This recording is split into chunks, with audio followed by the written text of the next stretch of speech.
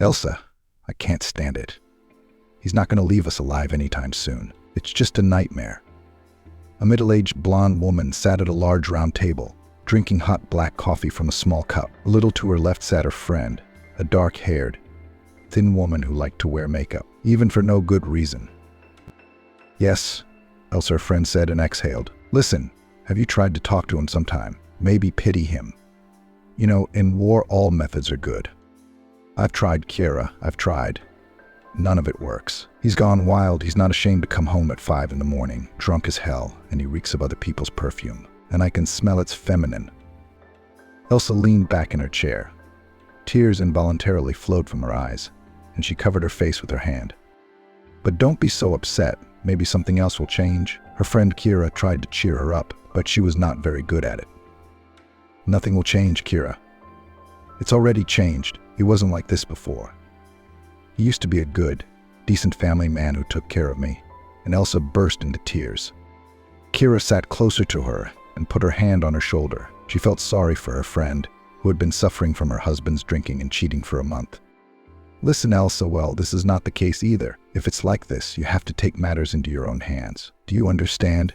You can't live like this all the time with tears in your eyes. You don't deserve to be treated like this. Exactly, Kira, wiping her eyes through the veil of tears. Elsa said, I want to wake up thinking about what a beautiful day I'm going to live through, not thinking that he would come home sober today. Elsa, do you need counseling? Definitely. Kira fussed and tried to get her phone out of her jeans pocket as quickly as possible. Listen to me carefully. Kira shook her friend by the shoulder to pay attention to her. Now I'm going to give you the number of my psychologist. She's a very good woman. Her name is Emily. You should go see her. She's the best therapist we have in town. I don't need your psychologist, said Elsa. I need a good, decent husband, and no psychologist will not give me that. Do you understand? I understand, Elsa. I understand everything, but something has to be done about it. Kira looked for Emily's number in her phone, sometimes looking at her crying friend. I'll text you the number. Make sure you call and make an appointment for counseling. You're already showing that your psyche is messed up. I don't need a psychologist, I'm telling you again, Elsa said, wiping her tears and gradually calming down. I can handle it myself. I'll just talk to him. All I need to do is just talk to him. Talking to him won't help you. Only Emily can help you. She's an experienced woman. Not only will she help you get your psyche back on track, she'll give you some advice on your husband. Elsa was slowly calming down. Obviously, the last incident with her husband did not give her peace. As soon as she was reminded of what he had done, she immediately felt extreme despair, sorrow, and resentment and began to sob uncontrollably. Her husband, whose name was Andrew, had really done some bad things. A couple of months ago, when his personal fortune reached the mark of $10 million, he and his business partners decided to celebrate such a pleasant and very large-scale event. Then still, Andrew was a decent family man, respected his wife. But after that event with his partners, as if at the snap of fingers, he changed dramatically. He started staying out longer and longer, justifying it with the excuse that he was at work. Then, after a while, he stopped hiding, spitting in Elsa's face that work was of little interest to him now. In fact, he disappeared in bars where he got drunk to the state of the so-called squirrel, came home, and could not coherently utter 2 words. Then followed insults to his wife, threats of force, and direct talk about cheating. He was no longer hiding anything. He didn't care at all. But what really disappointed Elsa to the point where she started crying at every mention of it. The following situation occurred. Andrew came home at 0300 hours. This time it was earlier than the previous times when he appeared in his home apartment together with the Dawn. Of course, he was very drunk and couldn't stand up straight. Somewhere along the way he had lost his favorite red tie, but it didn't bother him much at the time. Elsa came out of the bedroom. She was awakened by loud rustling in the hallway where Andrew was trying to undress. "What are you doing up so early?" she asked, crossing her arms over her chest. "Usually you come in at 5 or 6 in the morning, and here it's 3 o'clock. Well done. Good for you." "Shut your mouth," Andrew shouted after a pause. He said it so slurred that Elsa did not immediately realize what he was saying. "Andrew, go to sleep, only on the couch. Don't go to bed. I don't need you like this, or else, God forbid, you'll infect me in the night." No, I don't want to." "Thank you," she said. "Shut your mouth," I said. Andrew repeated. He looked at his wife with overly angry eyes, and she thought she was facing not her own beloved husband, but a maniac ready to stab her to death. "Why are you so violent?" Elsa was indignant. She was still then able to give at least some resistance to her drunken spouse. "My family will soon live here. Do you understand me?" Andrew got up from the small stool on which he was sitting and very sloppily approached his wife. "Will she still yell and resent me here?" "Listen, Andrew. What are you talking about? What are you trying to do? Are you trying to scare me with something? What family? Where will they live? Are you out of your mind?" "Don't yell at me, asshole," he shouted so loud that saliva came out of his mouth. "You'll be out of here soon. My family will be living here soon. Did you hear me?" Andrew raised his voice. Elsa raised her voice too. "You hear me, drunkard? Go back to sleep on the couch before I hit you with a frying pan." Andrew looked at his wife, staring at her dazedly. He was very surprised. "You better watch your mouth, you cunt. What are you doing here? I don't get it. Everything is clear with you. Inadequate." Elsa turned around and wanted to go back to sleep. "In a week I'll evict you from here. We'll see how you'll talk then. My new family will come here, and you'll fly to your fucking grandmother with your clothes, and you'll get nothing from me. They'll divorce you. You'll barely drink."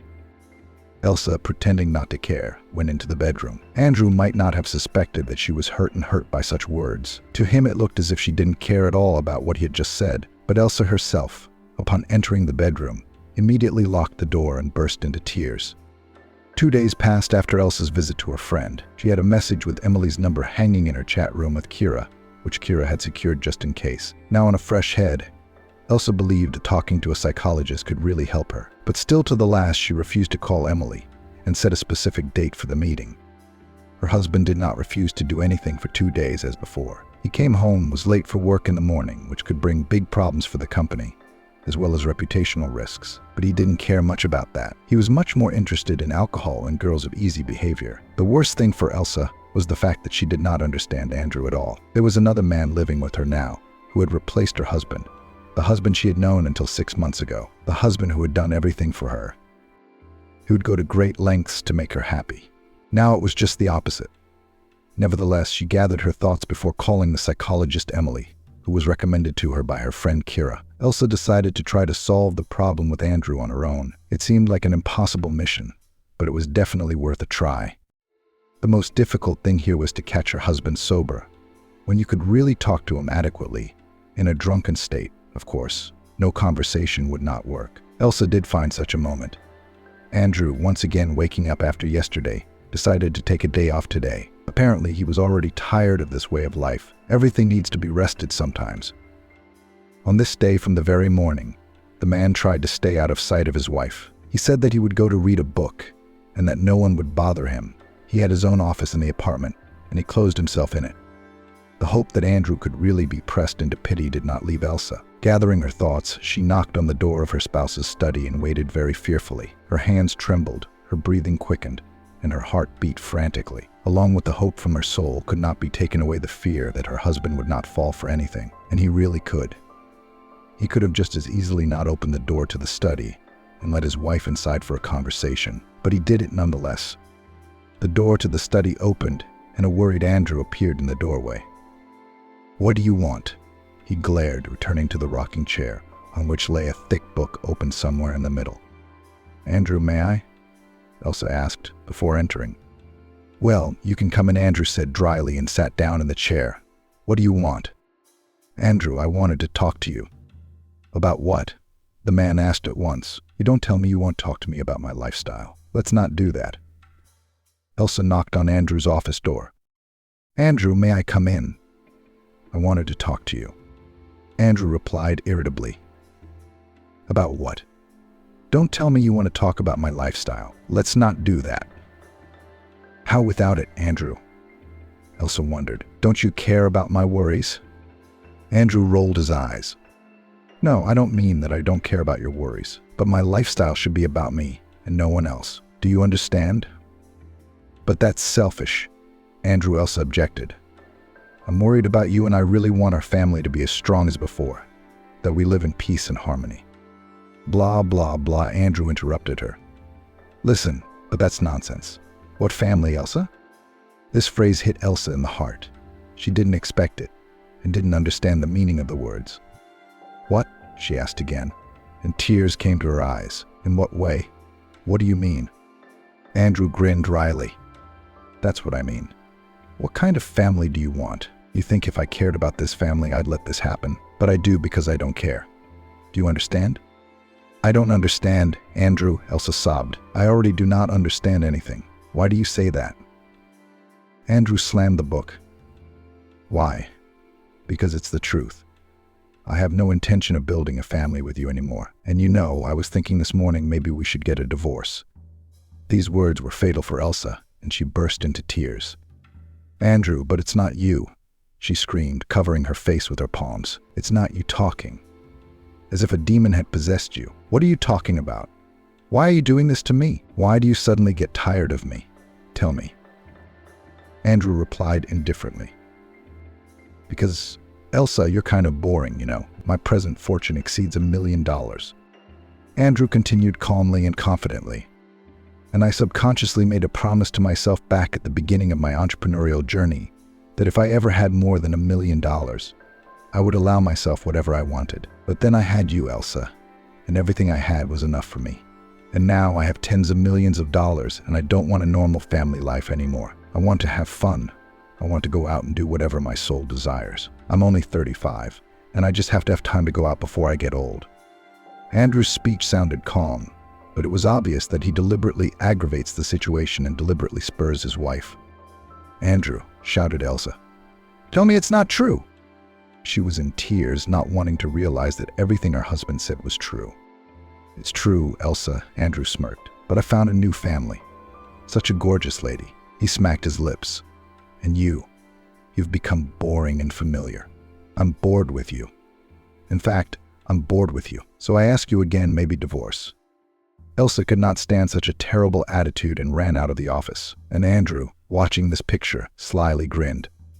Elsa ran into the bedroom, locked herself in there, burst into tears, and finally fell asleep. She dreamed of the carefree life she had been deprived of 6 months ago. Her consciousness generated pleasant moments of their life together. She literally drowned in these dreams, unlike some other drowning person, not wanting to get out of the mire at all. She dreamed of going to the movies for romantic movies and banal daily cuddles. She valued Andrew very much, and now thought that she had overestimated him for nothing, as it often happens.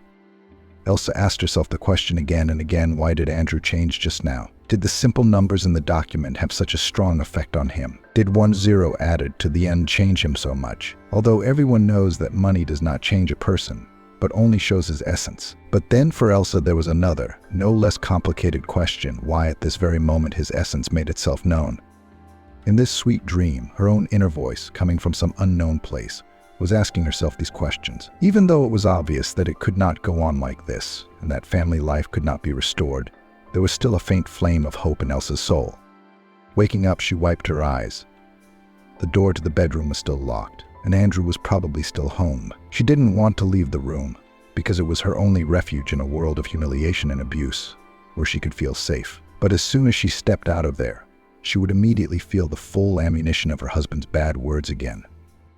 Thinking about it, she sank into her memories. Andrew had not been like this before. He had, as mentioned, always been loving and affectionate, never allowing himself a single insulting word to his wife. He promised her that they would someday move to live in some warm country, buy a house on the ocean, and every day for them would be special, filled with these dreams. Elsa really believed in all these fairy tales, although at that moment they didn't seem like fairy tales at all. Andrew's business was booming, and his fortune was already enough to make this dream a reality. The path to wealth was quite straight and smooth. Whenever the moment presented itself, Andrew boasted that he had achieved everything by doing practically nothing. As soon as Andrew started a business in high-demand niches, money literally flowed to him as if he were a money magnet. By the time his fortune reached $10 million, he already had a large chain of gyms across the country, several elite restaurants in the center of the capital, as well as a large 5-star hotel. But he started with a small, crumbling gym in the basement, where only young people went, and even then, after the first session, most of them left. Then Andrew took a loan, made modern expensive repairs, updated all the sports equipment, and the clients themselves reached out to him. And the most pleasant thing was that he was attracted to the money of these clients. Quickly accumulating a substantial amount of money, he decided to open a branch of the gym on the other side of the city. People began to go there too, and in just a couple of years the city dominated his gym. The money was enough for a trouble-free life, but Andrew was not enough. Elsa, who had seen him at the very beginning of his journey, comparing it to what he had achieved, realized he would stop at nothing. She supported him with all her heart, and from this his fervor only grew stronger. In a couple of years, without any serious obstacles, he opened many new gyms across the country. Then other big entrepreneurs came to him, offering to establish a network of elite restaurants in the center of the capital with the specificity to sell there only healthy sports nutrition. People could work out in his gym and then just cross the road and eat. Andrew liked the idea, and together with his new partners, he set about realizing it. There was absolutely nothing standing in his way. Perhaps it was then that the essence that emerged after reaching the 10 million milestone was born in him. But for now, this essence in him was just emerging, and it was impossible to recognize it yet. Elsa had to act now, and she had to do it quickly and decisively, because she could not solve this problem on her own. Someone else's help was needed. Lying in bed, she thought about what could help her now, even though it was becoming clearer and clearer to her that nothing would ever be the same again. It wasn't enough to just accept it and give up. What was there to do? She remembered that in her chat with her friend Kira, she had a pinned message with Emily's psychologist number. Am I really so weak that I'm going to go to a psychologist for help? Elsa thought and put the phone away. She was letting go now. All the tears had already flowed out, and almost all the resentment was gone. Now she could think soberly. But then again, what's wrong with that? She thought immediately. If I go to a psychologist, who's going to judge me, unless it's me? Do I really value my ego more than my family life? She thought for a long time, delaying the call, but she decided to dial the number. It rang and she put the phone to her ear. Hello, said some woman with a nice voice on the other end of the line. This is the secretary of Emily Watsky's personal psychologist. What can I do for you? Hello, young lady. Clutching her head, Elsa said. She didn't know what to say. I would like to make an appointment for a consultation with Emily. How can I do that? What's your name? The receptionist asked. My name is Elsa, she answered. Elsa, what problem would you like to consult Emily about? Interrupted the girl. On a personal problem. Personal life, answered Elsa understandably. I see. Look, Elsa, the appointment is open only for Thursday. What time would be the most convenient for you to make an appointment for a consultation? I think somewhere in the afternoon, answered Elsa. Okay, Elsa, heard you. Then I'll write you down for Thursday at 12, said the secretary. Yes, that's right, confirmed Elsa, confused. Have a good day. See you later. 3 short beeps were heard from the phone speaker, and the call was completely ended. And only now Elsa thought about the fact that she had not asked the receptionist about the cost of the consultation. Slapping herself on the forehead with the palm of her hand, she exhaled and picked up the phone to call back. Hello, young lady. I'm sorry to bother you again. It's a matter of fact. And the consultation is free, Elsa asked. Elsa, the secretary clarified. Yes, hello again. I forgot to run through our price list with you. Look, the consultation is really free, but the cost of one session, if you register at one time, is from $100. If you have a series of sessions, it will be a little more favorable, but already discussed on the spot. In fact, that's all. Elsa was silent for a second and thought. I understand. Thank you, she answered and dropped the call. The family didn't need money, so Elsa could easily afford a psychologist. She had already accumulated a considerable amount of money in her personal savings account in the bank, and she could even withdraw the money without her husband's knowledge and pay for everything she needed. When the session with the psychologist was scheduled for a specific date, Thursday, which was the day after tomorrow, Elsa was able to relax a little. It suddenly seemed to her that in an instant all her problems would be solved. Her psyche would come to normal. And also Emily would help resolve the situation with Andrew, at least. That was the feeling provoked by Kira's stories about the woman. But Thursday was still to come. Today was only Tuesday, and Elsa was a little worried that something terrible might happen before Thursday. It could be anything. Andrew could evict her from the apartment, file for divorce, or further pressurize her psyche. Such thoughts scared Elsa a lot. Thursday finally arrived. Andrew did not do anything out of the recent events. After his day off, he continued to live in the usual rhythm, which implied drinking, partying, and so on. And in this context, it even played to Elsa's advantage because the man did not try to do anything radical. The hour of X came. Elsa hailed a cab to go to Emily Watsky's. There was anticipation of a difficult conversation in which the psychologist would draw out everything she needed, make a so-called diagnosis, and work with her further, and look for ways to solve the problem. In half an hour, the cab driver arrived at the address indicated by the passenger. Strangely enough, there was a small coffee shop at this address. After paying the cab driver, Elsa got out of the car and looked around. She thought that maybe there would be some medical center on the other side, or at least something similar to where a psychologist should live, but there was nothing. There were just high-rise apartment buildings all around. It was unlikely that such a famous psychologist would accept in her apartment. Then Elsa decided to double-check the address and went on the internet. The address was correct, and now she was standing exactly where the network had told her to stand. "I don't get it," she said in a half-whisper, and looked at the coffee shop again. She figured the right thing to do would be to go in and find out more about it at the coffee shop itself. Surely Emily must have a lot of customers who find her online and then come to this address. Elsa figured the coffee shop itself must know something. She stepped inside. The bell above the door jingled. Elsa looked around. The room had a very cozy modern renovation that was pleasing to the eye because of its minimalism. There wasn't a soul in the coffee shop. Then Elsa decided to walk to the bar. "Hello," she said to a young girl who was cleaning the bar. "Can you tell me where Emily Watsky is?" The bartender asked unhappily. "Yes, how do I get to her?" The bartender clucked her tongue, rolled her eyes, and shouted toward the back room. "Mary, here to see Emily Watsky." Elsa had to act now, and she had to act decisively, because she couldn't solve this problem on her own. Someone else's help was needed. Lying in bed, she pondered on the subject of what could help her now, though increasingly, it was becoming clear to herself that nothing would ever be the same again. It was obvious from the outside. "Look, we're not going to have this conversation like this," Elsa said. "I have to find out all the information about your problem. You don't seem very eager to make contact, do you?" "No, I'm not. Because I was hoping to see an experienced psychologist who can really help me with my problem. And what do I see? I see some little girl who, before knowing the whole situation from the inside, asks stupid questions. And what do you think? That I'm going to want to make contact with you. You're incompetent, Emily." Emily's eyes faded any spark that was there in the first place. The dialogue didn't go well right away. This time, the client was very skeptical. "So there's nothing I can do for you, am I right?" Emily asked. "Absolutely," said Elsa. She finished her coffee and then silently got up from the table and left the coffee shop. As soon as she was outside on a busy avenue, she immediately dialed her friend Kira. "Hello, Kira," she said, as soon as her friend picked up the phone. "Listen, what kind of crap did you recommend me? I just wasted my time, honestly." "What are you talking about?" Kira asked in surprise. "That, remember, you told me about the psychologist?" Elsa turned around and looked at Emily's coffee shop. "Do you seriously go here? To that miserable coffee shop?" "Well, yeah. Why, is the therapist bad?" said Kira. "Listen, girlfriend, what kind of problems do you come here for?"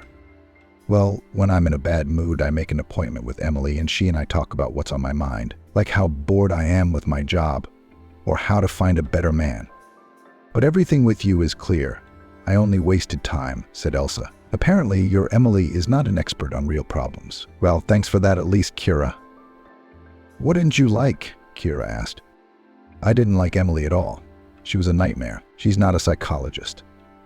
The school psychologist at our school knew more about psychology than Emily. Anyway, girlfriend, I wouldn't recommend you come here anymore. You're paying over $10,000 for each session. And what do you get out of it?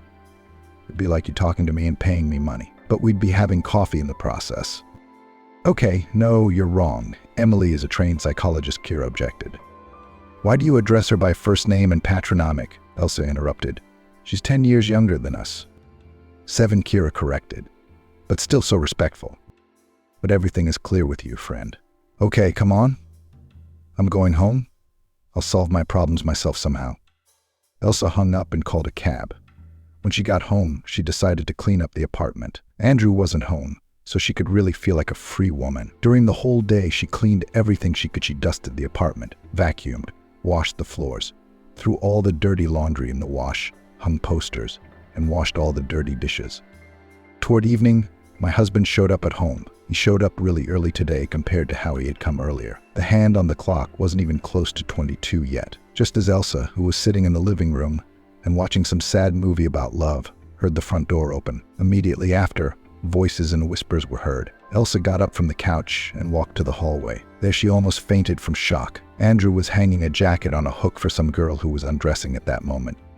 The girl was very beautiful, and Elsa could even accept that she was prettier than herself. This girl was giggling sweetly with Andrew about something, and after he hung up her jacket, he put his arm around her and kissed her on the lips. "Andrew," Elsa said. Once again, tears rolled down her cheeks. "What is this?" Distracted from the passionate kiss, the man looked at his wife. "This is my new family.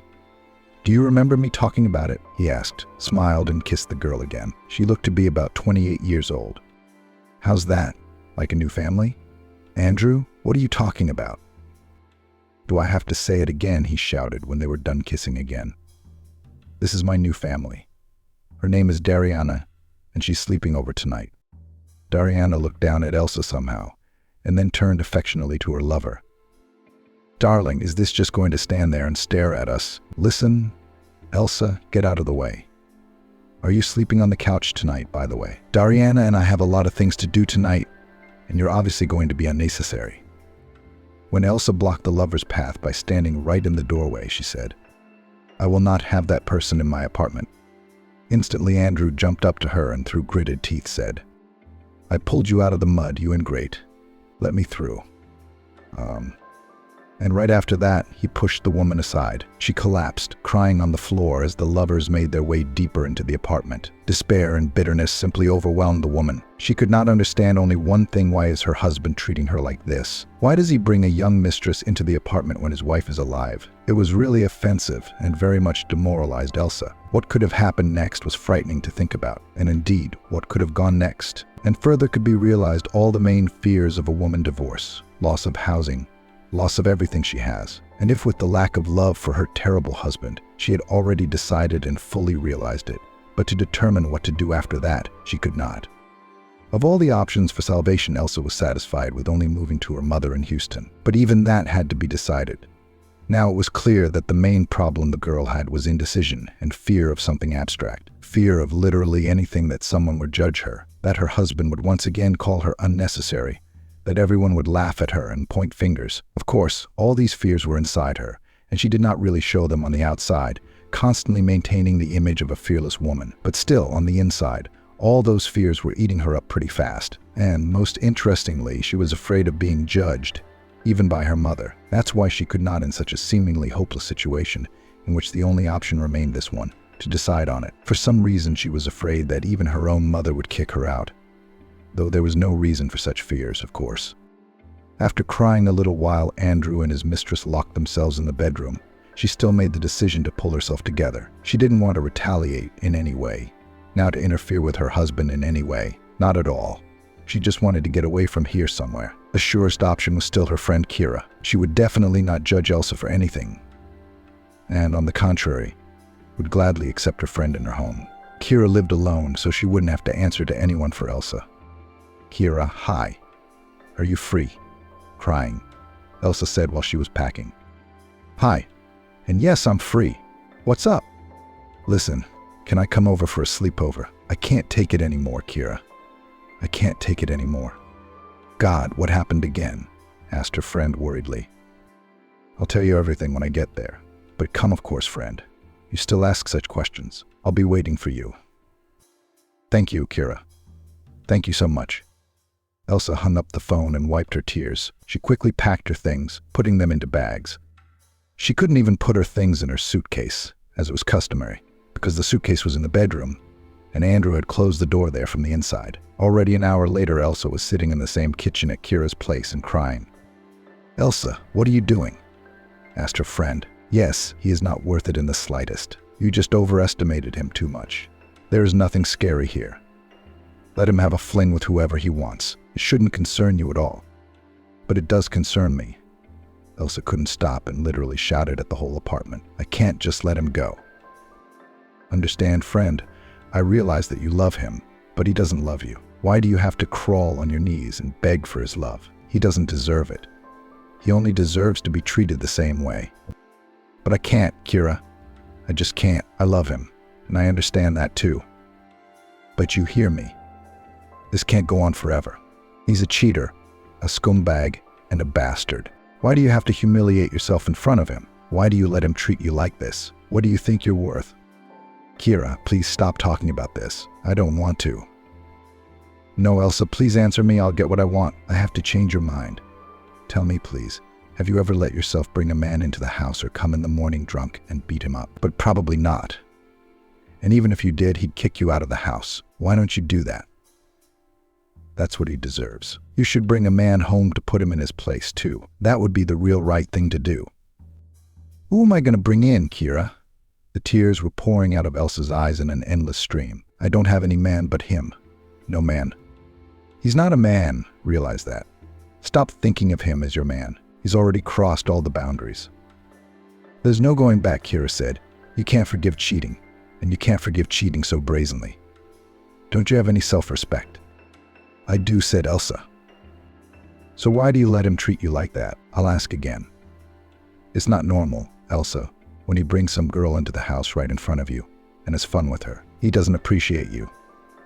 There's no point in you loving him. Just forget about him. Kira gave her friend some water, and she began to calm down. Tears gradually stopped flowing from her eyes, and she slowly stopped choking on her sobs. Elsa slept like a dead woman. This time she had no dreams at all. Even in her sleep, she did not want to remember her husband, the scoundrel. Usually she had a hard time falling asleep in a new place, tossed and turned for a long time and could not fall asleep. But not this time. Hysteria acted on her like alcohol, giving her a soporific effect. Kira put Elsa on her bed in her room. She herself lay down in the living room on the couch. Elsa woke up late. The time was already approaching dinner time. When she opened her eyes, she did not immediately realize that she was not at home. Very quickly flashed those carefree moments when she still did not remember anything after waking up. But as soon as she saw the strange, unfamiliar room, immediately all the memories began to clear up. However, not a single emotion appeared on her face. She had cried all the tears she had yesterday. She realized that she hadn't even changed her clothes before going to bed. Indeed, the hysteria had taken its toll on her like alcohol, and half of last night she simply didn't remember. This was surprising to her, for the last few weeks had been rich in such events related to Andrew, and consequently accompanied by tantrums. But none of those had been forgotten. Apparently, the latest incident had affected the woman several times more strongly. She got out of bed and went out of the bedroom into the kitchen. Kira was already hard at work, cooking something that smelled delicious. She immediately worked up an appetite, and Elsa was literally drooling from the aroma. "Good morning," she said, rubbing her eyes. "I'm awake," said Kira with a smile. "Good afternoon. How long have you been asleep?" "It's 12:45. I don't usually sleep that long. Something came over me this time." "That's okay, girlfriend. I'm already making breakfast, lunch for whomever," laughed Kira. "Here are fried potatoes with eggs and salad. What do you need to eat? You cried so much water yesterday. I thought you'd lose 2 pounds at once." Elsa smiled. "Listen, friend," continued Kira. "I ran out and bought you a toothbrush, all for your convenience." Elsa opened her eyes very wide in surprise and smiled. "Kira, what are you doing? Are you serious?" "I'm dead serious. I can see how hard it is for you right now, and I really want to ease your suffering." "Thank you," Elsa shouted and hugged her friend. "Then I'll go wash my face." "Man, you even thought of such a small thing. Thank you very much." "You're welcome." Elsa took the toothbrush that was on the wash basin, brushed her teeth, washed her face. At breakfast, Kira reminded her of yesterday's conversation. "Listen, Elsa, I've been thinking. Maybe you should really divorce him." "Kira, I don't know what's the best thing to do right now. He's told me many times that he's bringing a new family here soon, that he's bored with me, that I'm boring. So he did, and I wouldn't be surprised if he's the first one to file for divorce." "Look, you'd better get ahead of him," Kira said. "Look, you have all your assets from your marriage, right?" "Yes, we do." "You file for divorce and get half the apartment, half the business, and half of everything he owns." "Kira, I'm not a criminal. I'm not crazy." "Elsa, listen, you have a chance to teach this bastard a lesson. You got to teach him a lesson so he'll understand. Like you told me, his money comes too easy to him. Then let him realize how easy it is to lose it," Kira said. "Maybe we don't have to be so drastic. Elsa asked doubtfully. You have to, Elsa. You can't feel sorry for him. He didn't pity you. Why should you? But it is now with all the papers, with documents. Elsa waved her hand. I don't want it. I just don't want it. Listen, Elsa, this is not the case. Come on, act. While you can, get yourself a lawyer. You've got the money. We'll hire a lawyer, you'll work with him. He'll help you, and you'll be fine. You will sit with half an apartment and $5 million somewhere in a luxurious villa in Monaco, drinking expensive 40-year-old cognac under the scorching French sun, and your duckling will bite his elbows and crawl on his knees in front of you. Elsa, let's do it. Really? On Elsa was evident that she would not mind to sue her husband for half of all acquired property, including the network of his gyms, restaurants, and hotel. But it was like she was afraid of something. But what if I can't do it? She said. Elsa Kira looked at her friend. Don't you dare think that. What are you afraid of? I don't understand this. Why are you always looking for reasons not to? Elsa, what do you mean? Are you afraid of that bastard? Kira, I don't know. Elsa lowered her head. It's all coming together and I just don't understand anything. You do understand, friend. You're just afraid to do anything. And why are you afraid? Is it because you still love him? Or because you think he won't leave you alone? I don't know. You're right. I'm afraid of something, but I don't know what it is. I need to figure it out. Tell you what, get yourself a lawyer. Kira immediately opened her eyes wide, screamed. No, listen. I have the number of a very good lawyer. He's an old friend of mine, and he's doing such good work right now. Now, Kira, why don't you do that? This is going to be like Emily all over again. No, it won't be like Emily, Kira repeated, searching her contact list for the right number. Well, I found it. How much does he charge for his services? I don't know. I'll call and ask. Kira put the phone to her ear and looked around absent-mindedly, concentrating on the conversation. Hello, Sammy. Hi, she said. There's a very delicate matter.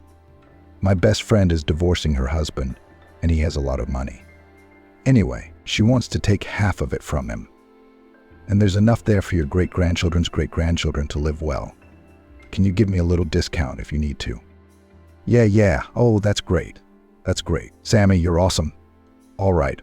I'll let you know. Thank you. Laughs come on. Kira hung up.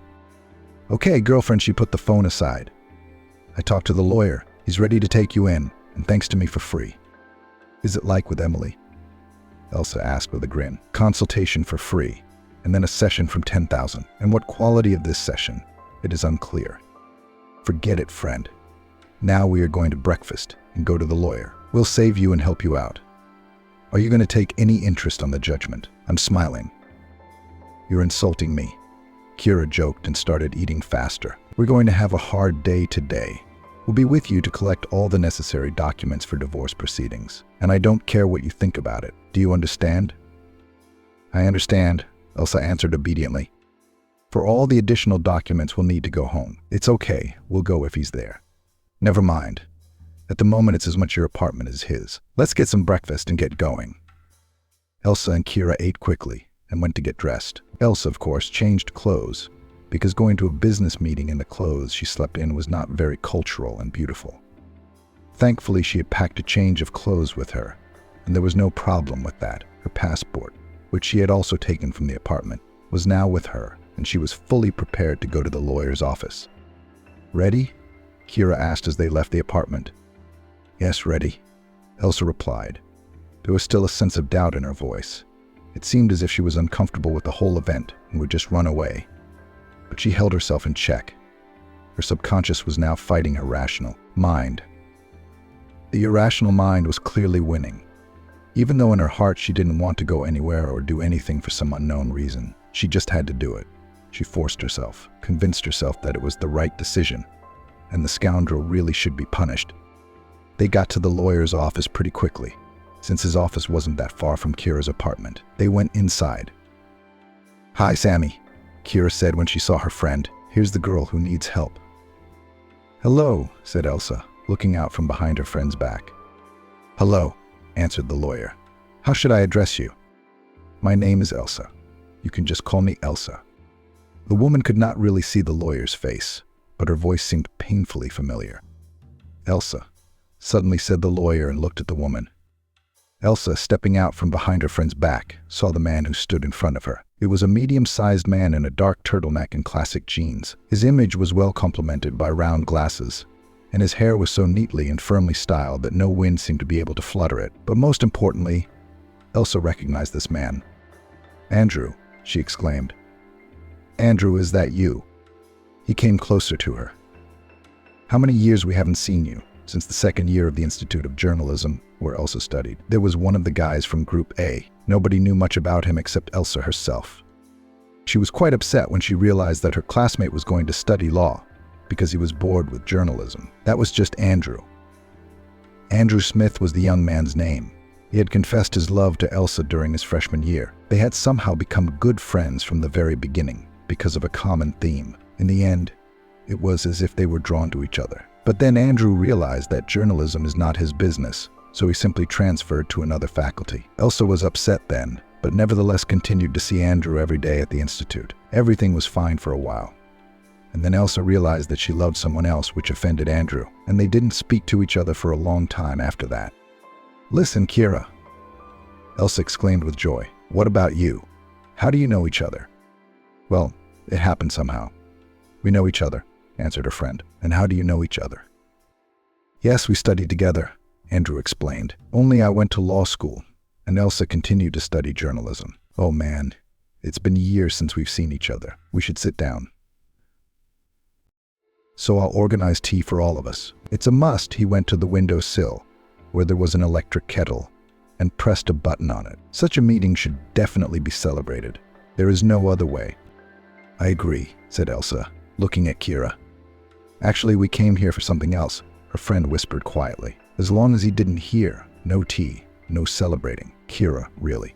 But we haven't seen each other for so long. He used to love me. Do you know what that's like for him?" "It's not a big deal. We'll sit and celebrate." Elsa calmed her down. When the kettle boiled, Andrew poured everyone a cup, took out of the cupboard cookies and candy. After a little tea drinking and talking about life, they finally got down to business. "Listen, Andrew, we have a problem," Kira began. "Well, Elsa will tell you everything in detail now."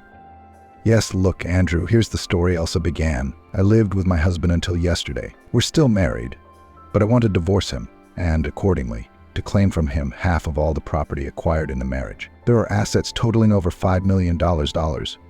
That's a lot. And here I want to do it as neatly as possible, but tangibly for this scoundrel, so that he felt all my offense." "Okay, I hear you, Elsa. That's it? There are no more details or other requests?" Andrew asked. "No, that's probably all. But there is absolutely nothing complicated here. $5 million worth of property is jointly owned. While you were married?" "Yes," Elsa confirmed. "Well, that's it. There shouldn't be any problems." In a couple of days, they started the case and put all their efforts. Elsa had to go home several times for additional documents, but Robert was not in the apartment at those moments. He, as usual, disappeared somewhere on partying. And for all this time of absence of the spouse in the apartment accumulated enough dust. Andrew was a well-educated lawyer who could really help Elsa. Every time she looked at him, she thought back to her freshman year. Immediately, moments of eating ice cream together or learning journalism came to mind. It was a really good time, one that perhaps Elsa unconsciously missed. She suddenly remembered catching Andrew's worried look then, who then took his eyes somewhere to the side. It seemed to her that now, after all these years, he was still looking at her the same way. Did it mean that he still loved her, or that he still couldn't forget that time? Every day banished the pleasant moments in his memory. It was a good question to get into, because he made it clear with his whole appearance that that was the case. But it was more interesting just to find out if Andrew still harbored a grudge against Elsa. After all, the fact is that she then traded him for another guy, with whom they ended up with nothing. The guy then was very jealous of her and quite hard to survive this breakup. But now, when they were working on the paperwork together, it was as if it hadn't happened. He seemed to have forgotten all his offenses and stopped being jealous. Of course, so many years had passed, and everything had let go. But it was still obvious that he was not completely indifferent to his ex-girlfriend. Elsa filed for divorce, explaining in court the reasons why she wanted a divorce. She became a free woman. Her ex-husband immediately suspected something wrong and tried to contact her somehow over the internet. But she had teamed up with Andrew and had already filed for property division and now she was completely at ease. Now that she had a good and powerful lawyer on her side, she wasn't afraid of anything. No judgment, no ex-husband or his mistresses. She felt like a truly free woman now, supported by her good old friend and best friend Kira. On her ex-husband's side, of course, there was also a lawyer, but that one was probably being paid a lot of money for a rather dubious quality of service. After a couple of days, they got down to business and did their best. Elsa had to go home several times for additional documents. And what happened in the end? And in the end, the ex-husband, as is already clear, lost the case. All property was acquired during the marriage, and therefore it was subject to division. Elsa got a 50% share in the company, including sports clubs, restaurants, and a hotel, as well as half of the apartment. Then, just as Kira had predicted, her ex-husband practically crawled to Elsa on his knees, begging for it all back. That same night, when the judgment was handed down, he called her. Elsa herself was at Kira's. "Hello," he said in a confused voice. "Elsa, hello." "Well, hello," she said, examining her nails. "How are you there, Andrew?" "Bad, very bad without you." "Elsa, please forgive me, you fool. Do you want me to buy you something? I'll buy you anything. Just please give me my share of the company. I beg you, Elsa. How did I get you out of the dung, you ingrate?" "Look at your friend who heard all this conversation," Elsa asked. "We've all made mistakes. I was wrong once, Elsa." Andrew had never sounded more pathetic than he did now. "I've only been wrong once, and I promise I won't be wrong again. I'll watch my step. And Elsa, but please give me my company back. And if I tell you no," I could tell the woman was just laughing at her ex-husband. "It's not nice, Elsa. It turns out that I was working, earning, and you just came and took it away from me. Do you think that's how it's done?" "If I did, then it is done," she grinned, "and I'm legally clean.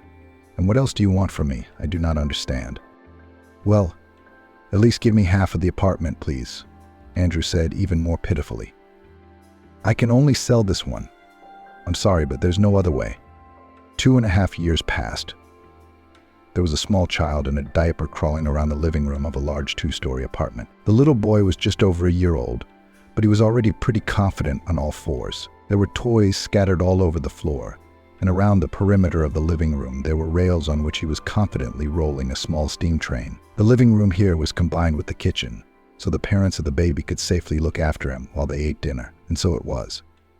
Now Elsa and Kira, who were sitting in the kitchen drinking tea, were watching the baby. The boy was named Vince, because his father thought Vince sounded wonderful. Elsa agreed with him. As you might guess, after the story with Andrew, the former son, now Smith, fell in love with Sammy again. They talked for a while, then began to communicate systematically and on purpose, and then announced to their friends that they were dating. For Kira, in particular, it was not a surprise. Because she had long known about their relationship, she saw everything. Soon the couple also had a child. Finally, Elsa became a mother. One day, she and Sammy had this conversation. The new father was wondering why they didn't have a baby with Andrew. Elsa replied that in that relationship and in that marriage, it wasn't about children at all. And if there had been children, she thought the same thing would have happened to Andrew, only much sooner, because a child would bore him even faster than a submissive and loving wife. And in that case, it wouldn't have depended on the amount of money. As for Andrew himself, he was just gone, but disappeared not in the literal sense, but disappeared from any of Elsa's entourage. She simply did not know what was happening to him now. She, since she was now one of the key executives of the company, meeting with her partners, Andrew was not observed there. After asking them about him, she learned that he had not attended any shareholder meetings at all for almost a year now. This both surprised her and didn't. Perhaps something bad had happened to Elsa's ex-husband now. Maybe on the background of regular drinking aggravated some diseases? Or maybe he had really started a new family with that Dariana and was now living somewhere on the ocean. Smith didn't know anything about it, and she didn't want to know. She didn't care where her ex-husband, whom she was no longer afraid of and wanted to forget as soon as possible, was disappearing. Now she only cared about her current husband and their truly strong and loving family, in which there was no betrayal, no cheating, no mistrust. Gradually, Elsa mastered all the nuances and possibilities of her new business, in which she still did not understand much, but still she had the desire to understand. On Sammy's advice, she did nothing with her share in the business, but just sat and almost silently received passive income. One day, Sammy came home later than usual. He was delayed at work, and it would be ruinous for him not to obey his boss's orders. When he entered the apartment, he realized that everyone was asleep.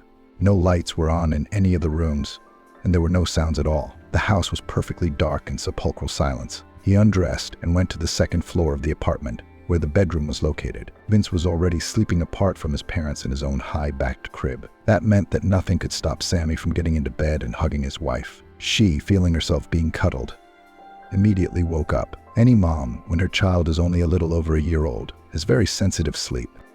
"You're back," she said in a half-asleep voice. "Yeah, I'm back," Sammy answered. "How's Vince?" "He's fine. We watched a little cartoon today, read a story, played with toys a little. Just the usual, nothing new."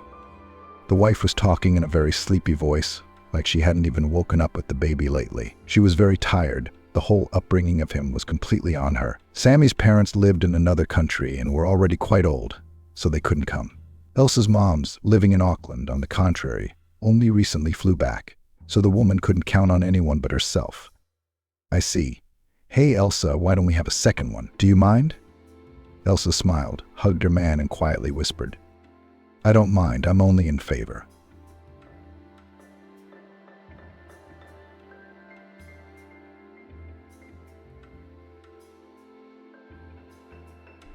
Unexpectedly arrived at my mother-in-law's house, and when I opened the door I was shocked to see her .mp4.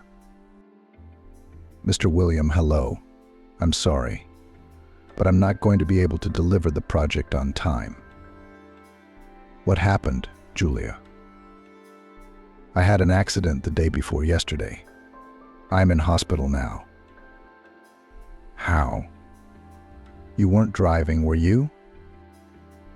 "No, I was in a taxi. Anyway, the doctors say it's going to be a while, so the project should probably be handed over to someone else." "Do you need help?" "I don't know yet. My husband will be here. He'll bring my sick leave." "All right, darling, feel better." Julia leaned back on the bed, dizzy and aching. "What are they giving me?" "They say it's an anesthetic, but it's probably something else, and my back hurts and I'm dizzy." She tried to remember the day before yesterday and couldn't concentrate. She had been traveling to a client, taking a project.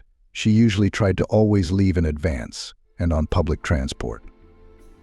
Well, in the extreme case, the boss, the same Mr. William, gave her a car, but here she refused the car. And Nicholas had made a row in the morning about an unironed shirt.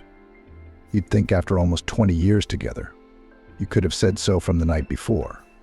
But no, he got angry like a child. "Can't you take care of your husband at home, iron his shirt?" "Nicholas, you're a grown man. You can't do it yourself, so ask in advance," Julia said. "It's like in the first grade. We need to bring a craft tomorrow. You're like, I need an ironed shirt." "Why do I need a wife if she can't do such a small thing?" "So you need me? Shirts to iron?" Julia asked. "By the way, I work all day too. I cook, clean, and do laundry." "The washing machine does the washing, not you." "Then ask her to iron your shirt," Julia said. I'll find someone to ask. You can start looking." He brought Julia to tears. While she calmed down, tidied herself up, she did not iron her shirt on principle. In general, with her husband tried to meet as little as possible in a 2-room flat. When finally he angrily slammed the door, the woman looked at herself in the mirror. "God, I look like an ant. That's what I am. What do they say? 45 is a woman berry again. I don't know. Maybe, of course, in a couple of years I'll blossom. For now I'm just a watermelon, and not ripe," Julia thought. "There are bags under my eyes, pale skin, some spots. If I had divorced him at once, maybe I should have done it, rather than to endure scandals for nearly 20 years for the sake of property division."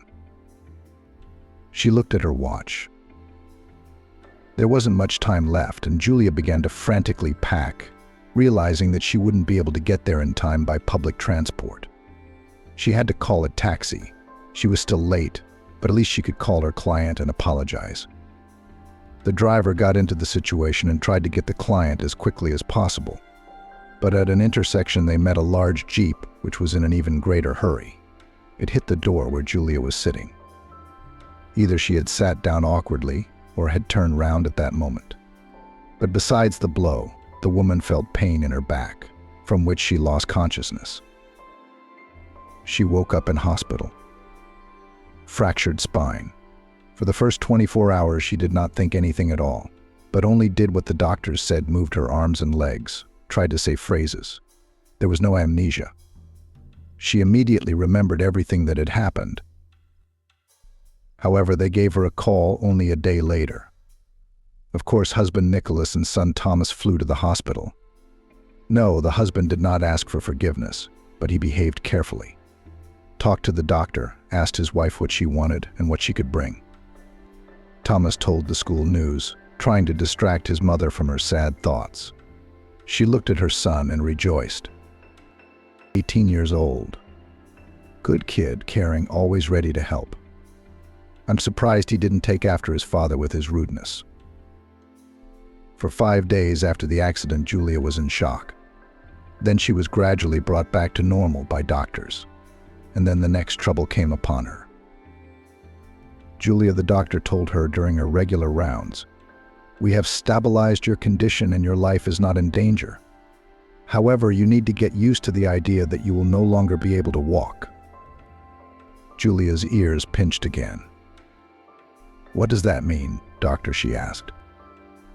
"It means we've done all we can, but the lower part of your body will remain paralyzed," the doctor replied. "But how?"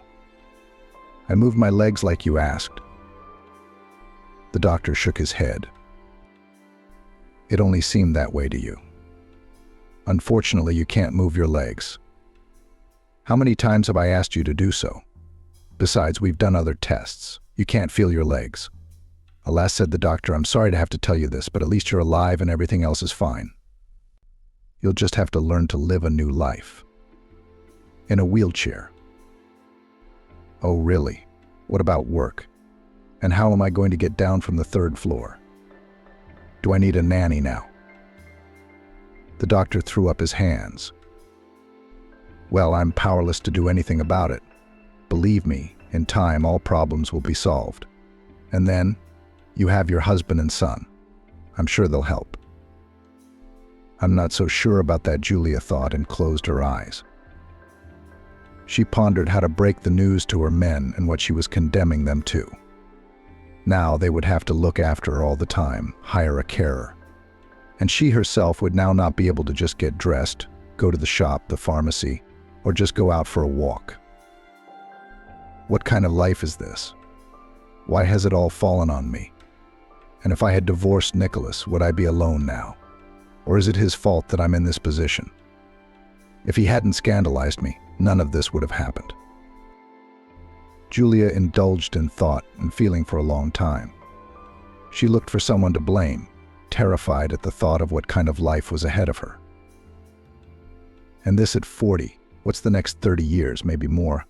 I have to live like this. And Thomas, he'll have to look after me all the time now, instead of having his own family and grandchildren. Oh no, we have to come up with something right away. Maybe the doctor doesn't know everything. Maybe there are some prosthetics, Julia thought. You have to live on something.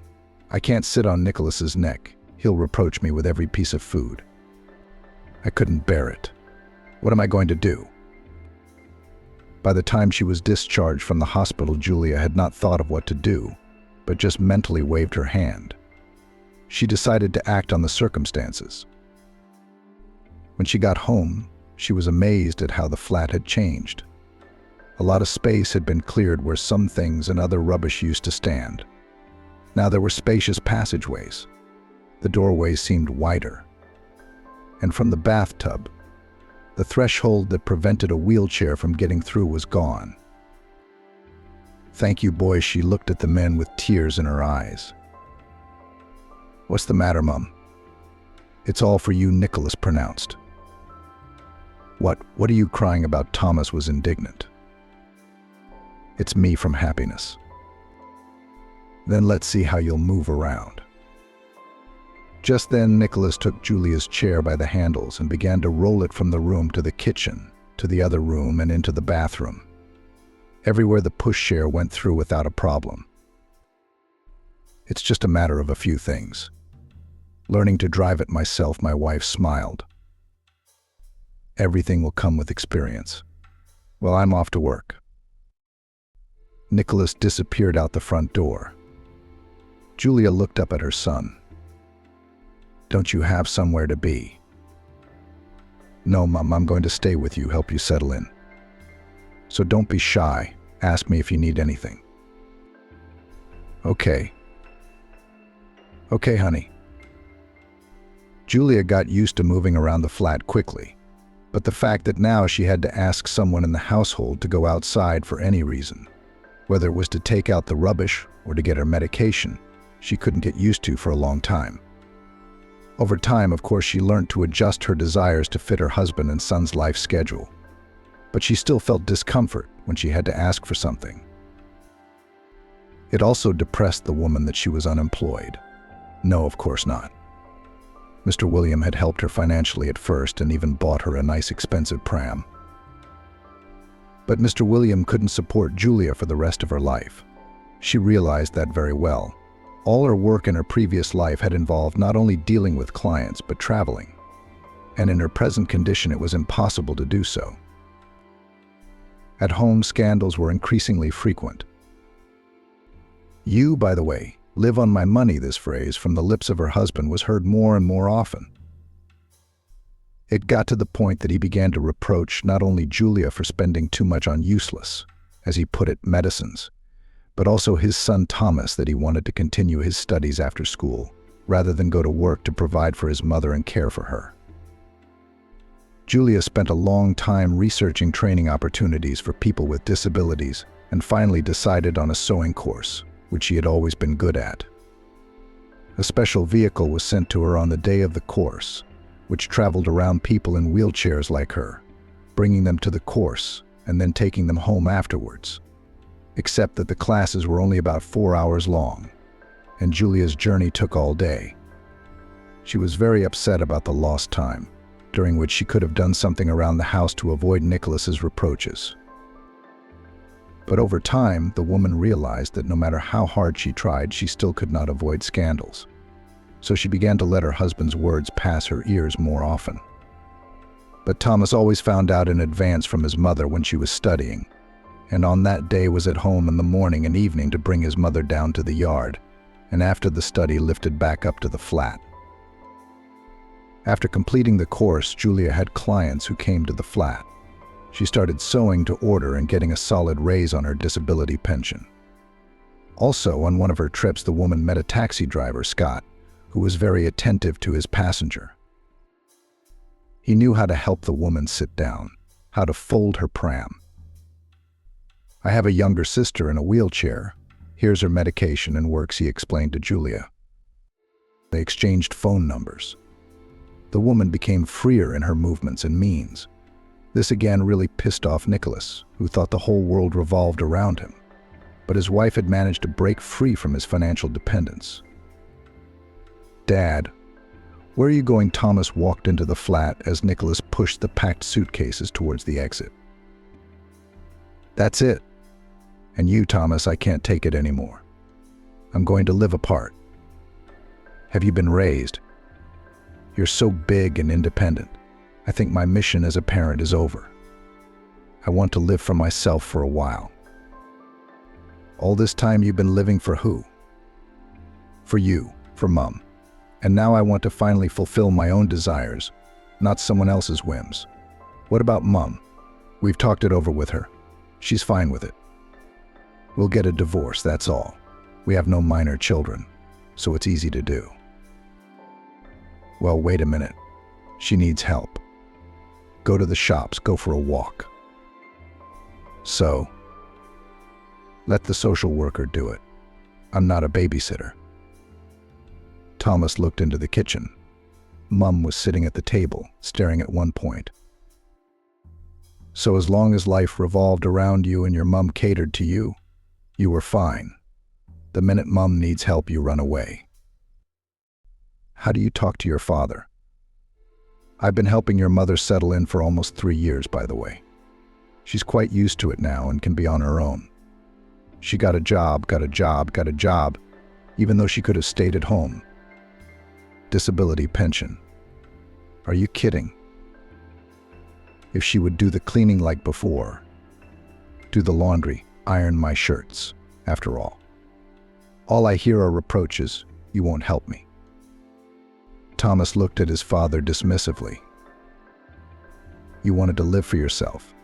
That's where you start from. I'm no help to you now. My mom needs help, and I'm not enough for you too. I have arms and legs. Do it yourself. Thomas turned away and went to Julia in the kitchen. You'll come crawling back. Both of you come crawling back to me, Nicholas shouted angrily and slammed the front door. The sound made Mum feel as if she had woken up. Thank God he's gone. I can't bear to listen to his reproaches and whims. How are you doing, son? I thought everything was fine this morning, but now. Don't worry, it's between us. What do you mean, our thing? He left you helpless, and you've been cleaning up after him for 20-odd years. We just got tired of each other during that time. He thinks he deserves better. Better than me. Dad, where else is he going to find one? Maybe he already has. So he's run off to a woman. Thomas, he's your father and he raised you. Don't talk about him like that. How are we going to cope? The same way we did before. Have we seen much help from him? More talk. I'm in the know, I've done courses. I've got customers. I'll keep sewing at home. They say it's a very sought-after specialty. You didn't answer what's new with you. I'm fine. I closed the session. The day after tomorrow, I'm invited to bowling for my birthday. I'm going with my fellow students to have fun. By the way, do you know what a girl can get for her 20th birthday? Like what? Flowers, of course. No, that goes without saying. What else? Do you like the girl? You misunderstand. She and I are in the same group. She has a boyfriend. That's Marcus, a friend of mine. Remember? Of course. So Molly is getting her girlfriends and his friends together so Marcus won't be bored alone in the girls' group. Then give some handmade chocolates or a soft toy. Something that isn't too obliging. What if she doesn't eat chocolate? Trust me, that's already her problem. She'll just enjoy getting a gift from you. Thanks. I'm on holiday later. Maybe we could go out. So what? Are you going to spend the whole holiday with me, Thomas? I'm asking if you want to go out with your son. And you're just as quick to jump in. Julia nodded at the wheelchair. It's all from that. I take everything as pity and wanting to look after me. Maybe that's why your dad left too. That's not what we're talking about right now. We're not talking about him now, we're talking about you. Where shall we go? Museum, theater. You know, I've been wanting to go to the planetarium for a long time. But I don't feel comfortable asking. What's so inconvenient? It's decided I'll get the tickets and tell you when we're going. It's good that you don't plan anything for that day. What can I plan? I don't know. A client's coming over, or you're going on a date yourself. You're a fast learner. I need to keep an eye on you. That's right. I'll switch on the second speed. I'll fly away on the wings of love, laughed the woman. Bowling. The birthday girl, Molly, suggested we split into male and female teams. No, Molly, that wouldn't be fair. Maybe I want to play on the same team as you, Marcus protested. And if we share who wants to play with whom, then those who no one knows will be offended, objected the girl. Let's write names on pieces of paper now, and Thomas suggested. One cap has the names of the guys and one cap has the names of the girls. And for example, you and your sister, or Marcus and I take turns pulling from one or the other. So Thomas ended up on the same team as the birthday girl's sister, Amanda. and his friend Marcus pulled a piece of paper with Molly's name on it out of the woman's cap. "Can't be helped, fate," he smiled and kissed the girl lightly. As it turned out, Amanda was 2 years younger than her sister and a very good balloon thrower. When she threw out a strike with her last hit, which defeated the opposing team, Thomas happily lifted the birthday girl's little lightweight sister above the floor and lowered her, putting her back down. "I don't like this one," she smiled. What Thomas wondered and brought the girl back to the ground. "When strangers touch me," Amanda explained. "So we do know each other." "Well, not that familiar." "Well, I'm sorry." Molly's older sister addressed her. "Thomas has just known you for a couple of hours, so he's not aware of all your quirks. And if I sit next to you, you'll just tell me what you don't like yet. Would that be okay?" Thomas asked the girl. Easy, Amanda nodded with her blonde hair. It was a warm June, so Julia went up to the outdoor area with Thomas after the planetarium cinema. She walked between telescopes and sundials from different eras and civilizations, reading the accompanying information and generally enjoying the weather and the company of her son. "Hello, Thomas," she heard a girlish voice somewhere off to the side where her son had retreated.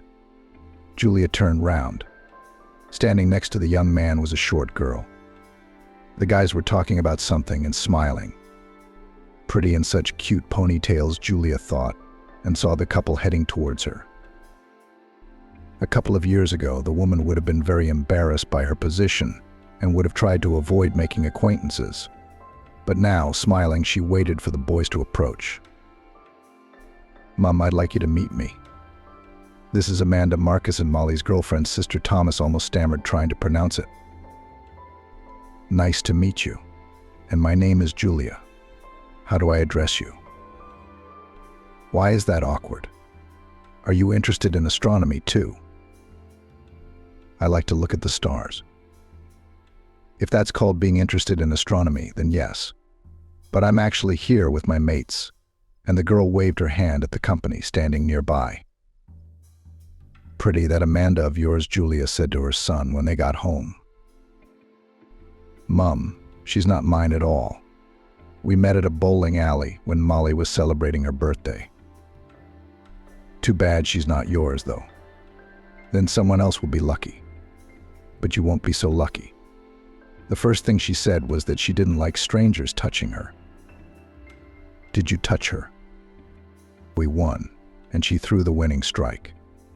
Well, I spun her around. She demanded to be put in her place and spoke her mind to me. Well, she's right. Who likes to be hugged and spun around without being asked? You have to be more careful about expressing your feelings." "I'll try next time," Thomas muttered and went to his room. Mum left the day after Amanda's birthday when she turned 10. The girl woke up expecting a delicious breakfast and her mum's cheerful voice. But instead, her dad Oliver was sitting on the kitchen table, fidgeting with her note. The girl read it later as an adult. "Oliver, I have fallen in love with another man. I was hoping to deal with this feeling, but I can't. I don't want to deceive you, so I'm leaving. I'm leaving the girls to you. I believe they'll grow up to be wonderful girls. Don't hold a grudge." Mum took one suitcase with her. Most of her things remained lying on the shelves, and it looked as if she would be back soon. It wasn't until about 5 years later, when Dad started renovating the house, that he sorted out the rest of Mum's things. The good ones he gave to charity, some he threw away. Some he kept as a memento. As an adult, Amanda still couldn't understand how anyone could do such a thing. And it was okay for her. But Molly's wife was Daddy's stepdaughter. Dad had married Mum when she was already pregnant with Molly. And he raised and educated his eldest daughter as his own. Never gave Amanda any preferential treatment and made sure that none of his daughters felt left out of his father's love. And just like that, to walk away because she fell in love with someone else. Leaving her daughters behind, Molly made attempts to find her mum, discouraging her younger sister from helping her. But Amanda had her daddy's ironclad temper. She didn't want to know the one who left her. She always took her father's side, and even when she grew up, she never felt the desire to find this woman who was a stranger to her.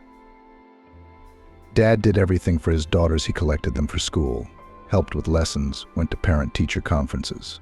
Both girls did well. Only Amanda sometimes received remarks on behavior because of her too sharp, almost boyish character. Dad always signed in his diary that he had seen the teacher's note, and he said, "Everybody's character is different. You got a boyish one. What can I do about it? I'm not going to break you over my knee." "When you grow up, you'll understand," Dad said. It was only for her father's sake that Amanda tried to behave calmly at school. True, once when one of the elders said that she and Molly were orphans, Amanda threw herself at the offender with fists. "We are not orphans. We have a daddy, the best daddy in the world. No mom can replace him. Understand?" screamed the girl. She was barely dragged away from the high school student. The physics teacher took Amanda to her classroom, and only there did she burst into tears. Why? They don't even half have fathers or don't live with them. That's normal. And when we only have one dad, we're orphans right away? We're normal. Understand? Our dad is better than most, Amanda wailed. The teacher stroked her head and nodded in agreement. Then she let her wash up in the back room and let her go to her lessons. Daddy Oliver always gave money for every activity, whether it was a trip to museums or a tour of the city. "I work," he excused himself to his favorites. "I can't go with you all the time. And this way you will grow up not only beautiful but also well-educated." Sometimes Oliver helped with the classroom. If desks needed fixing or cabinets needed hanging, Amanda, the new daddy, was always called. He would come with a suitcase of tools, take a good look at the front of the work, and get to work. By graduation, Oliver himself found an attire and took his eldest daughter Molly there to have the most beautiful dress she had ever dreamed of made. 2 years later, Amanda went to her graduation in a store-bought trouser suit. "I don't need these princess dresses," she said. "I feel like a fish out of water in them. And besides, they're all out of my style. You and your blonde curls would be like a fairy in a film." "I hate those curls and I'm going to dye my hair black," Amanda blurted out. But thank God she did not experiment with her hair. Amanda also chose a male institute, physics and technology. "I feel good there," she said when asked about studying in a male team. "They are all busy doing their own things. They don't pay attention to me. And I don't care about them, to be honest," Amanda thought. But she did go to the bowling alley for a girl's birthday party. There were fellow students, Molly and her boyfriend Marcus, whom she had been dating for 2 years. Amanda loved bowling and she was good at it, so she helped her team win. Everyone congratulated her, and the team captain and his friend Thomas even lifted and spun the girl in the air. It took Amanda's breath away, but she wasn't ashamed of the guy, but rather of her own enthusiastic reaction, which was not her style at all. The next time Thomas met Amanda was at a football game. A friend had called him over. "Listen, it's a great match, but my Molly's canceled. She's either got a manicure or a hairdresser for that time. Do you want to go?" Thomas wasn't a fan, but sometimes went to football for the atmosphere and the spectacle. And in the company of his best friend, he immediately agreed. What was his surprise when he saw Amanda next to Marcus? "Hi," he smiled at the girl. "What brings you here?" "You think only men like football," Amanda replied defiantly. "I don't think anything," Thomas mumbled, wondering to himself why this girl was so defiant towards complete strangers. Marcus explained that he had taken 4 tickets, but only Amanda could go and the others refused. "At least I found you. And the 4th ticket is missing." Upset, the friend finished. "Next time tell me there are 2 tickets. Maybe I could find someone," Thomas suggested. At halftime, Marcus went out for a smoke while Thomas bought coffee and crisps. When he returned, his friend was still out and Amanda was sitting on a chair with her legs tucked up. The weather was chilly. "Do you want coffee?" Thomas asked. The girl nodded. He handed her a cup and felt how cold her hands were. "Are you completely cold?" "I don't have anything to give you to put on," the boy said. "How about you don't be stubborn like a donkey? I'm hugging you just to keep you warm." "Don't think too much," Thomas said to Amanda. "No, I don't mind," the girl smiled. "Look, I've been out for 10 minutes and you're already sitting here cuddled up. What do you call that?" Marcus stretched out with a chuckle, returning from his smoke break. "It's called cold weather. If you're cold, you can join us," Thomas said. He pointed to the seat next to him. "No, I don't know what Molly will think when she sees you and me cuddling. I'd rather sit on Amandine's side. She's a girl, after all, at first glance." At least immediately, bending down, Marcus jokingly received a fist on the forehead from Amanda. "All right," Marcus said conciliatingly. "Pretty girl, no reservations. But remember, I'm with your sister Molly." "I have no claim." Amanda showed him her tongue. After football, Marcus went to pick Molly up from the cinema, where she had gone after the beauty salon with her friends. And he had strictly instructed Thomas to walk Amanda all the way to the front door. "I'm responsible for her, and if she runs off anywhere, I'll give you a hard time," Marcus threatened. "I'm not going anywhere," Amanda said. "I just want to get home quicker in general. I'm freezing. Sorry." Amanda, accompanied by Thomas, walked towards the entranceway. "And sorry if I'm asking the wrong question. Why is your mom in a wheelchair?" "You don't have to answer if you don't want to," the girl asked. "Oh no, she was in an accident. Her legs were paralyzed afterwards," Thomas shrugged. "A long time ago, over 3 years ago." "I see. Do you want to come in, get warm?" "No, I think I'll go. Mom will be worried. Thank you, bye." Amanda suddenly stood on tiptoe and kissed Thomas on his unshaven cheek. The girl had already disappeared down the driveway, but he stood there, rubbing the spot where she had kissed him. The next day, Marcus called Thomas at 7 a.m. "Are you crazy?" Thomas snapped at him. "It's the weekend. You'll wake Mum up." "Put it on mute," said his friend judiciously. "Actually, it's a small but urgent request," Marcus said to Thomas over the phone. "I'm taking Molly to the train station now. I want to ask you to buy some medication for Amanda and take it to her. She's been sick since last night's match." Marcus gave the list of medication and the address flat 38. "She'll get it, because my dad won't be back from his shift until after 12. And she doesn't even have any antipyretics." "Got it. I'll do it," Thomas replied. He hung up the phone and started to get dressed for somewhere this early. "Where are you going?" woke up Mum wondered. "There's someone I need to help. Don't worry, I'll be back by lunchtime," Thomas said as he kissed his mum on the top of her head. He grabbed his purse and closed the front door. Amanda looked very pale. How could it be? Didn't the coffee or Marcus and I hugging you help? Thomas asked. "I don't know myself. This sort of thing doesn't usually happen. I'm actually a hardened person. I've been camping in the rain, in the snow, freezing intense, and I've never been sick. But here's some football, and immediately the temperature is 39. Well, go to bed. I'll do everything now.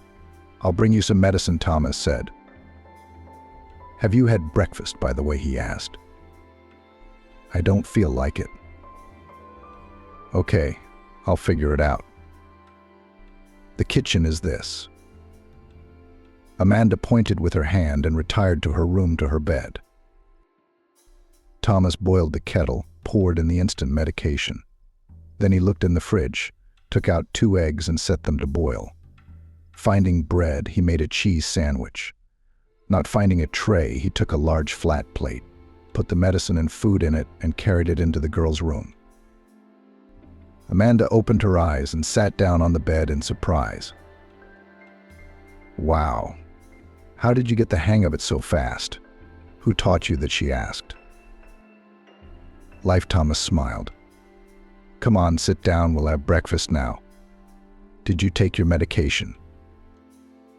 No one has ever brought me breakfast in bed before. Well, there's a first time for everything. How did you know I wanted eggs? I didn't guess. The young man shrugged. I just know from myself that when you're sick, it's hard-boiled eggs that go best. And here's another sandwich. It seems to me that no one has ever invented anything tastier than a cheese sandwich. I like it with red caviar or fish, Amanda said dreamily. I love them too, but you can't eat them every day. But you can have them with cheese. I don't get bored, Thomas said. Eat. Come on, stop talking. Amanda happily took an egg from the dish and began peeling it onto her plate. After the girl ate her breakfast and drank the healing potion, Thomas carried everything back to the kitchen. Leave it, Amanda shouted after him. I'll wash it myself. She noted with some admiration, however, that the young man had not listened to her. From the kitchen came the sound of pouring water. Well, why did you? I told you I'll wash it myself. I know how men don't like to do the dishes, Amanda said. Who told you that? I love it when I do the dishes, thinking about life or some difficult problem that needs to be solved. And you know it helps, Thomas replied. You're right in my words. Who taught you that? Mom. She always said that you can find positive aspects in any activity. You just have to be lazy to look for them. My dad hates washing dishes, but he has 2 daughters. It's not hard for the 2 of us to share the housework. Where's Mom? Thomas asked. Amanda sighed. Mom's gone. I'm sorry, no, you misunderstand. She didn't die. She packed up her things one morning and left one morning, leaving my sister and I to Daddy. How come she left you? It turns out she did. Wow. How long ago? The day after my 10th birthday. That is, she decided that Molly and I were grown up and could be left to Daddy. I don't think she decided anything. She wrote a note saying she was in love with someone and disappeared from the horizon. Didn't you try to find her? Molly tried, and I refused. I thought the search was unfair to her father. I mean, kind of a betrayal. He raised us and we're still looking for our mom. Exactly. You're using my words again, aren't you? I can't imagine living without my mom. I have the opposite situation, Thomas said. Well, it's much simpler, really. My dad left when I was almost 20, said I was grown up and he wasn't a babysitter, and left my disabled mom. Amanda ahead after the accident. No, he lived with us for a couple more years. Like he said, waiting for Mom to settle in. And then, I'm sorry, and then it was just the 2 of you and Mom. Yes, but you wouldn't think so. She's very independent. She managed to finish a tailoring course, and now she sews at home. Only sometimes you have to go somewhere with her. To the hairdresser, for example. And after the accident, she's also become easier to get along with people. She even knows a taxi driver now. That's amazing to me. It was a taxi that got her into the accident. She said she had to fight her fears. So she started taking taxis more than she did before the accident. That's where Scott and I met. Now if I can't take her somewhere, she calls him, and voila. He comes and takes her wherever she needs to go, mostly to the shop for thread and fittings. But she can't travel much on her allowance, so she has to work part-time. You've got a heroic mom. Amanda smiled and was alert when she heard the front door lock open. Here comes Daddy. When Oliver entered the flat, he was greeted by Amanda and an unfamiliar young man. Hello, the father looked at his daughter questioningly. Let's get acquainted. This is Thomas. Nice to meet you. Oliver the man held out his hand. Thomas brought me some medicine, otherwise I'm sick after the football yesterday. Why didn't you text me? I'd stop by on my way out now and buy everything. Well, it's almost 12 now. Thomas brought me everything from early this morning. Has Molly gone? Yes, Mr. William. Marcus took her to the station. Thomas is a friend of his, by the way. Well, thank you, young man, for your concern for my daughter. Have some tea with us. No thanks, I'll be off. Amanda is in safe hands. I have many more plans for today. See you soon then. Goodbye. Why? As the door closed behind his guest, Oliver looked questioningly at his daughter. A friend of Marcus's, then. Well, yes, we met him back in the holidays. He was captain of my team. Then we met at the planetarium when I went there with my girlfriends. And he was with his mum. With mum, Dad was genuinely surprised. Yes, his mum's legs are paralyzed, so he sometimes goes out with her to places like that. And yesterday there was a ticket missing. So Mr. William called Thomas to come to the football with us. That's all. All right, daughter. It's noticeable that I've asked you practically nothing. Did you tell me everything yourself? Yes, I know. You're generally sensitive and understanding. Amanda didn't bother to kiss her father. Because I'm sick and retired to her room, to her bed. After Scott dropped Julia off at the usual place near Schweik's shop, she rounded the corner to the entrance and was horrified to find that the pavement there had been ripped up. A ditch had been dug in the pavement and bridges had been laid, which she could not climb up on her own.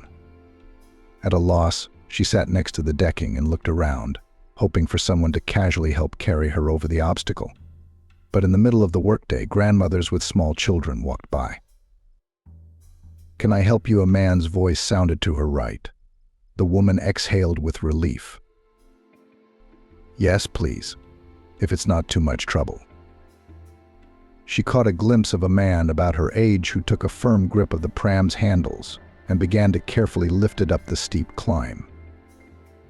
Why are you without an attendant? He inquired. Oh, as long as there was no construction here, I managed on my own.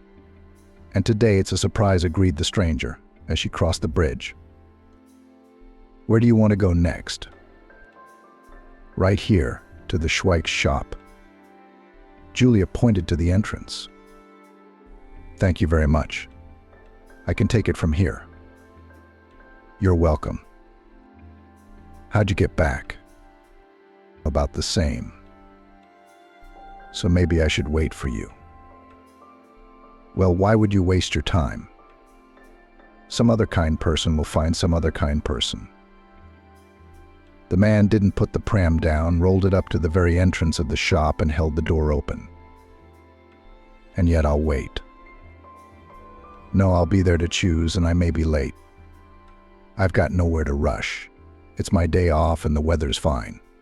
So you can manage my time. Julia, realizing that she was expected after all, tried to finish her shopping as quickly as possible. When she appeared in the doorway, the midday sun was blinding her, and she didn't immediately notice the man waiting for her. He quickly walked over to the pram, took hold of the handles, and began to lower it. You don't think I'm imposing, but I thought your face looked familiar. Only I can't remember where we might have met. Then stop here. Did you decide I was clingy after all? No, it's been so long since anyone's courted me that it would probably be nice. I just want us to stand in the shadows and I'll look at you. What if I recognize you? Otherwise you've been behind me all the time and I couldn't see. When the man found himself standing opposite Julia, she too thought something familiar about him. What's your name? Oliver. And you're Julia, aren't you? Julia, is that you? Is that you? Me, Oliver from the neighboring school. Remember we were in the same school? At the talent encounter competition or something? You were reciting your poetry then, and Gwen was playing drums, seeing you off. She was in love, remember? The image of a blonde-haired, funny-looking boy with a girl's haircut came to Julia's mind. Oliver, of course, I remember. I was in love with you, too. We used to walk in the park and go to the cinema together. Right. Where did you disappear to? I went away to study. I got married. I have a grown-up son. Did you get married too? 2 daughters. Why are you in a pram? I had an accident 4 years ago in a taxi. Now I live differently. Leave me here, I'll call a taxi and they'll pick me up. Oh, really? Let me take you home. No, I'm telling you, don't. I've got it all worked out. The cattle will pull up right here. He's been driving me for over 3 years now. Julia, it's not hard for me, really. It's hard for me, Oliver, so thank you. But don't. Well, then maybe we can exchange contacts. Why? You can't ask me out on a date. You're not likely to come to visit either, are you? Let's just leave it at that. There's nothing to rekindle the past. That's a shame. Sometimes I thought we had a lot to say to each other. Believe me, I don't. Just an ordinary life like everyone else's. That's it. Come on, kiss you bye. Julia rolled the pram up to the taxi that had pulled up. Oliver looked sadly after her and went about his business. Dad, why are you looking so pensive? Amanda suddenly interrupted her story about going to the cinema when she saw that her father wasn't listening. Eh? No, I'm fine. Come on, it's not fine. Usually you always listen attentively. Now you're somewhere else. Come on, what happened? Falling in love. Bah. Amanda, what are you doing? What fall in love? I just met someone I know. We went to neighboring schools. So what? She's an old lady now. No, it's not that. She's still beautiful, but only with her mature beauty. She's my first love. She's in a wheelchair. And she's traveling around the city. She's adapted. She looks like she's not discouraged at all, just like 30 years ago. So what if she's in a wheelchair? Thomas's mom also uses a wheelchair to get around without the help of a man, and lives life to the fullest. Did she recognize you? Not right away, of course. Both of us have changed in the meantime, but we talked anyway. She's married and has a son. I told her I had 2 daughters, that's all. It just made me sad. Now I'm thinking, why didn't I take her coordinates? You didn't. Well, I asked, but I don't think she really wanted to give them. Maybe she has a jealous husband or was afraid I'd start hitting on her. Anyway, it's like this meeting never happened. Would you have? What started hitting on me? I don't know. She's pretty. Maybe I wouldn't have been able to resist. There you go, good for you. She sensed that and decided not to give you a chance. There's no point in reminiscing about your past loves. It's time to look for new ones. You're an optimist. I'm too old for new ones. Even the classics said that love is for all ages. You'll find yourself a young, beautiful woman. Would you like me to introduce you to my mates? So Amanda, stop being sarcastic. We've had our heart-to-heart talk and it's bedtime. I'm going on shift tomorrow. Good night, Dad. The youngest daughter kissed the sitting father on the top of his head. By the way, where's your sister? Suddenly remembered. Amanda shrugged. Who knows her Molly? Maybe she's staying at Marcus's? Or hanging out in some bar again? I can't wait to get married, or I'm starting to worry about her. And for me, Not for you. He goes, I know you can handle your problems on your own. And if you need help, you can complain to your daddy. I'm always ready, but I hope you won't need it. Me neither, Amanda said, slamming the bathroom door. Thomas thought for a long time about what excuse he could find to see Julia.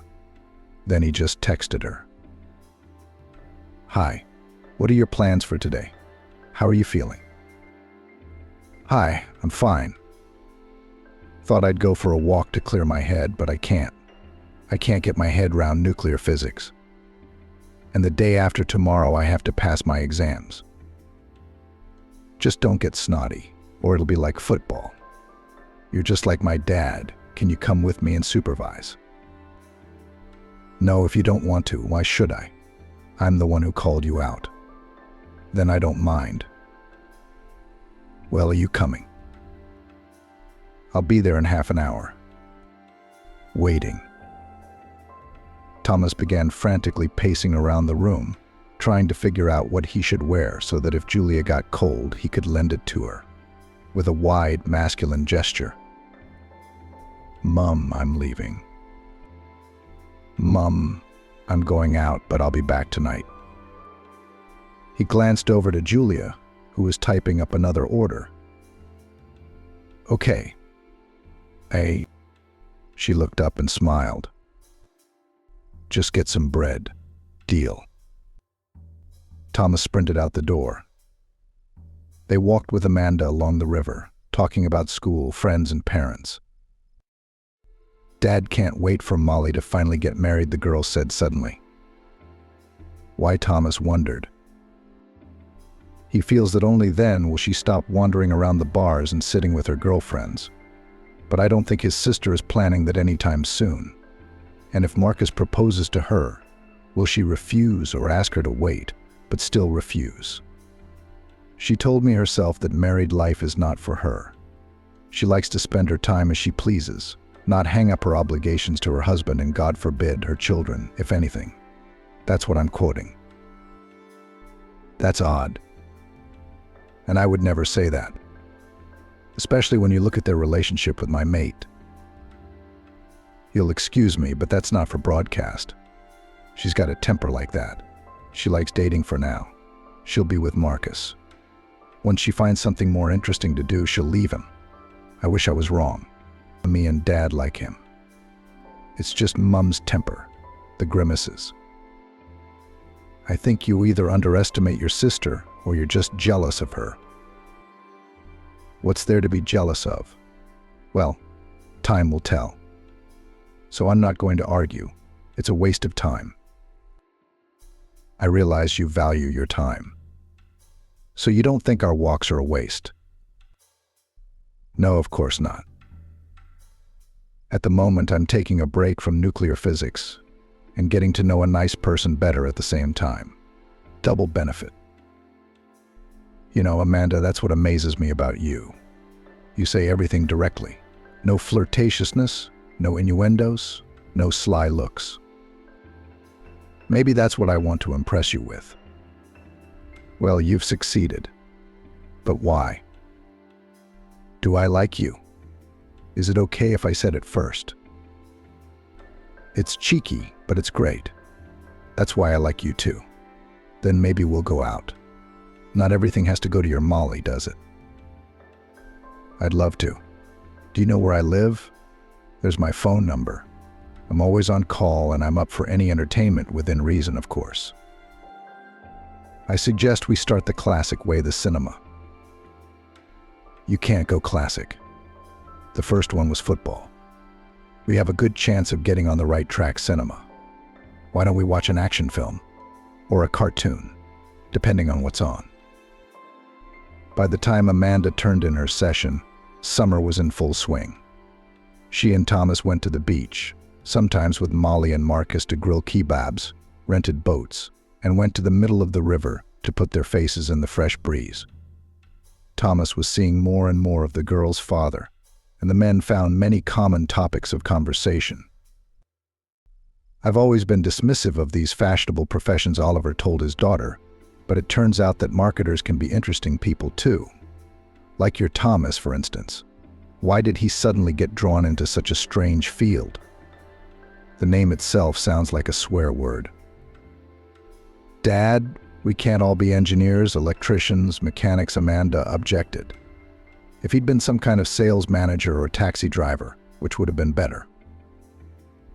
I can't say about a salesman, but a taxi driver is quite a man's profession.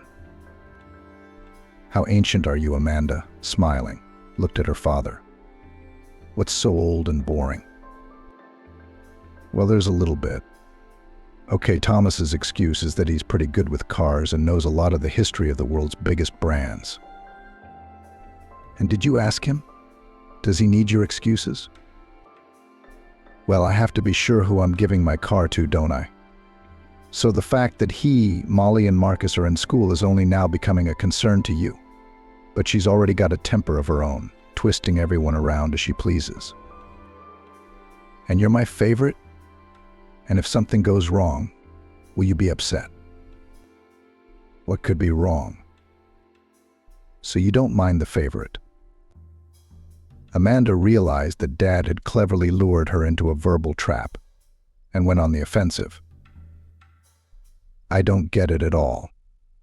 It's easy for us to discuss either I'm favorite or I'm not. Now, a long time ago, no one measures by such categories. It's nice, it's fun. So I'm really quite old then. I thought love was still necessary. Come on, let's stop being boring. We're just spending time together. Got it. Silence. Hey, do you want strawberries? Oliver pulled an ice cream cone out of the freezer, cut some fresh strawberries he'd bought at the market into it, and handed it to his daughter. This one's to keep you in mind. Daddy always knows what you love and who you love too. Amanda laughed as she gorged herself on the treat. Before the new school year, the girl left for a student internship. It was difficult for outsiders and relatives to come there, as the city was closed and it was not easy to get there. Therefore, Thomas only called Amanda and told her the news. However, he did this often every day. You were right, though. Molly told Marcus it was time to break up. I comforted him all night last night. He was worried he'd done something wrong. We're about to start our degree. He was hoping to defend himself and propose to her. But it didn't turn out that way. I'm sorry I was right about Molly. Honestly, I was hoping she wouldn't do that to Marcus. But no, I don't even know what to do to calm him down. It's okay. The kid's a grown-up. He'll get over it. How's your internship going? Very interesting. Too bad I can't tell you anything, but it'll be over soon. I miss my dad and you terribly. Me too. Amanda. Come back soon. A couple of days before she returned, Thomas suddenly stopped calling and only texted back. He said it was inconvenient. He didn't have time. On the one hand, Amanda calmed down, but on the other hand, she thought about the fact that Thomas was nobody and had no right to do as he wanted. Back at the beginning of the summer, she would have called him herself. But now something had subtly changed in their relationship. When she, tired from the train, walked into the flat, she was surprised by some new look in the hallway and the fresh smell. From the kitchen door, a smiling Dad looked out. There she is, he pronounced to someone and went to hug his daughter. Thomas came out of their girls' room carrying a huge bouquet of red roses.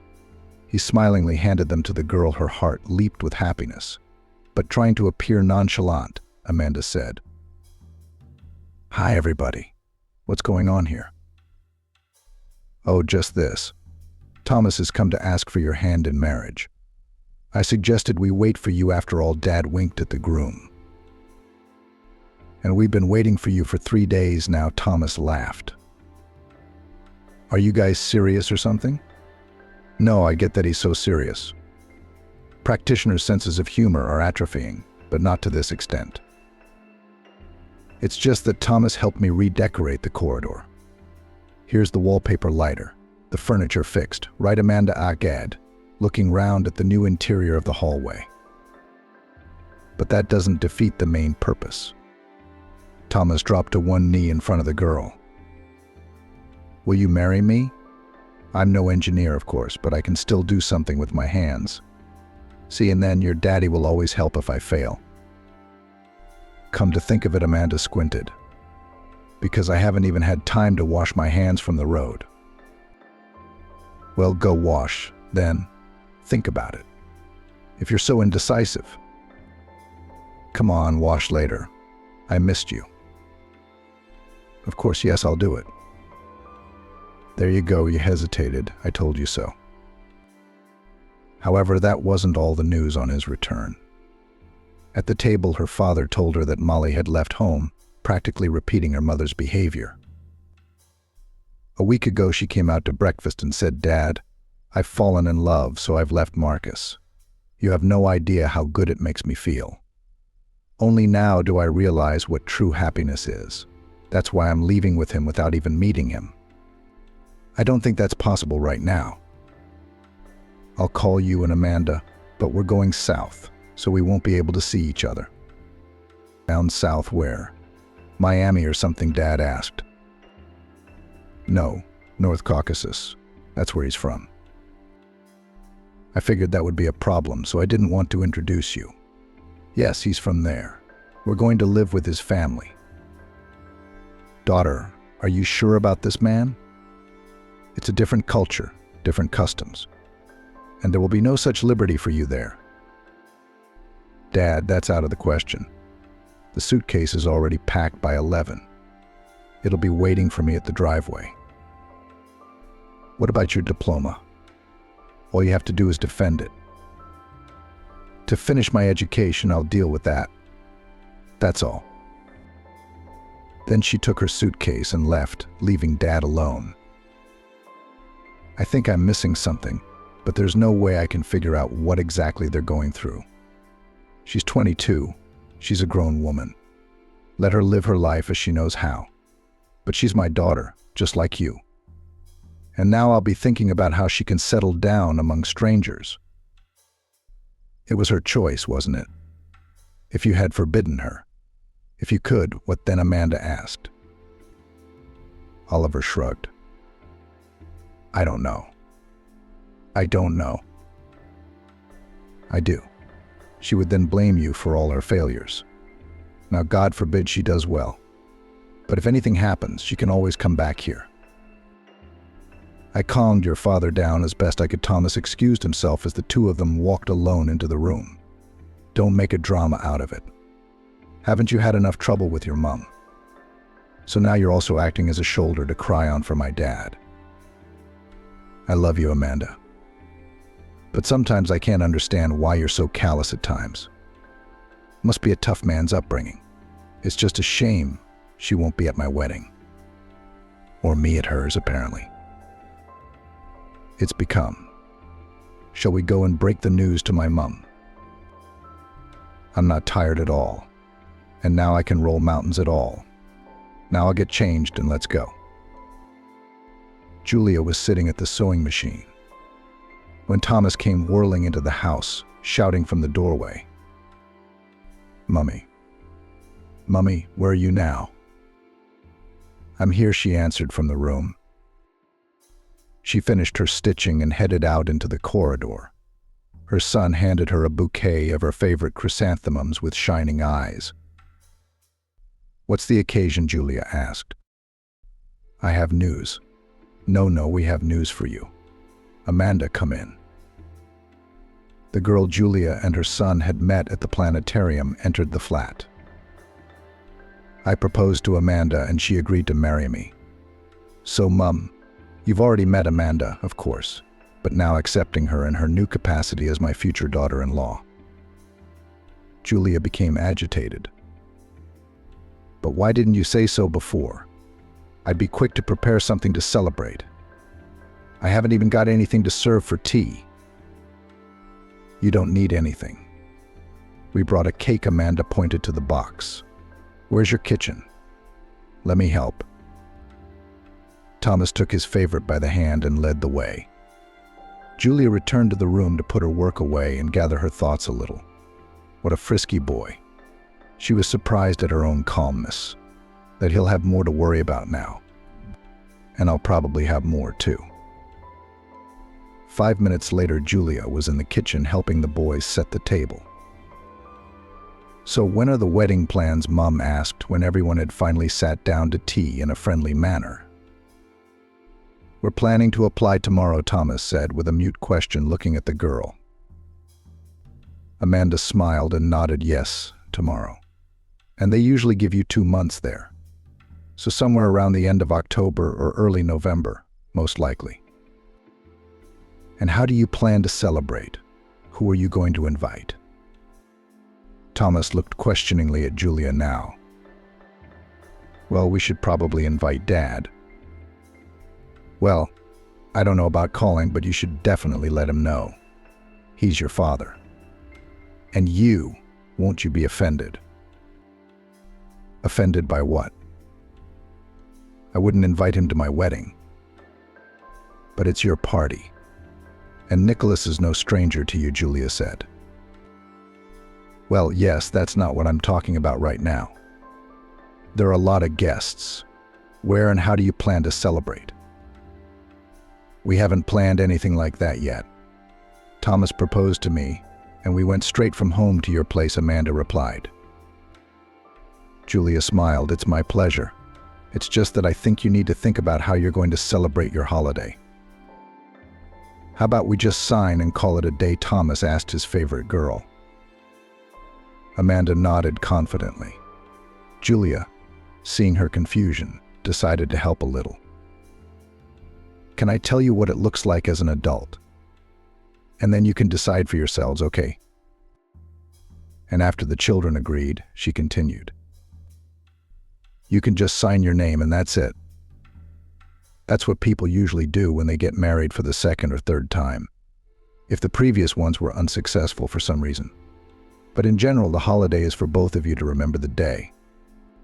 And when you have a hard time, I hate to disappoint you, but there will be. That's when each of you could mentally return to this festive day, remember the happy eyes of your loved one, and look for a way out or ways to reconcile.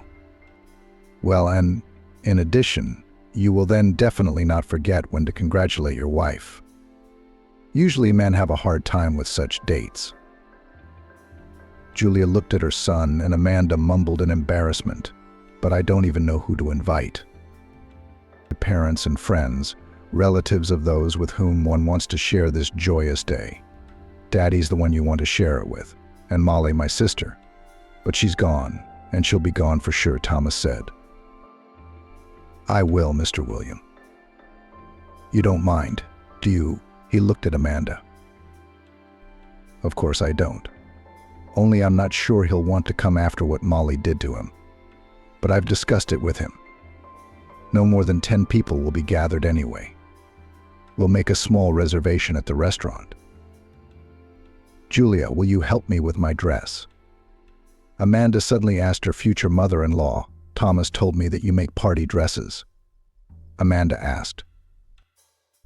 "Of course, darling, I'll do anything you want," Julia replied. Over the next 2 months, Amanda began to turn up at Julia's, sometimes with Thomas, but more often alone. "I don't want him to know what dress I'm going to wear before the wedding," she explained to Julia of her visits alone. First, they discussed the style. Then the girl brought samples of fabrics, from which the seamstress chose a light lilac silk. And after the material was purchased, Julia set to work. At each fitting, she found something that could still be improved in the dress. And in the meantime, she asked the girl about her life. "You said Dad will be at the wedding. What about Mum?" "Mum hasn't lived with us for a long time. Molly and I were raised by her," Amanda replied. "Well, you should at least let her know. Thomas's dad doesn't live with us either. But you have to tell him." Amanda waved her head negatively. "I'm not going to. Besides, even if I wanted to, I still don't know where she is." "So you don't keep in touch at all?" "Absolutely," Amanda sighed. Julia shrugged. "I don't understand it. to just leave your daughters like that and not think of them at all. Maybe something happened to her, but that's not how it works either. It happens, Amanda sighed sadly. Molly tried to find her but couldn't, or told me she couldn't find her. And now I've repeated her fate myself. It's a good thing she didn't dump her children on her father and me. We'll get over it somehow. But what's it going to be like for her? I would have asked her to the wedding, but she told me not to look for her and said she'd call me herself. Dad must be upset, but he doesn't show it. He's comforting me, too. I'd love to meet him. At our party, you'll see how good he is. He's the best. I'm sure he is, Julia smiled. Mum, would you be okay if we stayed at Amanda's for now? Thomas asked Julia shortly before the wedding. No, why should I be offended? Julia wondered. If that's what you've decided, then it's what's best for you. It's just that Amanda is the mistress there, and here it'll be the two of you. And then it's closer for her to get to school. And Oliver works shifts, and sometimes he's gone 24 hours a day.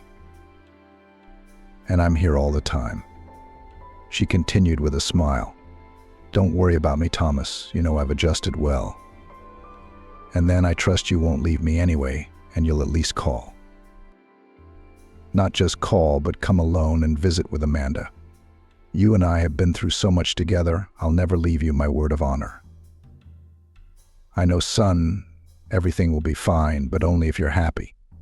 And if you need such a small thing as living at Amanda's to do that, who am I to object? I have the most understanding mum, the loveliest mum in the world. Thomas rushed to hug her. Well, don't exaggerate. Though I am certainly pleased. On the day of the wedding, Thomas had been very nervous since the morning of the wedding. Even though the registration was scheduled for 4 p.m., he got up at 6, and by 10, he didn't know where to put his hands. Distract yourself. Shoot a film or something? Watch it, Julia urged him. Mum, what film? Wedding Crashers, for example. Or 4 weddings and a funeral. I appreciate your sense of humor, but I'm having a today. Why did you have to call the reception so late? I'm going to go crazy waiting. Well, hello, here we are. I waited 2 months. Everything was fine.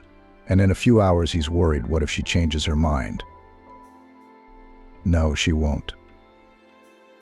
I wish I had your confidence. I can tell you why I'm sure. Why's that? If you'd seen how stunning she looks in her wedding dress, you'd realize too that no girl would agree to give up the ceremony in it. And then you could get a divorce afterwards. Thomas choked. Just kidding. Just kidding. You do have a lovely bride. You'll see for yourself soon enough. It was decided that Marcus, as the groom's best friend, and Oliver, the bride's father, would accompany the newlyweds to the registry office. And I'll go to the restaurant to make sure everything is ready, Julia said. Mum, are you sure you don't want to come with us? Thomas coaxed her. That's right, son. The registry office brings back unpleasant memories for me, so I'd rather stay away from it. Thomas realized how right Mum was when 3 hours later he rang the familiar doorbell of Oliver's flat. He opened it and signaled for him to come through to the large room. While the bride and makeup artist finish her makeup, Oliver said. When the bride emerged from the doorway of her room, Thomas couldn't believe his eyes. His favorite girl looked like a fairy with shoulder-length curls and lilac flowers woven into her dress. The wedding dress made by Thomas's mother sat on the girl's perfect figure like a doll. The groom was afraid to say a word. Then Amanda waved her head. If you keep quiet, I'll change into my shoes and jeans and go to the registry office. Right. Yes, my breath just took away from such beauty. No, please, you'll wear your favorite shoes later. In the meantime, walk around like this for a little while. All right, you got it, the bride smiled. Oliver smiled silently the whole time and looked at his daughter. Finally, Marcus called and said the hire car had pulled up and they could come out. I had the wrong sister in mind, he smiled as he looked at Amanda. It's getting late, the groom frowned jokingly. Yeah, I'm not even making a claim. I just realized that you're lucky again, as you always are. I'm jealous of you. And Molly doesn't even know I'm getting married. With all this wedding stuff going on, Amanda thought of her sister. But she decided not to spoil the festivities and dismissed the thoughts. Nicholas arrived at the restaurant at the appointed time. He was escorted to a table where he met Amanda's friends. "Which side are you from?" one of the girlfriends asked. "I'm the father of the groom," the man replied proudly. The girls looked at each other in surprise. "Strange, I thought we were told that Thomas only had a mum. I guess we must have misunderstood something," they added. "Sweet girls, but you're adults. A person always has two parents," the man said in an admonishing tone. Well, yes, they nodded, not wanting to get drawn into the conflict Nicholas already wanted to set up. At that moment, Julia entered in her dark blue stunning trouser outfit. "Hi," as if nothing had happened, she said, as if they had broken up this morning over breakfast. "So where's your date?" "What couple?" "Thomas said he invited you along with your sweetheart. I don't know if she's your friend or your wife. And she said there was nothing to do, so she let me go alone." "Allowed? Well, I'll give you the benefit of rationality. Well, sit here, the guys will be here soon. Don't you want to sit next to me and tell me how your life is and who your fiancé is?" Julia looked at her ex-husband appraisingly. "Honestly, not really. Besides, I have a lot of work to do with organizational matters for now. But don't worry, once your son arrives, you can ask the bride's father about anything you want to know about their family. He's sitting right next to you." "And where are you? Will you be?" "Opposite. It's more convenient for me to get out of here than there. Next to the wall." "And what? We're not even going to talk." "What are we going to talk to you about? I think we've said everything we want to say to each other in 20-odd years. And maybe even what we didn't want to. Are you still that vindictive?" Julia really wanted to answer, but she turned away and walked toward the hostess in charge of their tables. Finally, the car with the bride and groom pulled up in front of the restaurant. Thomas, who had jumped out first, opened the door for Amanda, easily picked her up and carried her in his arms to the entrance. But the two of them couldn't go any further, and the happy young man had to put the girl on the ground. Amanda kissed Thomas on the cheek and walked through the door. The driver got out of the car, walked to the driver's window of Amanda's father, who Julia hadn't seen yet but guessed was him, ducked into the open boot, and pulled out a box of wedding cake from there. Julia headed out to meet him at the entrance. No way, her mind flashed as she saw the man up close. Julia was dumbfounded. She stood in the doorway and blocked the passage. "You'll pass," the staff member hustled over, taking the cake from the man's hands. Oliver took 2 steps and still stared in amazement at the beautiful woman in the wheelchair. "And how are you here?" he asked, the first thing that came to his mind. "I'm actually the groom's mum," Julia replied. And in her mind, she put together the puzzle of that meeting outside the sewing supplies shop and today's celebration. "I'm the father of the bride," Oliver muttered confusedly. I guessed that the woman smiled. "Have you two met Thomas?" asked his mum, inviting everyone to the table. I happened to. Oliver nodded and took off his jacket and handed it to the cloakroom. When he sat down in his seat next to Nicholas, the latter immediately introduced himself. Nicholas, father of the groom, and extended his hand. Oliver, father of the bride. "You have an adorable daughter." "Thank you. They look good paired with your son." Oliver answered Nicholas' machine gently, while he remembered everything his daughter had told him about the groom's mother, about her moving around in a chair, about how Thomas's father had left the family, leaving him practically alone with his mother. That Thomas kept in touch with him occasionally and had invited him to his wedding. What Oliver heard did not add sympathy for Nicholas in his eyes, but the man decided to behave properly with this guest without singling him out. After drinking a little, Nicholas was drawn to a heart-to-heart talk. "Where's your mum?" He inclined his head towards his neighbor. "Mine," Oliver wondered. "No, your wife," clarified the visitor. "Ah, no, I brought up my daughters myself, as she passed away." "Why?" "I hope not. It just so happened that we separated and my daughters stayed with me. I left my son with my mother, too. I couldn't take away the one she loved so much." Oliver still didn't understand why too, or whether Nicholas was comparing himself to his ex-wife, considering such an act honorable. "I heard Thomas was an adult when you two separated," he said, the first thing that came to mind.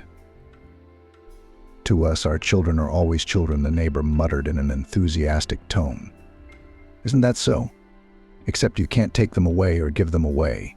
Unlike 10-year-olds, here they can make up their own minds." Nicholas stood up. "I'd like to make a toast." Julia looked at him and glanced warily at her son. Thomas nodded. "Dear Thomas, I congratulate you on this important step in your life. I wish you long love, fidelity, and happiness. Remain attentive to each other in sorrow and in joy. Be the head of the house, that is, the one whom your wife will obey. Then you will be happy all your life." The son rose from his seat. "Thanks, Dad. It seems to me that the main thing here is not obedience, but mutual trust. And we'll be happy together. We can't do it alone. Isn't that right, love?" Amanda nodded in response. There's a saying Nicholas was already unstoppable. The husband is the head and the wife is the neck. Where I want to go, I go where I want to go. So I wish you were both head and neck, and anything else lower. He suddenly laughed unpleasantly. All the guests were silent, and the groom tried to straighten out the situation. "Let's drink to the happiness of everyone here." "Oh no," his father suddenly became indignant. "This is your wedding? Let's drink to you. To everyone here, too. I don't want to drink to your mother's happiness. She ruined 20 years of my life, and then she had an accident. She wanted to take it out on me." Julia sat blushing as she listened to her ex-husband talk. Then she couldn't take it anymore and walked away toward the exit. Oliver jumped up and tried to get Nicholas to sit back down, but he was getting more and more upset, blaming the wheelchair-bound woman for all his own failures. Then Oliver picked up his neighbor and carried him out into the fresh air. Yikes, Thomas stretched out quietly to his fiancée. Mum wanted the holiday to be memorable. Now it's sure to be memorable. "Thomas, we need to find Julia," Amanda asked him. Walking out of the restaurant, Oliver slapped Nicholas in the face. "Come to your senses. You can't get that drunk." "Why should I?" he resented in a drunken voice. "Just the truth. Tell me, did you live with her? Why are you hiding your eyes? What has he done with my wife already, eh? No? Try me. Have you ever lived with a handicapped person? Do you know what it's like? That's right. So don't shut me up." Thomas was right. "I shouldn't have invited you." Oliver looked at him thoughtfully. "What? I'm his father, by the way. Without me, your daughter wouldn't have a fiancé. Understand? So I'm in charge here. And who are you? Without me, your son wouldn't have a wife. There's a bundle of them at the market for a nickel on market day. You should have found another." Nicholas had no time to finish, for a powerful blow to the jaw knocked him to the ground. "Oh, you like that? Are you going to fight some more coward, the fallen drunk in a snowdrift, trying to get up?" Oliver watched his attempts, rubbed his knuckles, shrugged, and hailed a taxi. "Remember the address?" he asked Nicholas, pushing him into the back seat. The man replied, "That's where you take him. You get him up to the flat, they'll pay your fare. He's a priceless treasure. Everyone's afraid of losing him." Then he shut the door and tried to forget what had happened. When Oliver returned, he caught Julia's decisive look. "Sent him home in a taxi," he replied. Then he took the chair by the handles and rolled it to the banquet table when all the extra people were gone. "Sorry, Thomas. A guest has already left. We can finally relax and get on with the festivities." The man smiled at the guests and took on the role of toastmaster. He did a great job. Half an hour later, everyone had practically forgotten about the unpleasant incident. As a gift, Oliver gave the newlyweds a week in a nice hotel in the city center. "Just the two of you," he said as he handed over the gift, "so you won't be disturbed by any mums, dads, or other personalities close to you. And then welcome home." As the new family left for the hotel and the guests began to disperse, Oliver offered Julia a ride home. "Oh, really?" she began to refuse. "I still have to finish up with the staff here. Then get my stuff. I'll call Scott and he'll pick me up." "Who's this Scott who's always crossing my path?" the man jokingly shouted. "No way. I won't listen to you this time. I'll wait for you if I have to, even until the wee hours of the morning if necessary, and then I'll take you home." No answer is not acceptable. "Julia, hello. I'm sorry to call you, but I picked up a girl on the road and she has nowhere to go. Can I bring her to you? Would you take her in for the night? And then maybe she'll tell you her address. I think she's afraid of me." "Sure, Scott, the flat, you know the place. Bring her in. I'm afraid she won't come with me. Can you come down with me so she can come with you? Please." "All right, I'll wait for you." The taxi driver arrived at 11:30 in the morning. "You see, I had a booking out of town. I come back. I see someone walking along the curb. I slow down. I look at the girl and her eyes are frightened. I said, 'Get in. I'll give you a lift to town for free.' And she ran away from me into the woods. But she didn't run far. Then she tripped over a stone, fell down, lay there and couldn't get up. But I picked her up and took her to a trauma center. They said it was a bruise. No fracture. And she didn't have any documents with her. Anyway, they sent us out of there. Where am I supposed to put her at night? I can't. And how do I start talking to her? She's in a corner and doesn't talk. I've locked her in the car now so she won't run away." Scott helped Julia downstairs, drove her to the car and opened the door with the key. Inside sat a girl, thin and dirty. Julia started talking to her as gently as possible. "You're hungry. Come to my place. We'll eat, spend the night, and then we'll look for a shelter for you." The girl moved away from the outstretched hand and looked at Scott. "I tell you, she's afraid of me," said the young man with a typically southern appearance and accent. Sometimes indeed girls were afraid to get into his taxi when he came to a call. The man was not offended by this. He guessed that not all men with such appearance behave respectfully towards women. However, sometimes he wanted to help and he couldn't because of prejudice. Just like now. No, he's not coming with us." Julia interpreted the girl's behavior correctly. "Just me and you, and then I'll let him go now. But I must have someone to help me up to the flat, and there's nobody around but you. Shall we go this time?" Julia moved slightly away from the door, as if inviting the girl out. It worked. Scott quickly thanked the woman and left. Julia and the stranger stood not far from the entranceway. "So are you going to help me out? Or will I have to wait for another passerby?" the woman asked. The girl took hold of the handles of the pram and rolled it towards the entrance. Julia gave a little prompting and corrected her actions. When they reached the flat door, the woman opened it with her key and swung it open for her guest. "Take a look if you want to. I live alone. There's no one in the flat. My place is safe." The girl cautiously stepped inside, carefully wiped her shoes on the mat, and took off her shoes. Julia smiled. As long as the man remembered the rules of decorum, everything would be all right. She escorted the girl into the flat and closed the door. "Hungry?" Julia asked. The stranger nodded affirmatively. Julia went to the kitchen, pulled chicken out of the fridge, and put the kettle on. While the girl cleaned up and washed herself, Julia quickly prepared a hot side dish and set the table. "Eat." The hostess placed a plate in front of her guest. She took a fork and began to eat, taking care not to lose a single crumb. When the first hunger was satisfied and the girl relaxed a little, Julia asked, "What's your name?" "Miriam." "Hey, Marion." The girl shook her head negatively. "Miriam." "Okay, my name is Julia. Where are you coming from, Miriam?"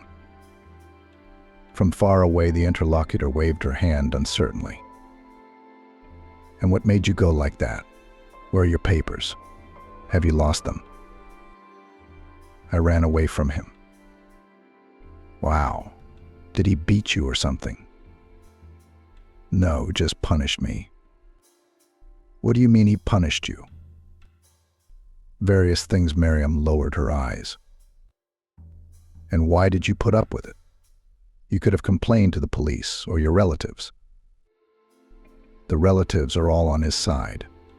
If he raises her and punishes her, it means he loves her. If he didn't love her, he'd just throw her out the door like a kitten." "Is that what they say? And yours too?" "Mine aren't there." "Well, what about the police?" "They're all there for their own, and I'm a stranger." "I see. What do you plan to do?" "I don't know. I have relatives here. Maybe I'll find one if they accept me. But no, I'm going to work. I'll build a life from scratch." "What might they not accept?" "I ran away from home and haven't kept in touch with them." "I don't know." "Let me help you find them." "What are the names of the relatives?" "No need. I'll do it myself." "You're on your own. Where will you live?" "You can stay at my place. I'm alone. My son and daughter-in-law come sometimes. I have friends and clients, and so no one will interfere." "Thank you. I'll think about it. Can I go to bed now?" "Sure. Good night." Julia didn't sleep well that night. She was worried both about Miriam and the fact that she might turn out to be a fraud, only pretending to be unwell. What if she and Nicholas were in cahoots? Ugh. How many years have I known the man, and still I doubt it. What am I to take? The woman was angry at her own thoughts. I mean, he sees how I live, and she obviously needs help. In the morning, she texted Oliver and asked him not to come. They had agreed that they would go to the shop, but Julia realized she couldn't leave the girl alone just yet.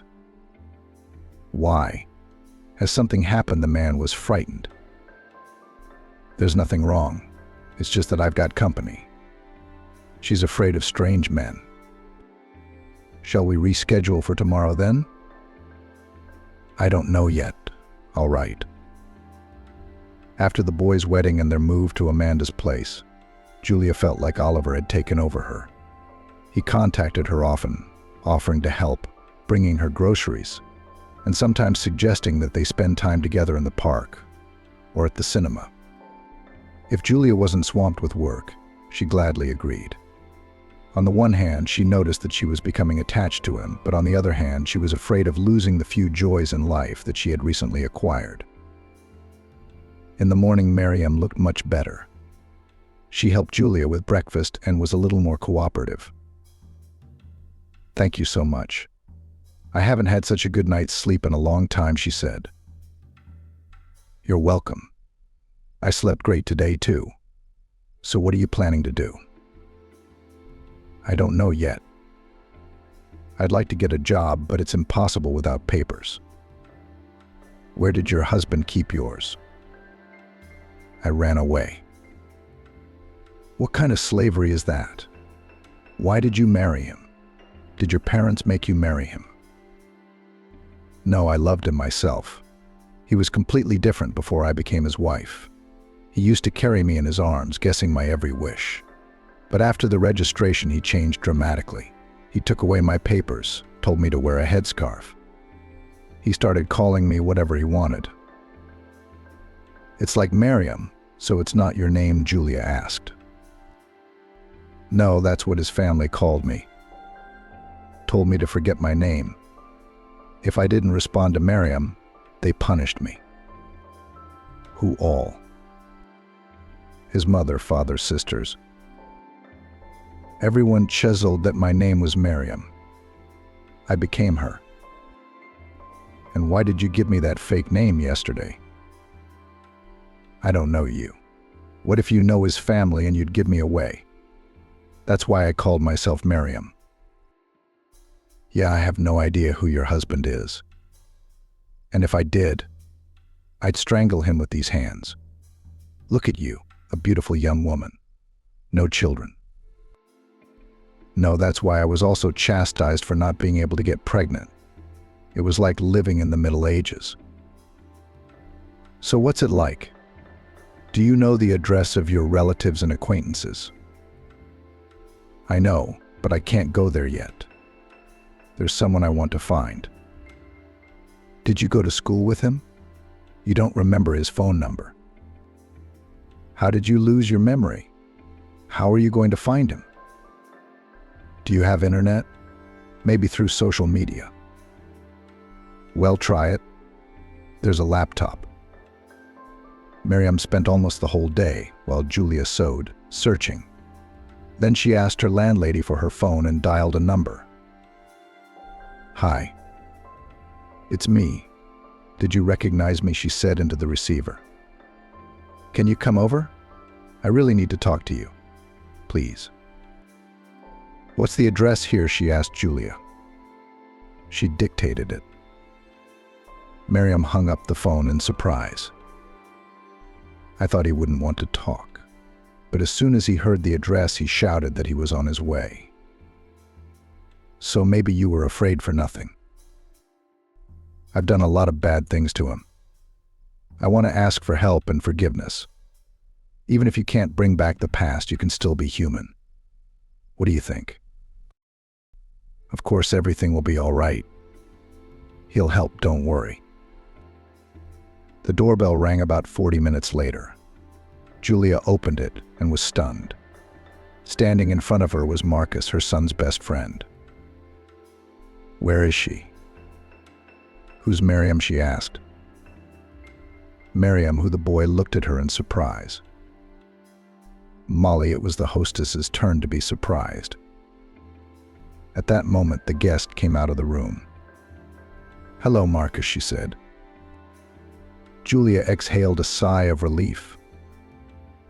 Indeed, Molly. The guy hugged the girl and she suddenly cried on his shoulder. Please forgive me, please. I have deceived you so much, Miriam, Molly said. That's all right. Calm down.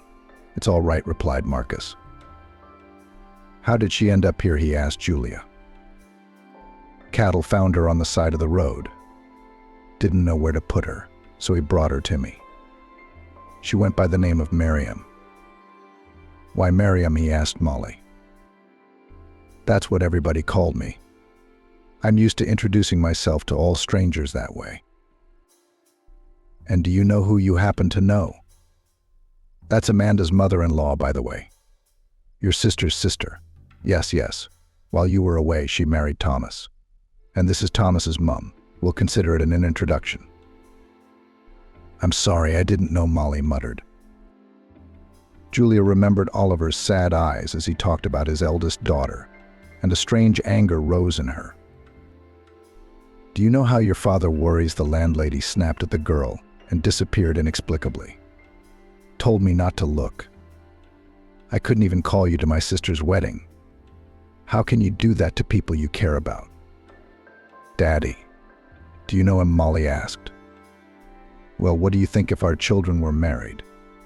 Now, I'm definitely not letting you go anywhere until you call your father. Understand? And don't look at Marcus. I'll kick him out if I have to. I'm all for you calling Oliver myself, Marcus interjected. There's a phone over there, too. Molly picked up the phone and stared at it for a long moment, gathering her composure. Then she dialed the number. Hey, Dad. Dad. Oliver had a morning shift tomorrow, so he was getting ready for bed when suddenly the phone rang and Julia's number popped up. Something's wrong, his mind flashed, because his lover wasn't in the habit of calling this late. In his mind, he'd been calling her exactly that for a long time. My sweetheart, but he was afraid to admit it to her. All the time he found some excuse. Maybe now is the time, Julia thought. Hi, Dad, it's me, said the receiver. Who am I? Molly, the voice answered. Oliver ahead and sat down on the couch, then jumped up and paced around the room. Why are you calling from this number? What's wrong? Oliver asked. Dad, I'm back. I'm fine, but Marcus and Julia are almost all here now. She's the one who gave me the call. When are you coming home? Dad, I'm with Marcus, but I'll definitely be there tomorrow, or the day after tomorrow. My papers are all gone. They have to be restored. Jesus, it's just little things. What do these papers mean? We'll restore everything, don't worry. The main thing is that you're safe and back. I love you, Daddy. And I love you so much, my daughter. I'm looking forward to seeing you again. Kisses. Put Julie on the phone, please. Molly handed the phone over. That's why you canceled. Because you had my daughter. And you didn't tell me. Wait a minute, Oliver. I didn't. She introduced herself by another name, and it's not like I've never met her. Anyway, it's a long story. She and Marcus will tell you all about it later. Okay, how's she doing? How does she look? Tired, but she looks unharmed. You'll see for yourself soon enough. Don't worry, Julia reassured the girl's father. I'll come and see you tomorrow after my shift. But they're on their way to Marcus's now. Let them. You heard what I said. I'll come to you. News spread quickly, and by morning Thomas and Amanda knew that not only had the prodigal daughter returned home, but also to Marcus. He was overjoyed. He helped her adapt in every way he could. He took her to the hairdressers, then to her treatments. Afterwards, they went for a walk together, and Molly talked about what she'd been through. You know, all my life I wanted some kind of drive, some kind of adventure, something unusual. So I went there. And here everything seemed routine and swampy to me. But there, it's exotic, patriarchal relations, family, love. Now I realized that I would rather have my own swamp than incomprehensible risks of being punished for the slightest offense or misunderstanding. It must be very difficult for you to forgive me, but I ask at least to understand. If you can't, I'll understand and just let you go. But maybe we can try to start over. Marcus had thought to himself more than once about what would happen if Molly suddenly came back. At first he'd decided he wouldn't let her go anywhere, because he'd take revenge on both her and the hot guy who dared to take his love away from Marcus. And afterwards he'd resigned himself to the fact that apparently it wasn't fate. And only now, when the girl came back, he realized that he had never loved anyone like that. And maybe he would forgive her, and they would be together again. Thomas and Amanda, after his sister's return, began to discuss how they would be housed and whether it would be better for them to move in with Julia. However, Marcus was quick to set the record straight. Molly will live with me, he stated unhesitatingly. We have a lot of business and plans together, so we'll come and visit you, of course, but nothing more than that. Won't we, dear Molly?" The girl with tears of happiness in her eyes nodded and occasionally kissed her young man in front of everyone. After Amanda and Thomas were married and then Molly returned, everything fell into place for Oliver. He was calm for his daughters and increasingly thought it would be a good idea for him to confess his feelings to Julia too. What if she doesn't accept me with my confession? After all, we are relatives now. How will we communicate, he thought. But the more he watched the happiness of Thomas and his youngest daughter, the more he wanted something similar for himself. Perhaps if he hadn't been so infatuated with Julia, he would have found someone else. But now, in his eyes, no other woman compared to her. Sometimes he wanted to see her so badly that he would make up all sorts of different and sometimes ridiculous excuses to come to her after his shift and then go home. Julia saw this and had strong feelings for Oliver, but she couldn't offer herself to anyone in such a state. Why would he want an invalid? She thought. He's such a good-looking man, he can find a young and healthy woman who can bear him more children. Not like me, half immobile. Oliver came to her this time, thinking that they would go to the cinema together. And there, finally, he would confess everything to her.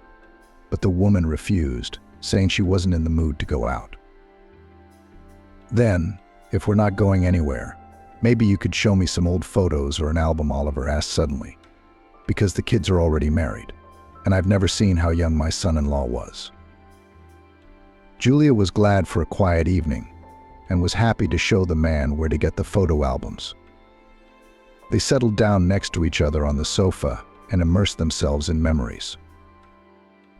"Oh, here are my school ones," the woman marveled, pulling black and white photos of her class out of the bag. "And that's you," Oliver pointed at the young girl in one of them. "That's right. And how did you recognize it?" "I don't recognize myself in them sometimes." "You haven't changed a bit. You're the same now. Look at you." "Don't flatter me so rudely. I'm a feeble old woman and an invalid. You have a crooked mirror." "You are a beautiful woman whom I love very much," the man suddenly burst out. Julia looked at him intently. "Shall we pretend I didn't hear that?" "No, we won't pretend. You heard perfectly well what I said. I love you and I want you to hear it all, by the way." He moved over and kissed Julia firmly on the lips. She sat still at first, but then something stirred inside her, and she responded to the kiss more forcefully. She felt dizzy, and Oliver gently laid her beloved down on the bed. They touched each other gently, slowly undressed, and savored every moment and every mole of their desirable bodies. It was a thrilling feeling. It gradually but surely carried them higher and higher, to those heights of bliss that each of them could not even dream of. Finally, tired, they lay next to each other and basked in the warmth of their bodies. At that moment, the front door slammed and the doors to the room swung open quickly. Amanda walked in. Oliver only had time to cover his beloved with a blanket. The daughter looked at her father in silent horror. Thomas hadn't slept for the second night. He had a toothache. He was afraid to go to the doctor. Amanda coaxed him as best she could. "You're a grown, married man.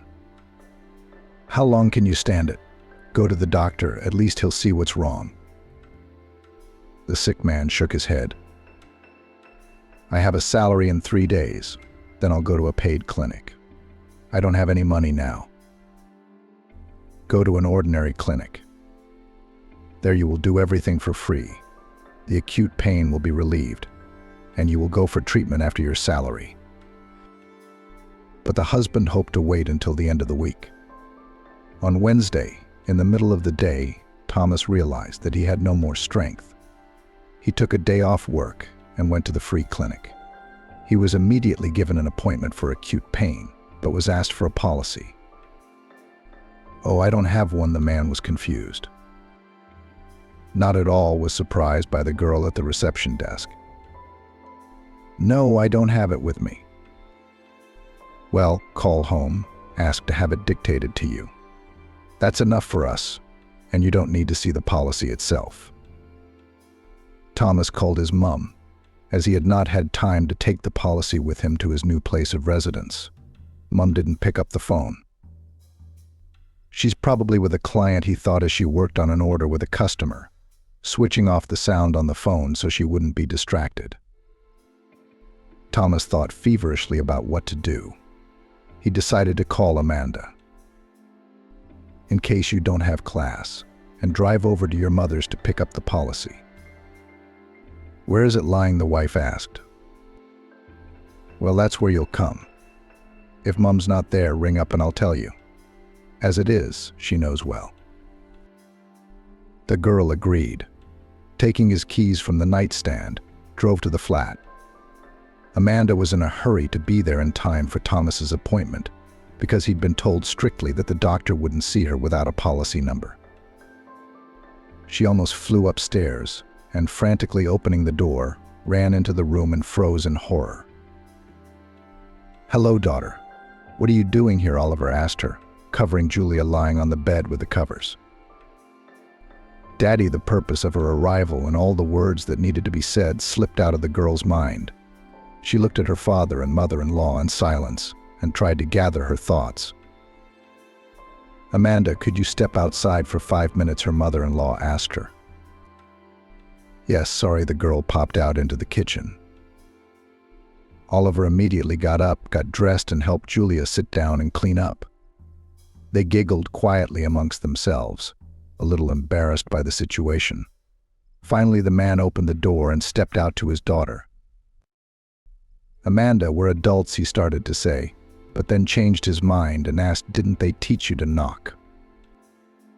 "I was," the daughter agreed. "You did." But Thomas couldn't get Mum on the phone and thought she was with a client. "And it's an emergency for me.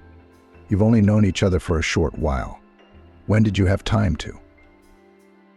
"Well, how can I put it? Well, actually, we've known each other since high school. And then I was courting Julia. And then, remember I told you about how I met a woman from the same class, but I never got her phone number?" Amanda covered her mouth with her hand. "So that's her." "Yes, and the next time I met her was at your wedding. But this one is hardly a coincidence. I think it's fate." "Are you two going to whisper like that in there?" Julia's voice came from the room. Dad and daughter appeared in the doorway. "Come in, Amanda. I'm sorry we met you like this." "Oh, please, Julia, I'm the one who should be apologizing. Bursting into your house without warning or a call. By the way, what's the emergency?" "Right, I almost forgot." Amanda tapped herself on the forehead. "Thomas went to the doctor with acute pain, and the policy is here. So he asked me to come over and dictate the number to him. Wouldn't it have been easier for me to call?" "He did." "Only you didn't answer the phone?" "I thought you had customers." Amanda excused her husband. "And he's already sitting in the queue. He won't be admitted until he has a number. He's had a toothache for 3 days. A little embarrassed that she hadn't answered her son, Julia walked over to the dresser and pulled out a folder containing the paperwork. Digging around, she pulled out Thomas's policy and handed it to her daughter-in-law. "Here you go, call him. Told him not to run his teeth. He's so scared of dentists, he waits until he's in a real bind." "Well, thank God. I thought I had a perfect son-in-law with hands, with a head." "No, but he does have his faults, doesn't he?" "There are. But I won't tell you about them. Think of it as his only one." Julia nodded. "Dad, what took you so long?" Amanda fussed in the corridor. "Well, tell her." "Dad, I got here 3 hours ago and you're still not ready? Why did you have to break in at 7 in the morning? Julia and I were still asleep, by the way." "Well, what about balloons to buy? And flowers are expensive." At 7 in the morning, the flower and balloon shops aren't open yet. I knew it would take you 3 hours to get ready. I'm coming anyway. She said to be there by 11:30. Amanda sat in the kitchen and chuckled at the fuss. You'd think it was his wife and child, she said to her father. Finally, everyone was ready, and the two cars drove amicably out of the yard. On the way, they picked up Marcus and bought everything for the party. When a happy Molly with the baby in her arms came out of the door of the maternity hospital, Marcus immediately flew up to his beloved, and Oliver handed flowers to his daughter. Then, everyone crowded round the envelope-wrapped baby and opened his face. The baby was smiling in his sleep. Oliver leaned over to him and said softly, "Well, hello, Travis. Welcome to our friendly family."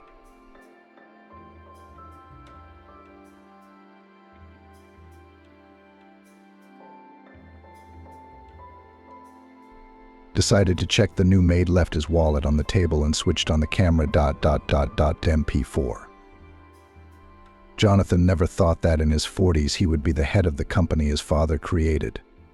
He thought he would have to wait 10 years because his father was strong, healthy, and never got sick. And no one expected that he would ever go to the hospital. But it happened right at the meeting. Robert became ill and was taken to hospital. The doctors said it was a stroke. Jonathan immediately called his mother and told her the news. "But how can it be, son? There's no way your father's heart could be bad." "Mum, this is no time to bicker. That's what the doctors told me. So come here." "Sure, I understand. I'll be right there." Jonathan didn't have a good relationship with his mother, nor with his father. He could never understand why they had even produced him if they had absolutely no interest in his life. They never cared. His father was in business and his mother was in business for herself, and they didn't care about their son. When Jonathan grew up, he realized that his father had always done his best for the family. When he came to work in his father's company after college, he realized how hard it was, and that his father had always tried for the family and their well-being. And this is how it all ended. Mum arrived an hour later. This really pissed Jonathan off because he understood why she was late. Apparently she couldn't decide what to wear to the hospital. She was always like that. "Here, son, I'm finally here," she declared, standing up in front of him, apparently expecting him to appreciate her appearance. "You could have done it sooner. After all, Dad's in a serious condition right now, and you've been traveling to the hospital for over an hour." "Well, what can I do to help him now? He doesn't have time for us anyway. And anyway, son, why are you so serious? It was bound to happen sooner or later. After all, your father worked day and night, and he didn't care about his family. And if he didn't work so hard, Mum, you'd hardly have such a wonderful life. You have everything. You don't need anything. As you realize, money doesn't just fall from the sky. So I understand my father." "That's fine, you understand now. You're likely to take over his business. That's great, of course. I can't imagine how he and I are going to get on, though." "I don't know what you mean." "Or else he'll stay at home all day. I'm sure he'll pull through. You've got him very strong." "That's only good if he's normal. What if he's paralyzed?" "Mum, it feels like you're afraid of what you'll have to do to look after him. But don't worry, I'll get him the best doctors and carers, because knowing you, you won't even go near him. And that's not right. Do you love him even a little?" "It's none of your business." "How is it none of my business?" "I'll answer that question for you. No, I don't anymore. And believe me, your father doesn't feel anything for me anymore either. We're just used to each other, that's all. Although I don't think things are going well with your Jennifer either." "How long have you two been together?" Jonathan hesitated. "With Jennifer? Yes, they've been together for 20 years. They got married when they were still in college. Then, after 4 years of their life together, they had a son. He loved Jennifer, but the feelings faded a bit.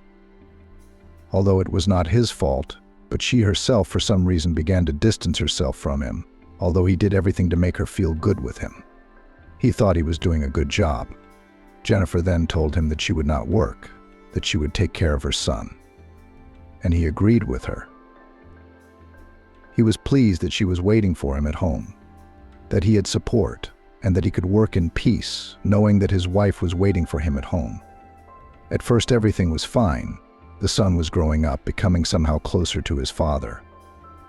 But Jennifer, on the contrary, began to distance herself from both of them. What was going on, he could not understand, although he repeatedly asked her about it. But she either kept silent or said that everything was fine. He decided to find out what was wrong. But then his father got into trouble, and he decided to put it on the back burner. Remembering Jennifer, he took out his mobile phone and dialed his wife's number. It was ringing, but there was no answer. He noticed that she had started to ignore his calls a lot, and he didn't like it. "Where's your Jennifer? Hasn't she arrived yet? All you guys do is talk about me.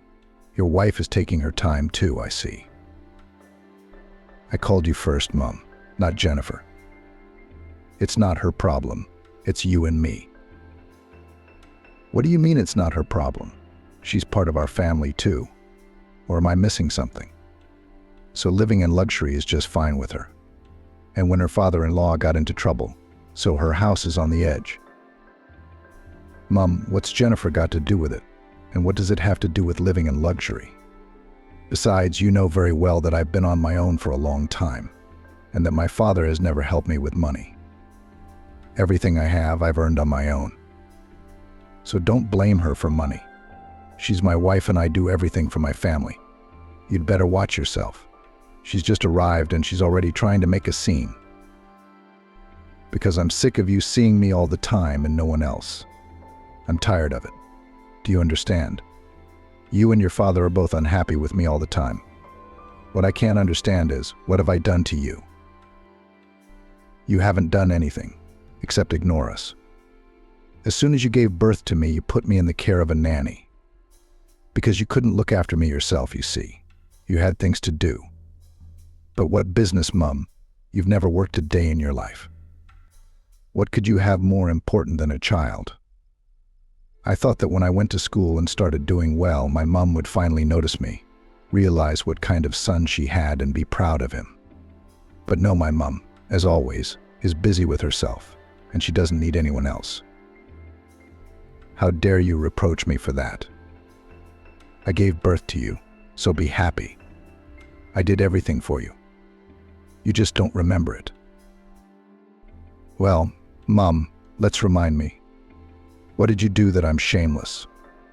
I've forgotten everything. Remind me. Cassandra looked at her son carefully, not understanding what was happening to him. Most of the time they just said hello. Well, sometimes they could say a few words. But today was just a benefit. Her son was demanding some kind of explanation from her, and she didn't like it. I see what's going on with you. You had a thing with Jennifer, and now you're taking it out on me. Am I wrong? What does Jennifer have to do with this? Mum, you're always changing the conversation. I'm not diverting anything. I just see that you're taking your anger out on me, and I don't like it. Do you understand? I don't want my son talking to me like that. Do you understand? Jonathan stood up and walked down the corridor of the hospital complex. The hospital was not a budget hospital. The building had been built during the Soviet era. It was obvious to the naked eye. As soon as my father feels a little better, and as soon as he can be transported, he will immediately move him to another clinic, to a place where he will be comfortable. And anyway, as if reading his thoughts, his mother said, "Why the hell did you bring him here? Can't you see there's nothing they can do here? It's a hospital for the poor." For whom? Are you serious now, Mum? I don't think you came from a rich family either. And I bet you went to the exact same clinic when you were a kid. Jonathan, for the last time, don't talk to me like that, or I'll... What are you going to do? Mom, are you going to punish me? You won't do anything. You just don't like talking to me because I don't agree with you all the time, and because I have my own opinion on everything. You see, I've grown up and I see things differently now. In fact, you're to blame for a lot of things, but that's up to you. I'm just asking you, please don't act like this. You can talk to your mates like that, but don't talk to me. We're here together because my dad's not well. That's it. Cassandra pouted, but kept silent. She was uncomfortable with the whole thing, especially the way her son looked at her as if she were a stranger. Yes, it had been a long time since they had seen each other. Jonathan rarely came to visit them out of town. Her daughter-in-law and grandson hadn't spoilt them with their visits. She'd forgotten what her grandson Richard looked like. He must be grown up now, though she wasn't interested. Her son was right, of course, but what could she do if she couldn't stand children from childhood? She'd never had any friends, because she'd always thought everyone her age was stupid, and she was the only smartest girl on earth. Jonathan was beginning to lose patience, and when finally the doctor came out of the intensive care unit and approached him. Well, the crisis is over, but he should not be disturbed now. He is still very weak. We've given him medication and he's sleeping. Was it a stroke? No, it must have been a microinfarction. Your father is mentally and physically exhausted. So I'll tell you what, he doesn't need to work anymore. As far as I can see, he's always at your work, letting all his problems pass through him. And this is the result. It's a good thing it ended this time. Next time it could be fatal. Do you understand? I understand. When can I pick him up? Tomorrow morning you can come and take him home. But he'll need care for now. And then, of course, he needs to go to the seaside. Not just for a few weeks, but preferably longer. I see that you are well-to-do people, so I don't think you'll have any problems with that. Jonathan nodded, agreeing with the doctor. He had been telling his father for a long time that he needed more rest. But, as always, his father didn't listen to anyone. And this was the result. When they left the hospital, he turned to his mother and said, "All right, I'll pick up my father from the hospital tomorrow. He needs to stay at home for the first time. And then I'll send you to the sea. My father has a cottage. It's got a life of its own. There are tenants there now. Tell them to look for another place. And you'll move there. You'll live there for a while." "How long do we have to live there?" "Mom, what do you care? Do something for your husband already. After all, you see the state he's in. Besides, you could use a change of scenery too. You don't look well, to be honest." Cassandra wrinkled her nose. She didn't like being told that. She preferred to hear only compliments. "You could be more polite. Besides, you know I don't like being told what to do." "Mom, I said you and Dad are leaving, so that's what's going to happen. Do you understand?" She stopped talking and looked at her son. She had never seen him like this before. What was going on with him lately, she didn't understand. In the past, although they didn't talk much, he had treated her with respect, unlike now. "Whatever you say, son. Just don't talk to me like that again, please. It's like you're a stranger." "Mom, stop it. You see how things are, but you're still trying to contradict me. You knew your father should have taken a holiday a long time ago, but you didn't do anything about it. You're his wife. Did you see how tired he was? I didn't see anything because he'd leave when I was asleep. He'd come back when I was asleep. Do you understand?" "No, Mom, I don't understand, because he loves you. I always thought everything was perfect between you two. What happened? Why did you become so inconsiderate of him?" "Because he..." Cassandra didn't want to continue the conversation. Why would she tell her son that his father had had a mistress a long time ago? And she occasionally indulged in innocent pranks. That's probably what drove them apart. And of course she didn't want to go to the sea with her husband. because she realized that they were strangers to each other. "Mom, are you not telling me something? I can see that you and Dad don't even live together." "You know, son, I don't want to make a big deal out of it. This is between me and him, and it's none of your business. But I can handle it. I'm a strong woman, and if you say we should treat him, then we'll treat him. By the sea, then by the sea. Although I'd rather go abroad." "Mom, not now. You realize flying might make him worse. I'd rather go to the sea. When he's stronger, then you can think about going abroad. And I'll support you in that, by the way. Let the doctors there examine him. Because I don't trust our medicine very much." "Well, son, you're wrong, of course. But you know best." They got in the car and Jonathan drove Mom home. They lived in the country. His father had built a big cottage a long time ago. He wanted the whole family, including his grandson, to live with them. But his Jennifer didn't get along well with her mother-in-law, so they stayed living in the city. Although he could see that his wife liked the house very much. "Who's going to look after the house?" "Son, as far as I'm concerned, we're not going there for one day. We're going to be there for a long time, and we can't just leave the house." "Of course, I understand. Please come and live with us. It would make me feel better."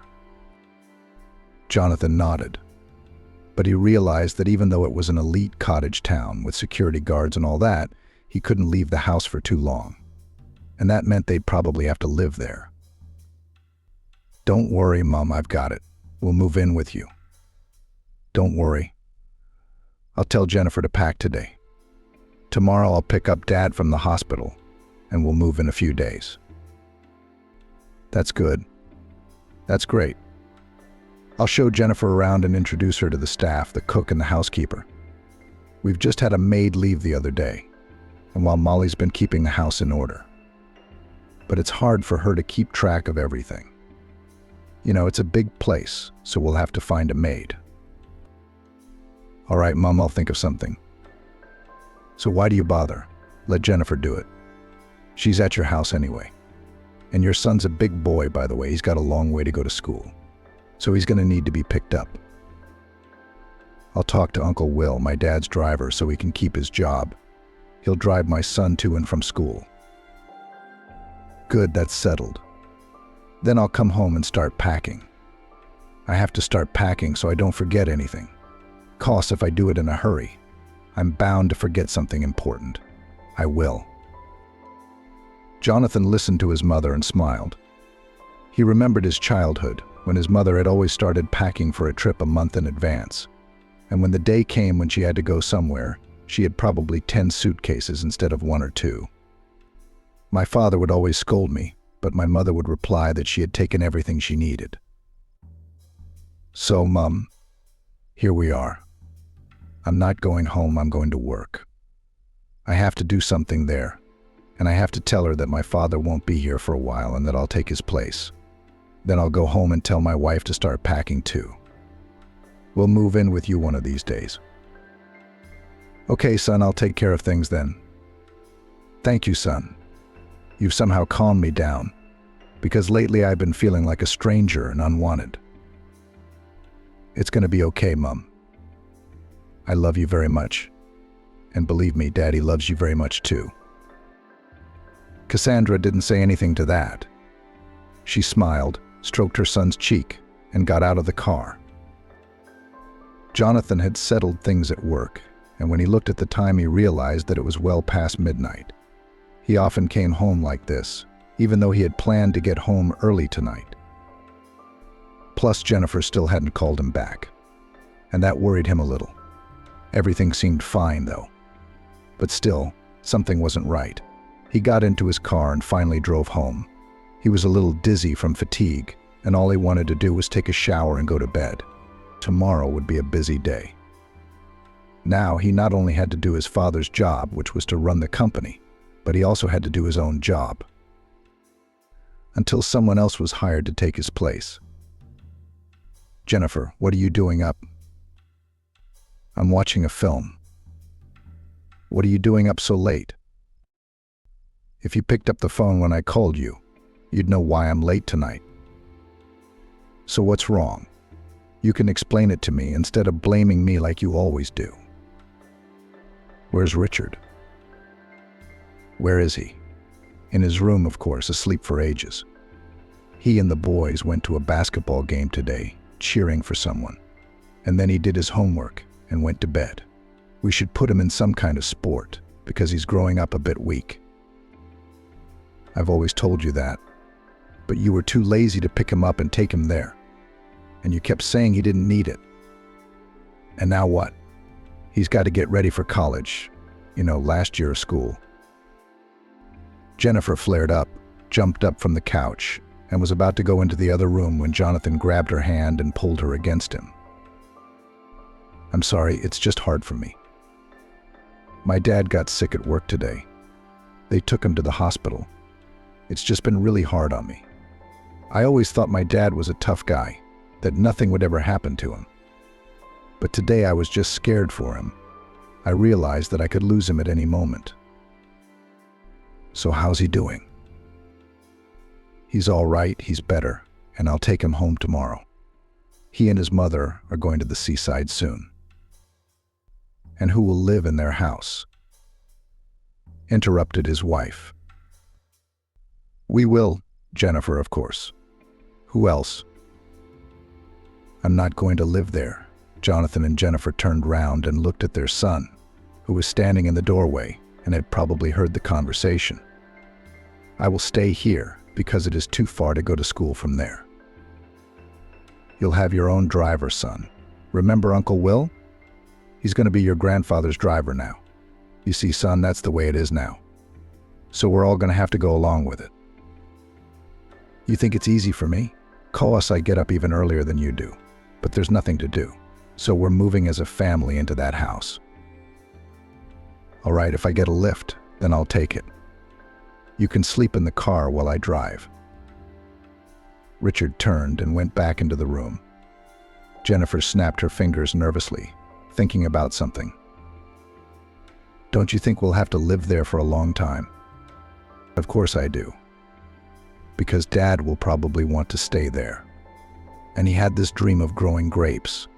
So I think he's going to want to finally fulfill that dream. Would your mom go for it? It's so beautiful out there. Of course she would. Besides, it's as nice a house as the one you and I are going to move into. My father planned to retire and go to the sea, but he didn't expect that time to come. He planned to work too. Actually, I agree. I like it. Are we going to sell this flat? Why sell it? Let it stay. Or you can rent it out. I wouldn't mind. Keep the money. You need it more because you're always complaining to me that you have nothing to wear. So go ahead. I don't want to rent this flat. We've got all this renovation, all this furniture, and strangers are just going to ruin it. Let's just sell it. I said, no, it's my flat. My parents gave it to me, so I'm not selling it. If you don't want to sell it, you don't have to. Besides, it's not bad. I'll probably stay here a lot. Cause it's all on me now. I'll have to work day and night, and it won't always be convenient for me to come home. By the way, Mum said their maid quit, and she asked you to find someone to do it. Can you manage? What's there to handle? I'll call the agency tomorrow, and they'll send us maids, and I'll interview them and choose the right one. By the way, when are we arriving? How much time do you need to pack? I think I can do it in a couple of days. That's fine then. We'd better do it when we get there. There might be some delays. It'll be awkward. You'll have people coming round for interviews and we won't have time for them. Mom's going too, so she won't have time to talk. I get it. Are you going to have dinner? It's so late. I wouldn't advise you to eat at night. It's not good for you. You should eat in the morning. Now let's go to bed. You're right. I can barely stand on my feet, so I'll take a quick shower and go to bed. I've got a lot to do tomorrow. And I have to pick up my dad from the hospital. Aren't you picking him up early? Maybe he needs to stay there for a couple of days. Knowing my dad, I know it's not too early. If I don't take him out, he'll leave. He hates doctors. Jennifer didn't say anything. She went silently into the bedroom. Jonathan sat down in the armchair and thought. A plan for tomorrow was in his head. He could have sat like that until morning, but feeling that tomorrow then he would feel wrecked, he got up and headed for the shower. Washing quickly, he immediately laid down on the bed and fell asleep. Jennifer looked at her husband, who was already sleeping a sound sleep. She was glad that they would finally be living in the house she had dreamed of, and also without her mother-in-law laughing. She had fallen in love with that house the moment she saw it. Only Jonathan didn't want to move in.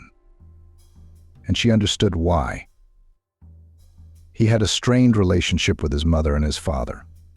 Not with Robert the way he had with his mother, though.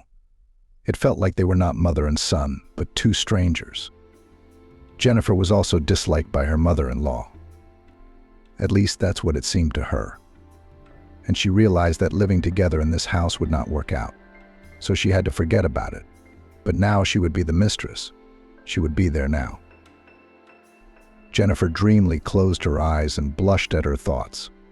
She was glad that her husband had said he would be staying in town a lot. What? That was good for her. She'd replace everyone there, both the cooks and the housekeeper. She'd have her people working there, who she'd hire and who'd idolize her. And of course to keep quiet, because they would have to keep quiet. She would not be able to go to town often now, so they would come to her. And she wouldn't want her husband to know about it. Naive fool. He probably thought he was doing it for his family, for Jennifer. And that she should be grateful to him. She was just tired of sitting around waiting for him all day. She was bored, so she decided to take a lover. It's corny, but Oliver was a terrific man. He wasn't working yet, though, because, as he'd told her at the time, his mom was very ill, and he needed to look after her. He couldn't hire a carer, and his mom couldn't stand strangers in the flat. So he had to work part-time, sitting at home and looking after his mother. But he was desperately short of money. Jennifer took pity on him and started giving him money. And then they had a stormy affair, and she realized that at last she was truly in love. Oliver then asked her why she wouldn't leave her husband, because he was tired of sharing her with someone else. "Or do you love him very much?" he asked then. "Don't be silly. I only married him because I knew he was the son of rich parents. He already had a cool car and money. That's all. I never loved him. As soon as I saw you in the cafe, I lost my head. When I saw you, I fell in love with you too. You were sitting there so sad, thinking about something, so I decided to approach you. I see you waited for your friend Molly for a reason. She didn't turn up, rang me and said she was going to Turkey with her boyfriend. I was so sad. My husband and I have been together for so long. We've never been away. And he can afford it. It doesn't cost him anything. But he's got a job, you see. He doesn't care about me and my son. That's what made me sad, that some people are lucky and some people aren't. It's okay. As soon as my mom gets back on her feet, we'll go somewhere with you. You're helping me a lot. She'll get better in a little while. You're helping me with the medicine. I couldn't afford to buy her such expensive ones myself. You remember, I didn't earn anything. But once you came along, life took on new colors. I tell my mother about you all the time. She's happy that I've finally met the one I've always dreamed of. Why didn't you introduce us? I want to see her so badly. It's not time yet, love. Not yet. Besides, Mom doesn't want you to see her like this yet. As soon as she's well enough, I'll bring you to the house. Jennifer remembered those words and blushed again. She remembered what they had done after that conversation. She had felt very good. She had never felt so good with her husband. And apparently that had driven her into the arms of another man. Though to give him credit, Jonathan was good in bed too, except he didn't have time all the time. More often than not, he came home from work tired and exhausted. And he wasn't in the mood for lovemaking. She couldn't wait. She wanted to date, love, and be loved. Finally, Jennifer felt sleepy too. She turned on her other side and immediately fell asleep. Jonathan arrived at work and immediately got down to business. He called a meeting to discuss the issues that had accumulated recently. Apparently, his father had not been feeling well for a long time because he had been putting them off. Apparently, his strength was no longer the same. After everyone had dispersed, he decided to go to the hospital and find out how Dad was doing. Dad was lying on the bed, apparently watching the news on the phone. He turned to his son and smiled. "Well, did I scare you yesterday?" "To be honest, I was a little scared myself." "Apparently, son, it's time for me to retire. You bring me the documents, I'll sign everything." "Because you can't sign the documents yet. So that's the first thing we need to do." "I got it." Dad's talking to the doctor, and he's already preparing the discharge. "So we'll go home now, and the lawyer will be waiting for you there. He knows what happened, and he knows exactly what to do." The water's beautiful. So Bridget and I are going to the sea. She called me this morning, asking how I was feeling, and I could even hear the joy in her voice. I guess she wants to go too. Yes, it's about time. I mean, it's been so long since we've been away together. "As far as I'm concerned, it's the same in your family," Dad said. "It's all work. But if you want a decent life, you have to make sacrifices. Well, I've been sending Jennifer and Richard on holiday. I don't think they need to resent me." "No, son, you don't understand. Family is family. They'd like to go with you. They're on their own. They don't see you all the time 'cause we're always at work. Don't be sorry you chose to go this way. We just don't know how to balance work and rest. We're obsessed with our business, and that's not good. You have to pay attention to your family too. I'm glad this happened to me. At least now I'll be with my wife, and most importantly, my son. I'm finally fulfilling my long-held dream of growing grapes." "I'm glad you're doing well, Dad. I was really scared for you yesterday. To be honest, I didn't expect this to happen to you." "Yes, son. I realized it myself, that life can be cut short in an instant. Anyway, what's the sad part? Let me get ready and you hurry them up with a discharge, 'cause I don't want to be here anymore. I'm just having sad thoughts."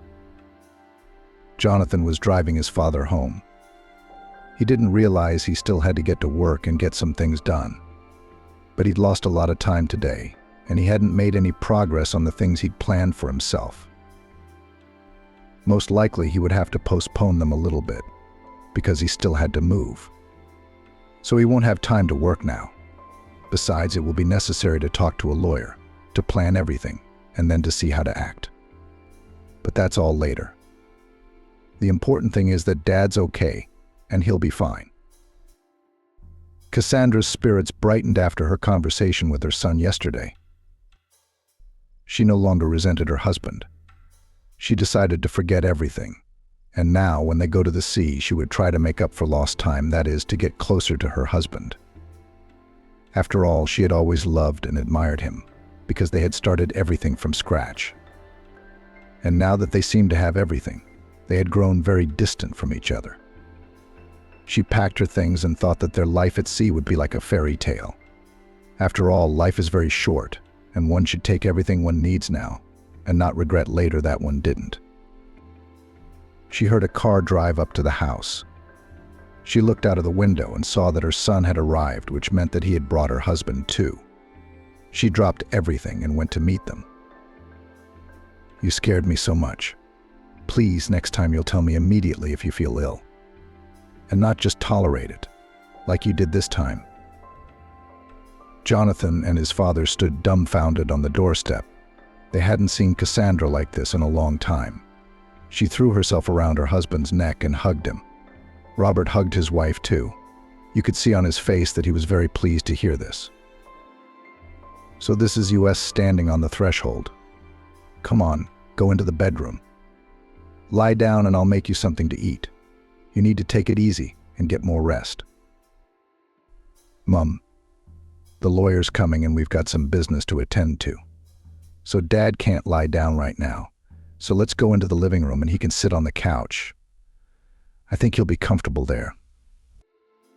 Here we go again, son. How many times? Mum, it's just a formality. You know, Dad's going to leave now, and I'll be running the company. So Dad needs to sign some papers now. It's necessary. All right, but when you've finally signed everything, Robert, you go straight to bed. I'll be right next to you because I've started packing for our trip. We'll talk about it. All right. Whatever you say, darling. What about you, Jonathan? When is Jennifer moving here? I'd like to see Richard, too. Last time I saw him was a month ago when he came to the company. His grandson's all grown up now. I didn't even recognize him. That's because we don't see each other much. And now that we're going away, we won't see them at all, Cassandra sighed. The men looked at her in surprise again. Why do you keep looking at me like that? I've already explained to you that I was very frightened when Robert went into hospital. I realized how fleeting life is, and we live it so miserably, so now it's going to be different. Right. I'll make you a cup of tea, and I'll get on with my packing. I won't disturb you. When Cassandra had gone, Jonathan turned to his father and said, You know, Dad, I think your illness has come at just the right time. Look what Mum's become. Maybe you should have been sick like this 10 years ago, don't you think? I think I should have been sick all the time. And maybe life went differently. They laughed and joked about it until the lawyer arrived. Only then did they settle down and get down to business. Jennifer, of course, really wanted to live in this house, but now it would be very difficult for her to get to the city. Naturally, traveling by taxi would be expensive, and Jonathan would start asking her where she went every day. So she'll have to ask him to buy her a car, and that would be a way out. Yeah, and then we could invite Oliver here too. I mean, she's going to need to hire staff. So she'll fire the gardener and hire Oliver. Then she wouldn't have to go anywhere, and they'd be together all the time. Which probably won't work, 'cause he won't go for it. He had a sick mother, but she'd have to talk to him and see what he had to say. She immediately dialed his number and told him that they needed to meet urgently. She drove to the flat she had been renting for a few months now. At first they met in hotels, but she was not satisfied with that because she was afraid of meeting people she knew, and then she asked her husband for money. She rented a flat and now they only met there. Oliver was already waiting for her there. She was always surprised at how fast he came because she herself had just taken a taxi and swore at the traffic. Well, it's a good thing you're already here because I thought you were late too, Jennifer said. I was lucky. I was just in the neighborhood buying my mother's medication. So you don't have to worry. So what? Did you buy it? Show me. At least I'll see what it looks like. Alas, I didn't buy it. The pharmacist said she wouldn't have it until tomorrow. So I'll have to drive here tomorrow as well. But that's all right. The important thing is that I can see you. So my day wasn't wasted. Listen, I've got news for you. Really, I don't know how you're reacting to it because I understand you have a sick mom, Jennifer said. Jennifer, you're going to scare me. Tell me already what happened. Oh, don't worry so much, honey, it's nothing. It's just that my father-in-law and mother-in-law are going to the seaside and probably for good. They've got a fancy house there. And since my father-in-law just got out of the hospital, you understand, they will live there permanently. So, we're moving into their house. It's just outside of town. The house, of course, is just beautiful. It's every woman's dream to live in such a house. But there's one thing, it's very far from the city. I don't think I'll be able to take a taxi to our meetings. And I don't think you'd want to spend a lot of money either. So I don't know what to do now. Wait, Jennifer, are you saying we're not going to see you anymore? Well, that's not right. That's not the way it's supposed to be. I've only got a ray of sunshine glimmering ahead of me. And now you're leaving me. What am I going to do without you? Oliver asked excitedly. I'm not leaving you. You misunderstand me. On the contrary, I think I found a way out. Only I don't know whether you'll agree to my proposal or not. I understand. You have a sick mom you can't leave alone. But before you say no, think carefully, okay? Well, tell me already. Don't keep me in suspense. What's on your mind? I've thought of this. My mother-in-law is leaving, and that means I can change all the staff that work there to my liking. I don't get it. What staff works there? I've just told you it's not a cottage, it's a fairy tale. There's a lot of land around it, and the house is quite large. Naturally, there are people working there. Besides, my father-in-law and my husband can afford it. Well, what do I have to do there? I'll fire the gardener and hire you. You'll live there and get a salary. And of course you'll meet me. How does that sound? But you can't leave your mom. Yeah, look, it's all solvable. I'll hire a carer. I've got the money, so it won't be a problem. Besides, from what I understand, you said I'd get a salary. So I'll have enough for a carer and my medication. I agree. Beloved, I'm so glad you agreed, because I was really worried that we wouldn't be able to see you often. You've thought of everything perfectly, and I'm happy again now. You have no idea how much I love you. When do I start my gardening duties? Hang on. We'll be moving there one of these days. Then I'll take care of the staff. And when it's ready, I'll call you straight away. Do you understand me? Jennifer asked. Yes. I'll look forward to the call, love. But now let's go to the bedroom because I missed you terribly, replied Jonathan. Jonathan sent the car out for his wife to load the things she would want to move now into their house. It became clear that his parents would probably stay at the sea. In fact, it would be better that way. His father would finally be able to do what he loved, and the local air would make him healthier. Jonathan was glad that everything had worked out with his father and that things were better with his mother. Cassandra had really changed. She never left her husband's side, and she acted as if she had been a loving and faithful wife all her life. She could see that Robert was coming around to her, so she tried to please him even more. Jonathan liked the way his parents treated each other now. He wished Jennifer would treat him that way too, because they hadn't talked much lately. But he'd come home from work and go to bed. He'd get up in the morning and go to work again. Everything was fine, it suited him. But he wished that his wife would at least sometimes meet him from work, and they would talk at least a little bit. He could see that she was excited about the move. Jonathan knew how much his wife liked the house before, and now she must be happy that she was finally going to live in it. In fact, why wouldn't she be? Maybe he'll try to be home more often now. He and his wife will have tea in the garden and talk. They used to have a lot to talk about. Except something had changed. And he didn't think it was just him. And Jennifer must have changed too. But it'll get better. If things were good for his parents, they'd be good for him. He was sure of it. Vanessa walked home sadly. I don't know what to do now, Vanessa thought. She had always thought that she would dedicate her life to sports. She had been going to karate since she was a kid, and she even had medals. But an injury ruined everything, and the coach told her that she had nothing to do in sports. At first, she was very upset, but her friend Sharon offered her a job. And when she told her how much she would get, Vanessa accepted. Besides, she wanted to enter the institute with constant training and traveling to competitions. That was out of the question. And now, when she was thrown out, she could think about studying. But things didn't work out the way she thought they would.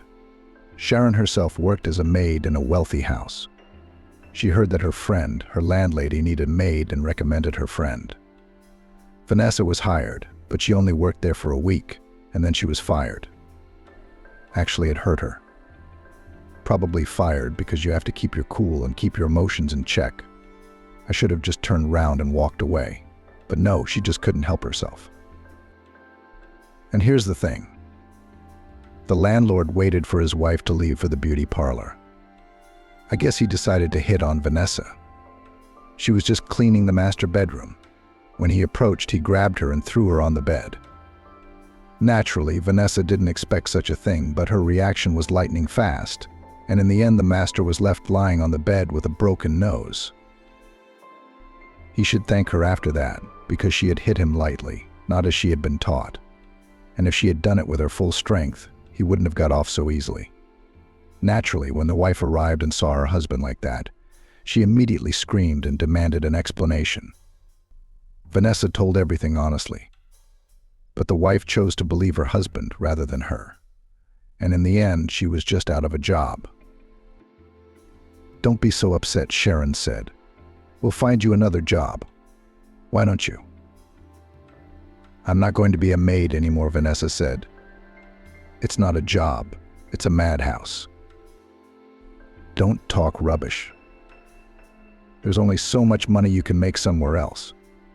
And you still want to go to school. Although I don't understand why you want to do that. You're already 23 years old. I think it's too late. No, it's not. Besides, are you going to be a maid your whole life? No, I don't want to spend my life cleaning up other people's messes. I need a profession. You don't understand anything about life. Do you think I want to work like that? No, I want to get married and have my house cleaned. Now I get it. Where can I meet a man like that? Only by hanging out with rich people. And the only way is to get a job with them. You think a rich man would look at a cleaning lady? I'm begging you, Sharon, just get your head back on straight. This isn't a fairy tale, this is life. Nowadays, rich men are trying to marry girls who are more simple. Do you understand? Because these girls who go to salons and make themselves beautiful, they only ask for money and nothing else. And you don't want to marry a man like that? You want to marry a man like that? Don't you understand? He doesn't know that. He'll take pity on me and marry me. And I won't be impudent.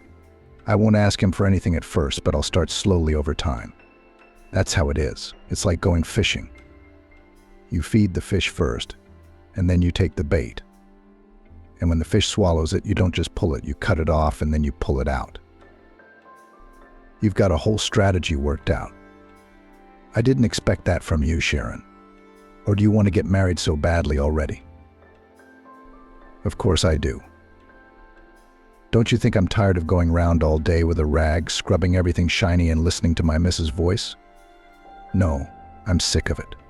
But I put up with it, because I'm going after what I want. And I'm on my way to my goal. But first I have to get in. I've learned everything, and I need money. The time is passing. The time for admission is approaching. And I still don't have any money, Vanessa said. That's all. Don't worry, I'll find you another job, Sharon said. You see, I've already made some connections, so just wait a little while. And soon you'll be back in a well-paid job. But please, next time, just walk away and don't hit anyone. Remember, you're there to save money. Got it? Yeah, I get it. But I didn't expect him to attack me like that. It was a reaction. He looks like a decent bloke. And he tiptoes around his wife. As soon as she walks out the door, he starts groping the girls who work there. I guess it was my turn. Only he attacked the wrong one. So I hit him back. So much so that I lost my job. Vanessa, I'm warning you not to do that next time. No matter how much you want to hit, keep your temper in check and think that it won't last long and that you'll soon get out of this and go to school.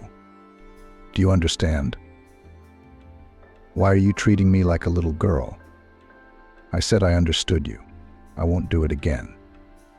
And I'll try to avoid men so I don't get into trouble again. Good girl. Let that be a lesson to you.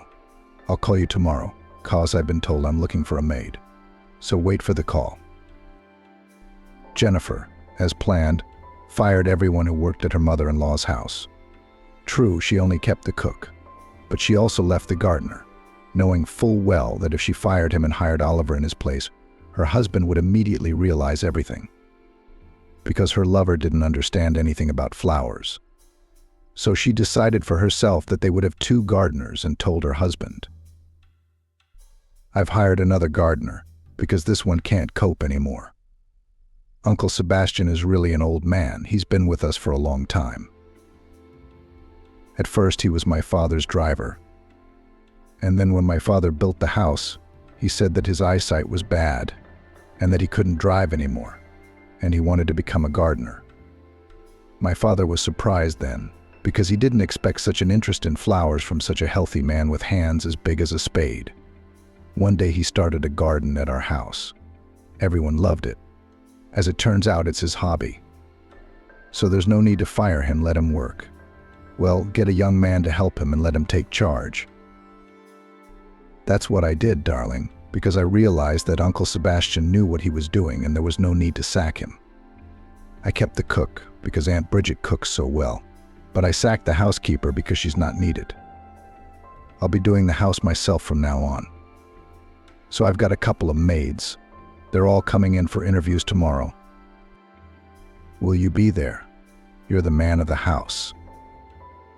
Well, you're the lady of the house. So I think you'll be fine on your own. I have enough to do at work. Jonathan liked to see his wife like this lately. She was very happy and talked to him all the time. But it was about nothing, but he liked it. He had already decided that things would finally get better for them too, and they would be happy. Vanessa looked at herself meticulously in the mirror and was pleased. She fixed a stray strand of hair, tucked it behind her ear, and put some lipstick on her lips. She took her bag and went to the meeting. The journey, as it turned out, was quite far. She had to change buses to get to the cottage village, and she had to walk another half-kilometer or so. Yes, getting here wasn't going to be easy. But as Sharon said, they take staff with accommodation.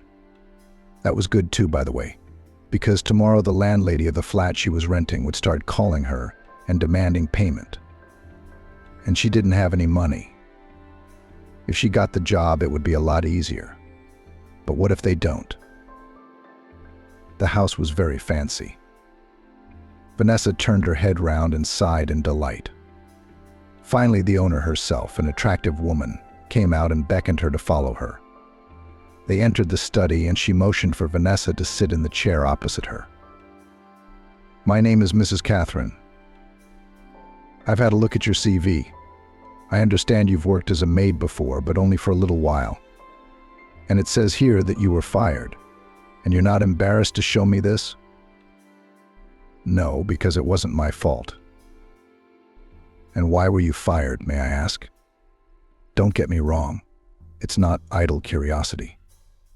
I need to know who I'm hiring. I'll tell you. It's just that the landlord's a bit of a loose cannon. All the girls were silent, but I couldn't take it anymore, and I fought back. As you've read on my CV, I'm an athlete and I can stand up for myself. That's why they kicked me out. Oh, I see. And you know you're accepted. I like your candor and how you feel about how married men behave. Come on, I'll show you your room where you'll live. You'll get your salary here twice a month, an advance in the middle and your salary at the end of the month. Does that suit you? Yes, very much so. Because when I was traveling here and I thought that most likely all my salary will be spent only on taxes, I understand everything. We do live a bit far from the city. Here's a room, but you won't be living here alone. There'll be another maid living with you. If I'll have her, of course.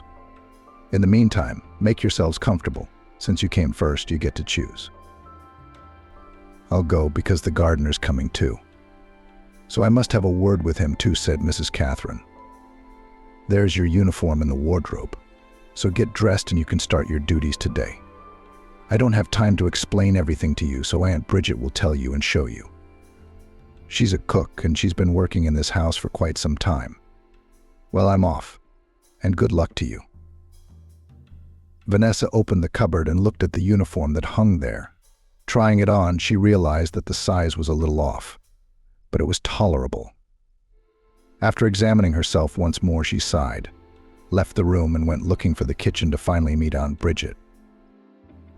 Soon the kitchen was found, and the ruddy Aunt Bridget, recognizing Vanessa as the new maid, sat her down to tea. "I'll show you round in a moment. First, let's have tea and get to know each other," she said. "I've been working here a long time. Cassandra hired me. And this Mrs. Catherine, who's the landlady now, is their daughter-in-law. The owners are away at sea. The landlord got ill, went into hospital, and was advised to change the climate. So they left. Now their son lives with his wife and son. As soon as she came, she started to set her own rules, to fire everyone. She left only me and the gardener. Yes, and she told me that the gardener was coming to work here. She's right, Sebastian can't cope anymore and needs a helper. Although I think Sebastian knows his job very well. But as they say, the boss is the boss. It's a shame she sacked Lucy. She used to be the housekeeper, and everything was top-notch when she was here. And now I don't know what's going to happen. Don't worry, it'll be fine. Their son, Richard, lives here too. He's not a bad kid. He's 16 years old, but he's showing character. You should hear the way he talks to his mom." Aunt Bridget continued. "But what do I care? I'm on my own here and they're on their own there. But I think you'll get along with everyone here. You're a bright girl, I can see that. What's it to me? It's my job to keep the house clean, that's all. How they live there and what they do is none of my business," said Vanessa. "That's right," agreed Aunt Bridget. "Because they don't like it when you meddle in their business. So it's better to just mind your own business and stay out of it." "That's what I think," Vanessa nodded. "My landlady told me you'd show me around and tell me everything, so I came to you." "What a clever girl," the cook grumbled. "So she can fire and hire, but I can do all the work. As if I have nothing else to do. I understand everything, I know my job. Just tell me where their storeroom is, where they keep all the cleaning products, buckets, rags, and so on. I'll figure it out. I've been a maid before." "That's a good girl," said Aunt Bridget. "You'll come out of the kitchen, turn left, and you'll see a door. It's just under the stairs, and that's where everything is. So you can find it yourself. And once I find it, I'll get started. It's a big house, so I'll have a lot of work to do," Vanessa said. "I've already realized that you're not afraid of work, so you'll be fine," the cook nodded. Vanessa left the kitchen and went in search of the pantry. On her way out, she bumped into a boy of about 16. So this is the Richard Aunt Bridget told her about, she thought. "What are you looking at? Haven't you seen people?" He mumbled and walked into the kitchen. Yeah, the kid's obviously pissed off at someone, Vanessa thought, and moved on so she could get to work. She saw Richard a few more times, only the boy paid no attention to her. He was busy with his thoughts. In fact, Vanessa didn't care about him either. The only thing that caught her eye was that he was very much preoccupied with something, like he had some problem he couldn't solve. Jennifer led Oliver out into the garden and looked round and threw herself at him with a kiss. "Are you out of your mind?" Oliver pushed her away, looking around cowardly. "What if someone sees us?" "Who's going to see us?" Jennifer objected. "The gardener's in the garden, the cook's in the kitchen, and the maid's cleaning the house. The son never leaves his room. So it's just you and me. I checked, we can't be seen from the window of the house. You see how the climbing rose is blocking everything. So it's like we're behind a screen. Anyway, Jennifer, please, just control yourself, Oliver said. Listen, this house is really great. Were you telling me the truth? I didn't believe it at first, to be honest. I thought you were exaggerating. But now I see that your husband is very rich. That's wonderful. Darling, what do you mean? Jennifer asked. That I'm going to work here and be near you. And where am I going to live? Come on, I'll show you a room. But you won't be living in the house. There's an outhouse in the backyard. That's where you'll live. You know, but it's very cozy. I think you'll like it. I won't be able to visit you there, but I promise I'll think of something. You believe me, don't you? Of course I do, love, Oliver assured me. I think you'll think of something and we'll be together. You don't know how much I'd like to be with you always, to have a home like this, to be happy. Have you never thought about it? I have, Jennifer answered. Only we won't have a home like that with you if I divorce my husband. Sure, he'll give me money in the divorce, but that's a drop in the ocean compared to all this. So I'm not going to get divorced yet, Jennifer said. Besides, you and I are good enough, aren't we? Of course we are, Oliver said. But you have no idea how hard it is for me to share you with another man. If you say so. If there's nothing we can do, then we'll just keep seeing each other like this. Don't worry, I'll think of something. You know me. You see how I've planned everything cleverly, and now you'll be with me all the time, and we'll help your mother cure at last. And I think it's going to get even better from here. Shall we go to my place? There's no one in the house. The maid's in the kitchen, Bridget's helping, and you and I can go to my bedroom in peace. And I've missed you so much all these days. Well, what are you standing there for? Are we going or not? I'm sorry, darling, but I feel kind of awkward, Oliver replied. Come on, I'll get used to it, because you see, I'll be twitching all the time, thinking that your husband could come home at any moment. And I don't want to hide from him in the wardrobe. Okay, you're right. We'll wait a little while to get used to the situation, and then we'll see, Jennifer agreed with a sigh.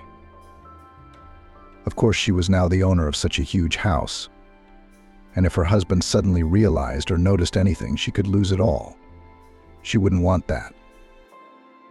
Jonathan came home from work early. He walked into the kitchen and saw a young girl and a young boy there. They were already eating dinner.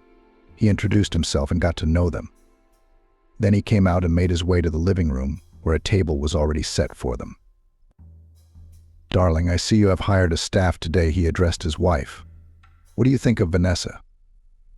She seems to be a quick girl. She managed to do everything. So I don't think I'm going to hire a second maid. She's doing just fine on her own. And the gardener seems to be doing a good job. So it's all right, Jonathan answered. How about you? How are you doing at work? Since when did you become interested in my work? Jennifer was surprised. It doesn't sound like you. Well, I was just asking, and I thought you were going to tell me. I was just curious. Besides, what else are we going to talk about? Not my soap operas. Where's our son? Why didn't he come out for dinner? He's in a bad mood again. I guess he had a fight with the kids at school. He's been walking around all day puffed up like a turkey. I asked him to come to the table, but he said he didn't want to eat and that he'd go to bed early. I should go round and see what his problem is. I haven't seen him in a while. And you don't tell me anything about him. Do you even ask him how he's doing at school?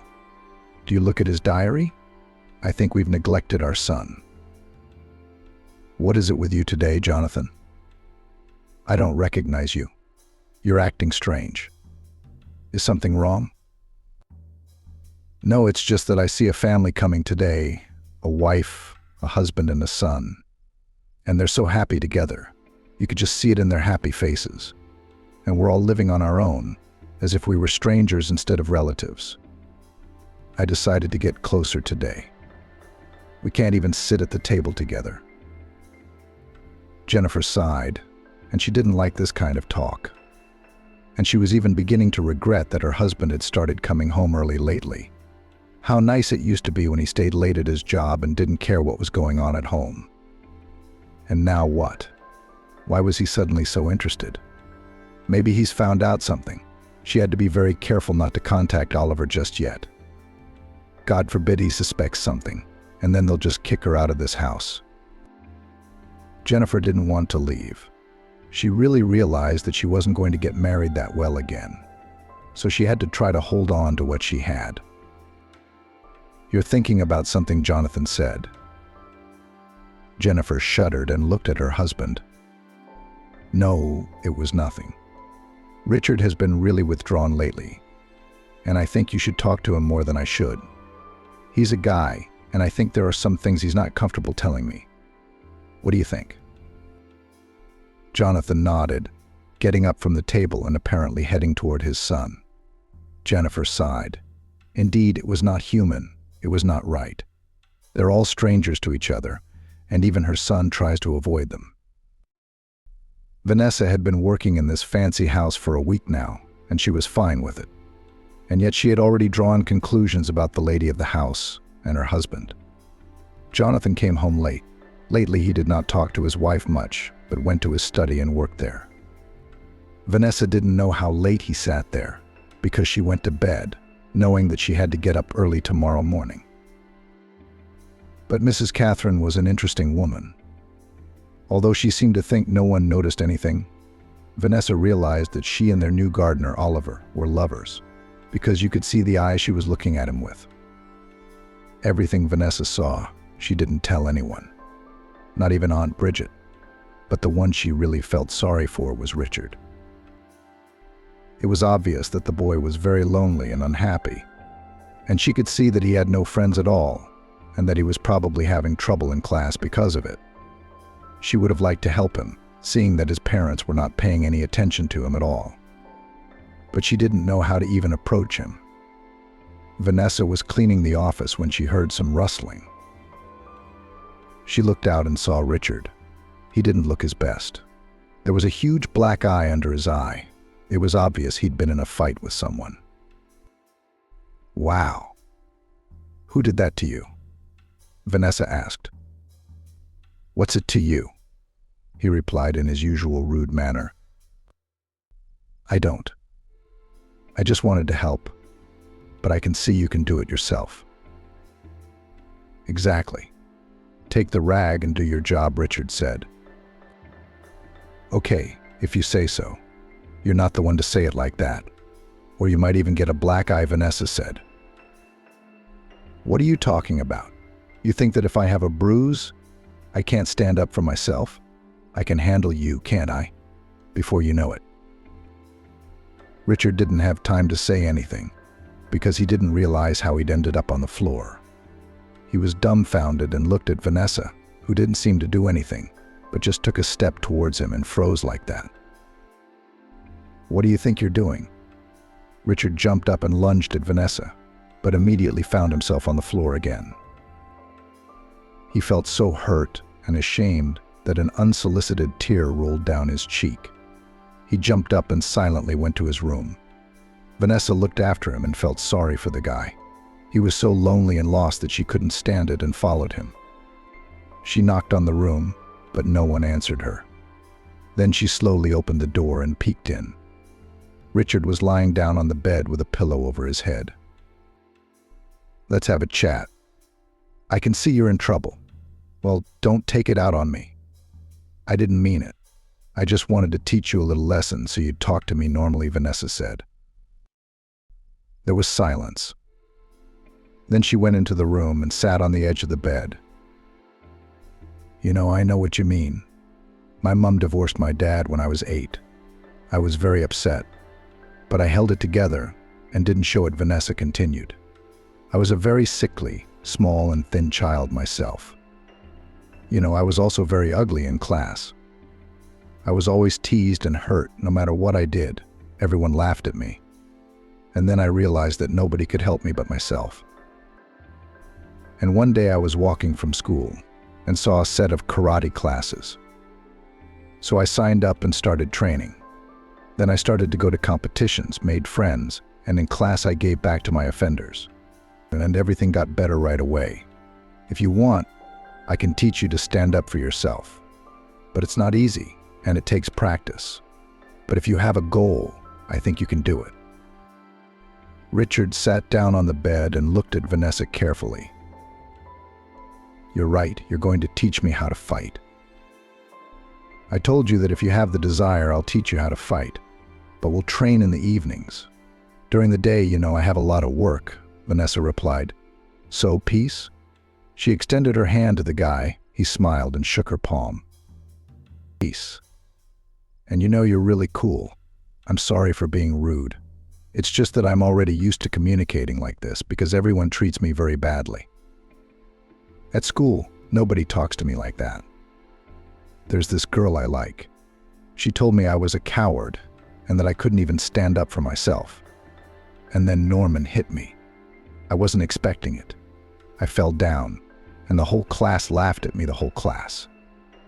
Do you know how hurtful that was? I know exactly. I told you I had the same thing happen in my class. There's one thing I can't understand. Your parents are rich, they have money. Why didn't they enroll you in something so you could learn how to fight? And to be honest, sport never hurt anybody. My parents just don't care about me, Richard continued. My dad's all about work. He's just like my granddad, only his illness stopped him. It was only then that he realized that there was more to life than work. I guess my father's the only thing that can stop him is the hospital. And my mother is a short-sighted woman. She thinks that if she brings home a lover, no one can see it. But I realized it all at once. Dad's the only one who can't see it. You guessed that Oliver didn't just turn up here, didn't you? Richard asked. It's none of my business, Richard. Because I just work here. And I can't pry, Vanessa said. I understand, I'm just telling you. It's a shame for my father, though he doesn't pay much attention to us, but he does his best for us, to make us live well. And she brought another man here, and she's going to pay his salary too. I'm disgusted by it. It makes me even more stressed out, and I don't want to see my parents. Richard, I think the first thing you need to think about right now is yourself, and your parents will figure it out without you. You'll see, if you and I have noticed it, your father will realize it soon enough. It's none of our business how they deal with it. It was a delightful morning. Birds were singing in the garden, and the scent of flowers was wafting through the air. Oliver sat in the pergola and drank his morning coffee. How good he felt. Life was wonderful, except for the fact that Jennifer had gone off the rails. She followed him everywhere, and he was getting tired of it. Besides, he really liked that girl, the new maid. She was so beautiful, and her figure was driving him crazy. He tried to get close to her a couple of times, but Jennifer appeared out of nowhere, as if she were watching him. But for now, he was fine with it. As he settled into the house, he began to notice that this family didn't keep track of things at all. They could just leave a watch on the table. Or, for example, Jennifer had taken off her gold earrings and left them in the hallway by the mirror. And Oliver didn't like things lying around like that. So naturally, he took them for himself. Well, if people treated them that way, why couldn't he take advantage of it? Besides, he didn't think he was doing anything wrong. This was his compensation. After all, sleeping with a woman he didn't love was a punishment. He turned round and saw Vanessa, who got up very early and did gymnastics in the garden every day. It was only later, though, that he realized it was something else. She was doing some kind of exercise. He had seen it in a film once and realized she was doing some kind of martial arts. Yes, the girl is certainly very attractive. He's just crazy about her. Well, nothing. Now he will save up a little money and offer her to go away with him. To be honest, he'd had enough of Jennifer. She was stupid and naive. He didn't like that kind of woman. He told her all kinds of nonsense, and she always believed him, felt sorry for him, and gave him money. In fact, everything suited him, but he'd long ago grown cold to her. And he never liked her. It was just entertainment. Vanessa, on the other hand, really got him. But nothing, he'll be able to buy a flat and then a car. And then he'd get Vanessa out of here and they'd live together. He couldn't stand it any longer. He stood up, looked around to make sure no one was around, and walked towards her. "Good morning, it's a beautiful day, isn't it?" Vanessa nodded silently, not interrupting her exercise. "And I'm amazed at people like you, because I've never had the fortitude to exercise in the morning. But I go to the health club once a week, and I think I'm good enough." Vanessa didn't react in any way to his words. She continued to work out, and he wanted to talk to her, but once again nothing happened. As usual, Jennifer appeared out of nowhere. She grabbed Oliver's arm and whispered, "What are you doing here? I've been looking all over the garden for you. My husband's gone to work. Come on, let's go to my place, before anyone sees you. What are you looking at her for anyway? Do you like her?" At that moment, Vanessa finished her exercises, said a polite hello, wished her a good day, turned and left. Oliver glanced at her, then turned to Jennifer and asked angrily, "Are you out of your mind? Do you want everyone to realize what we have going on? You think that you just walked up to me like that and no one would notice? We weren't the only ones here, so stop acting like this." "You mean the girl? She's stupid, she didn't realize. Besides, you saw her practicing with concentration. I've never understood people who exercise in the morning. It's rubbish." Oliver looked at Jennifer squeamishly, then said, "You know, I need to help Uncle Sebastian today. He asked me to. So I'm sorry, I can't go with you because I promised." "Okay, I'll see you later. Now I gotta go."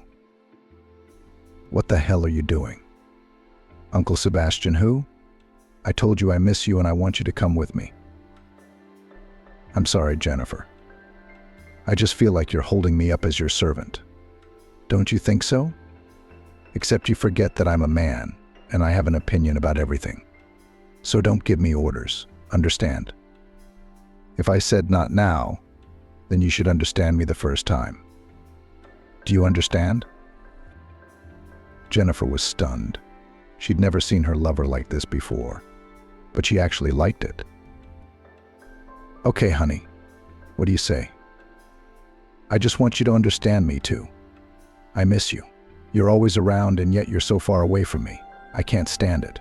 So try to control yourself because your behavior will ruin not only me, but yourself as well. Believe me, if your husband finds out about your antics, he won't forgive you for it." Oliver turned and walked away. Jennifer went to the gazebo, sat down and thought. She had really lost her head. What had been going on with her lately, she didn't understand. She couldn't imagine herself without Oliver. The sight of her husband made her sick. Apparently she'd never loved Jonathan. Just yesterday he'd hinted to her that he'd missed her and that he'd like to spend the evening with her. But she said she had a headache, that she didn't feel well, and immediately went to her room and quickly got into bed. She felt sick just at the thought of her husband touching her. Oliver, on the other hand, was different. She melted at the mere sight of him. And when he touched her, she almost fainted. He's right, of course. We have to be careful.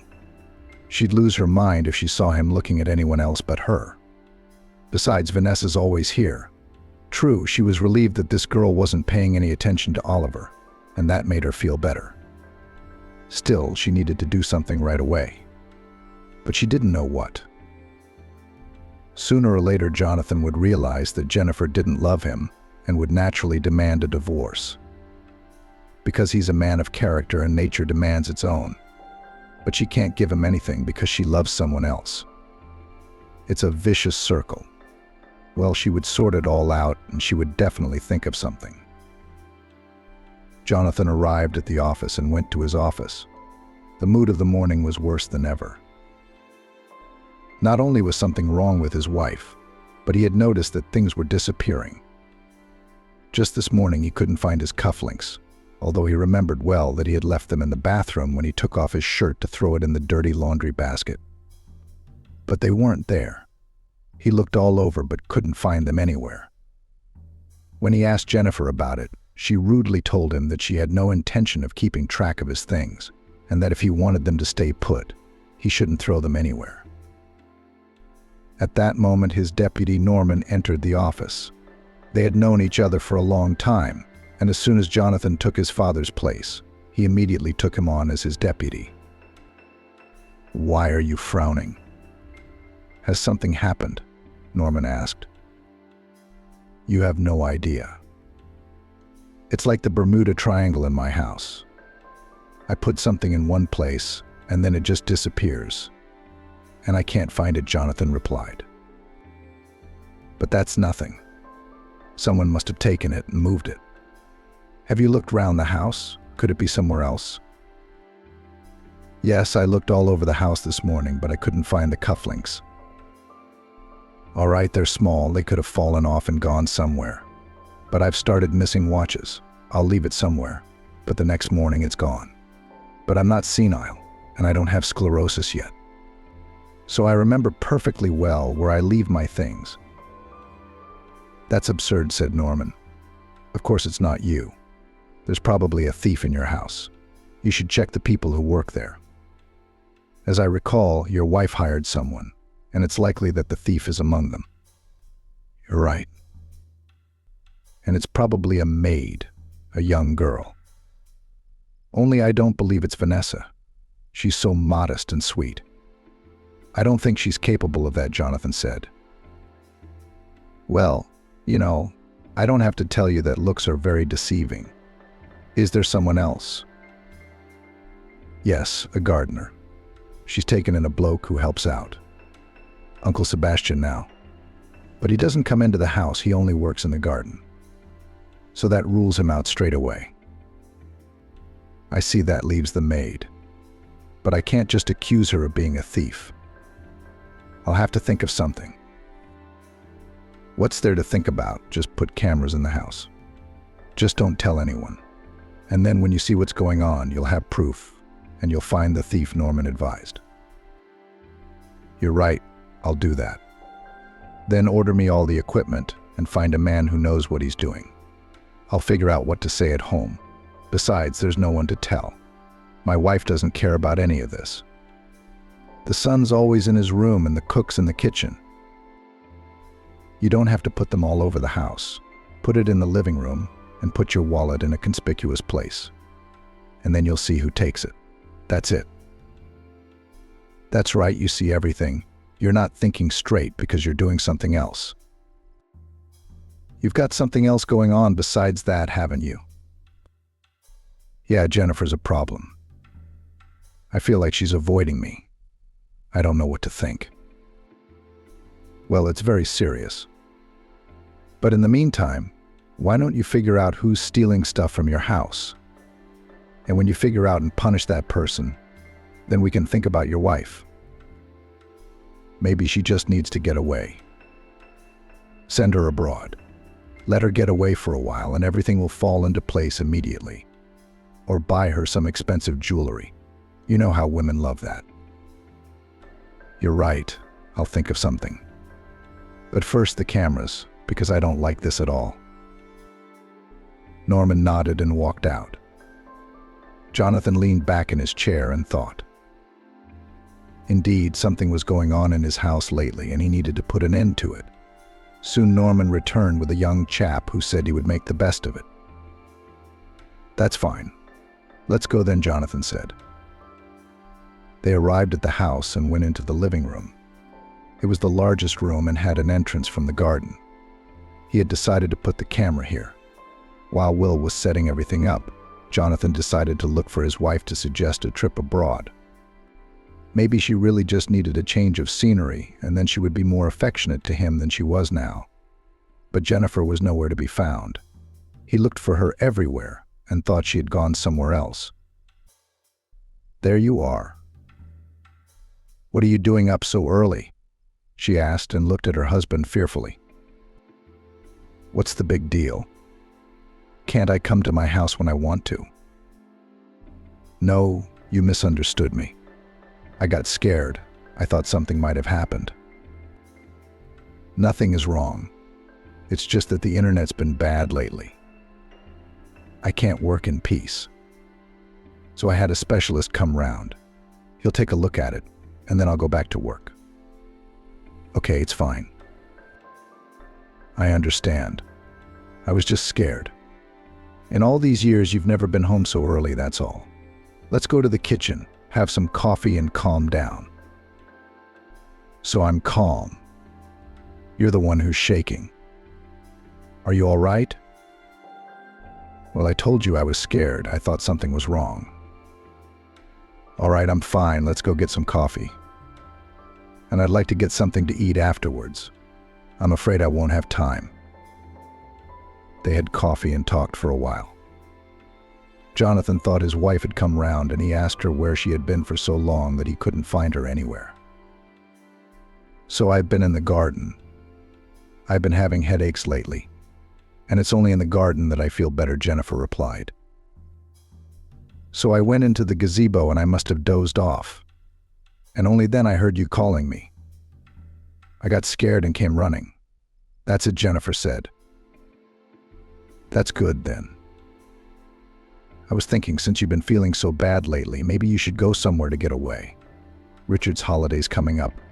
We could go away together. How would you feel about that? I think it's a great idea. I just need to think about it for a while because it's kind of sudden. So think about it. And tonight you'll tell me what you've thought. Okay, Jennifer nodded and took a breath. As soon as her husband asked where she had been, she was so afraid that she could hardly control herself. Soon Jonathan left, and she made her way to the bedroom and lay down on the bed. God, we almost got caught, so engrossed in each other that we didn't even hear my husband arrive. I got so scared I thought he'd realize from the look on my face and just kill me. But it was all right. My heart is still pounding really hard, though. I need to think of something to be ready in case my husband wants to come early again. He won't scare me like that again. I'll be ready for anything now. Now I had to get up and go find Oliver. He was pretty scared too, so she had to calm him down and talk to him about where they should meet. She found Oliver in his room in the outhouse. He was shaking with fear and didn't even answer the door right away. He was afraid she hadn't come alone. Are you a fool? Do you think I'd bring my husband here? What's wrong with you? Jennifer asked. He didn't understand anything. I said I dozed off in the garden and he believed me. Why did he even come here so early? What did he want? We've been having internet problems lately. So he brought a specialist, Jennifer replied. That's all. Were you that scared? Jennifer asked. I would never tell him. Even if he suspected something, I would deny it or make something up. But we'd better not see each other yet. I'm not feeling too good about this whole thing. I hope you don't either. I've calmed down a little, so I'm fine, Oliver said. You're right about us seeing each other. It's going to take a couple of days because, to be honest, I was pretty freaked out myself. But I'll figure out how to move forward. So don't worry. It's fine. And now you have to go. I have a lot of things to do around the house, Jennifer said. Are you kidding me? How can you have chores to do when they do everything for you? Well, you're wrong about that. For instance, I'm going into the kitchen now to draw up the menu for tonight so Bridget can make a nice dinner. All right, spare me your bartending. Just go. I need to lie down. I don't feel well. All right, sweetheart, you rest. I'll go inside. I need a distraction, too. I still have a lot of pounding in my chest. Jennifer turned and left. Oliver locked the door behind her and rushed to the wardrobe. He had some things in there that he'd been finding around the house lately and taking for himself. They needed to be stashed somewhere just in case. Of course, rich people don't even notice when they lose things, and that's just to his advantage. He'll sell it all. Well, not all of it, of course. He'll keep some of it for himself. Besides, he's got a serious amount of money saved up. After all, he didn't spend anything now. He ate, drank, didn't pay his rent. And he was getting paid for it too. "It's a wonderful life," said Norman. "We shouldn't be in a hurry to leave yet." Vanessa wouldn't go anywhere, and he could save up some more money. After all, most likely there will be no more such a good opportunity. And he would probably never find a more trustworthy person than Jennifer. Jonathan arrived at the office and called Robert again. "So everything has been established?" he asked. "And when I left the house, I left my purse in a conspicuous place." "Well done," Robert said. "I reckon a thief is bound to take the bait. From what I understand, you've lost more than one thing, so he's got a taste for it. That's fine. He feels he can get away with it now. So he's going to take the bait." "That's what I thought. And if it's Vanessa, I'm going to be very disappointed. I really liked that girl. Not only was she beautiful, but she was smart. I did a little research on her. And to be honest, I never would have thought she'd be the type. She's an athlete, she's been to the Olympics, she's even got medals. And I didn't think she was capable of something like that." "Well, maybe it wasn't her," Robert said. "Why suspect her in the first place? It's just that there's no one else. Bridget couldn't have done it. Besides, she's been working in this house a long time. And the only newcomer is Vanessa. And she's the only one who has access to all the rooms. But there's also the gardener," Jonathan said. "What's he got to do with it? I told you they don't go in the house. Their place of work is the garden. That's where they work. I've known Uncle Sebastian for a long time, too, and I have 100% confidence in him. So that makes it Vanessa. What will you do with her when you find out the truth?" "I don't know," Jonathan answered. "As far as I understand, she wants to study and she probably needs money for that. So she started stealing. She could have just asked me for it, and I would have given it to her. But since she did it her own way, she can give it back and get out of my house," Jonathan said. "Do you understand?" "You won't call the police?" Robert asked. "No, I think it would teach her a lesson. And if she doesn't, someone else probably will. If she doesn't stop, you know best. And you're right.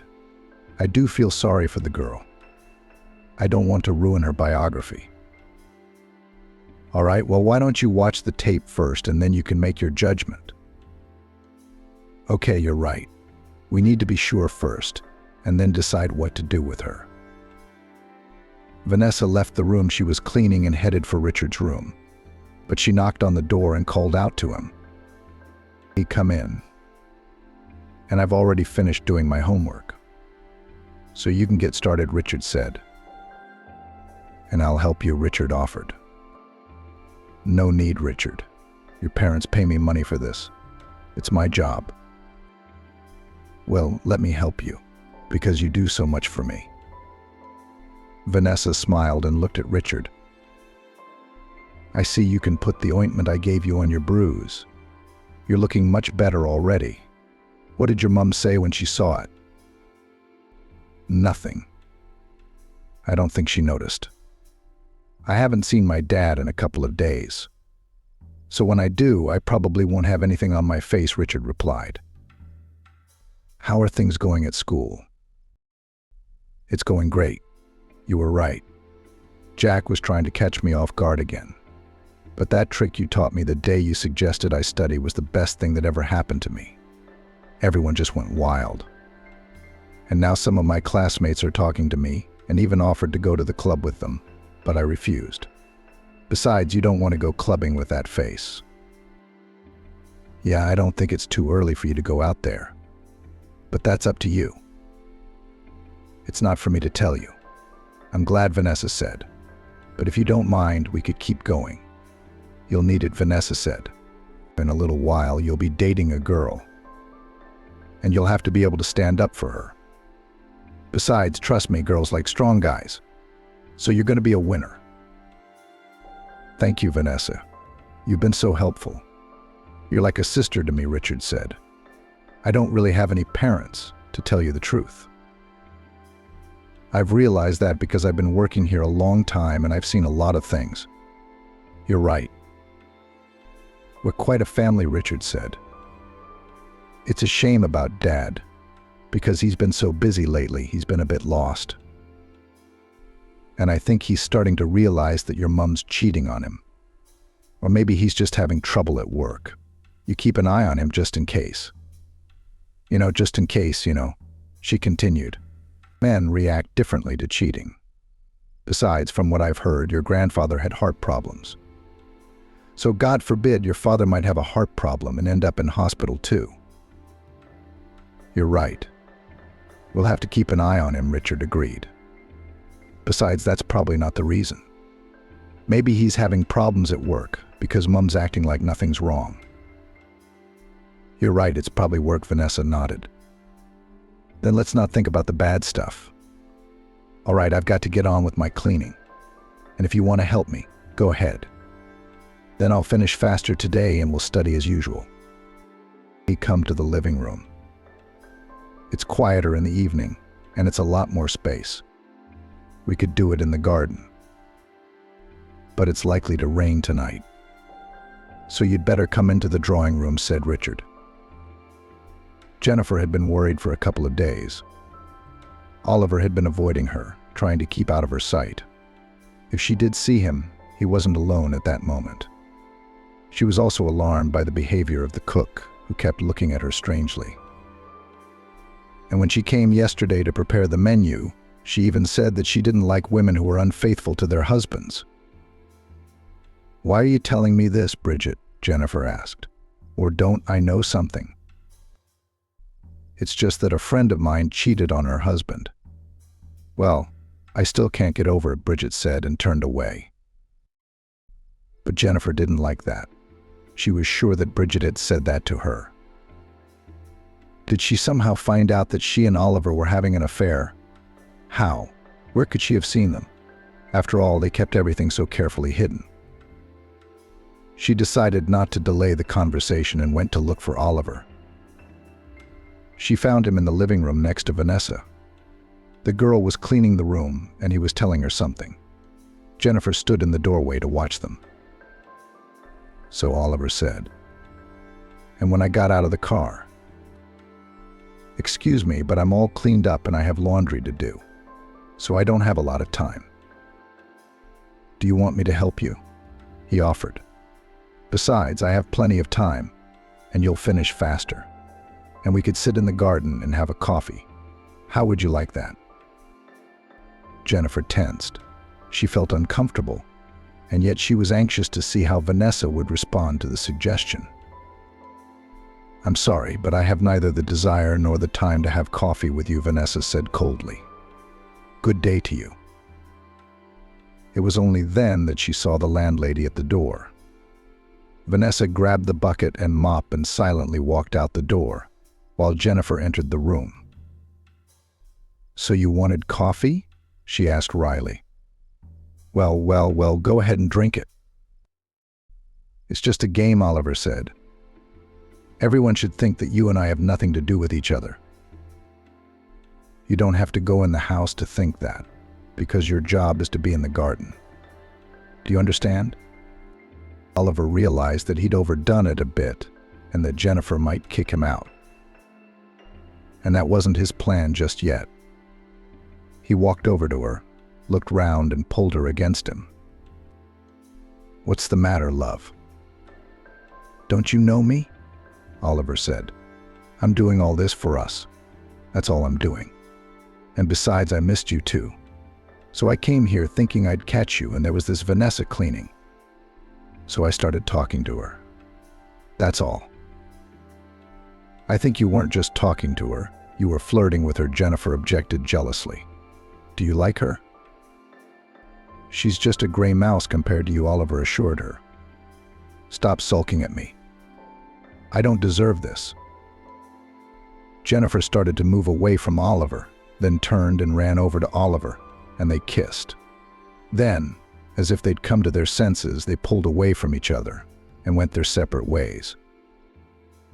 Jonathan decided to finish his business early and go home to see who was stealing things in his house. When he entered the house, he saw his wife, who greeted him and told him that she had not had dinner yet and that she was waiting for him.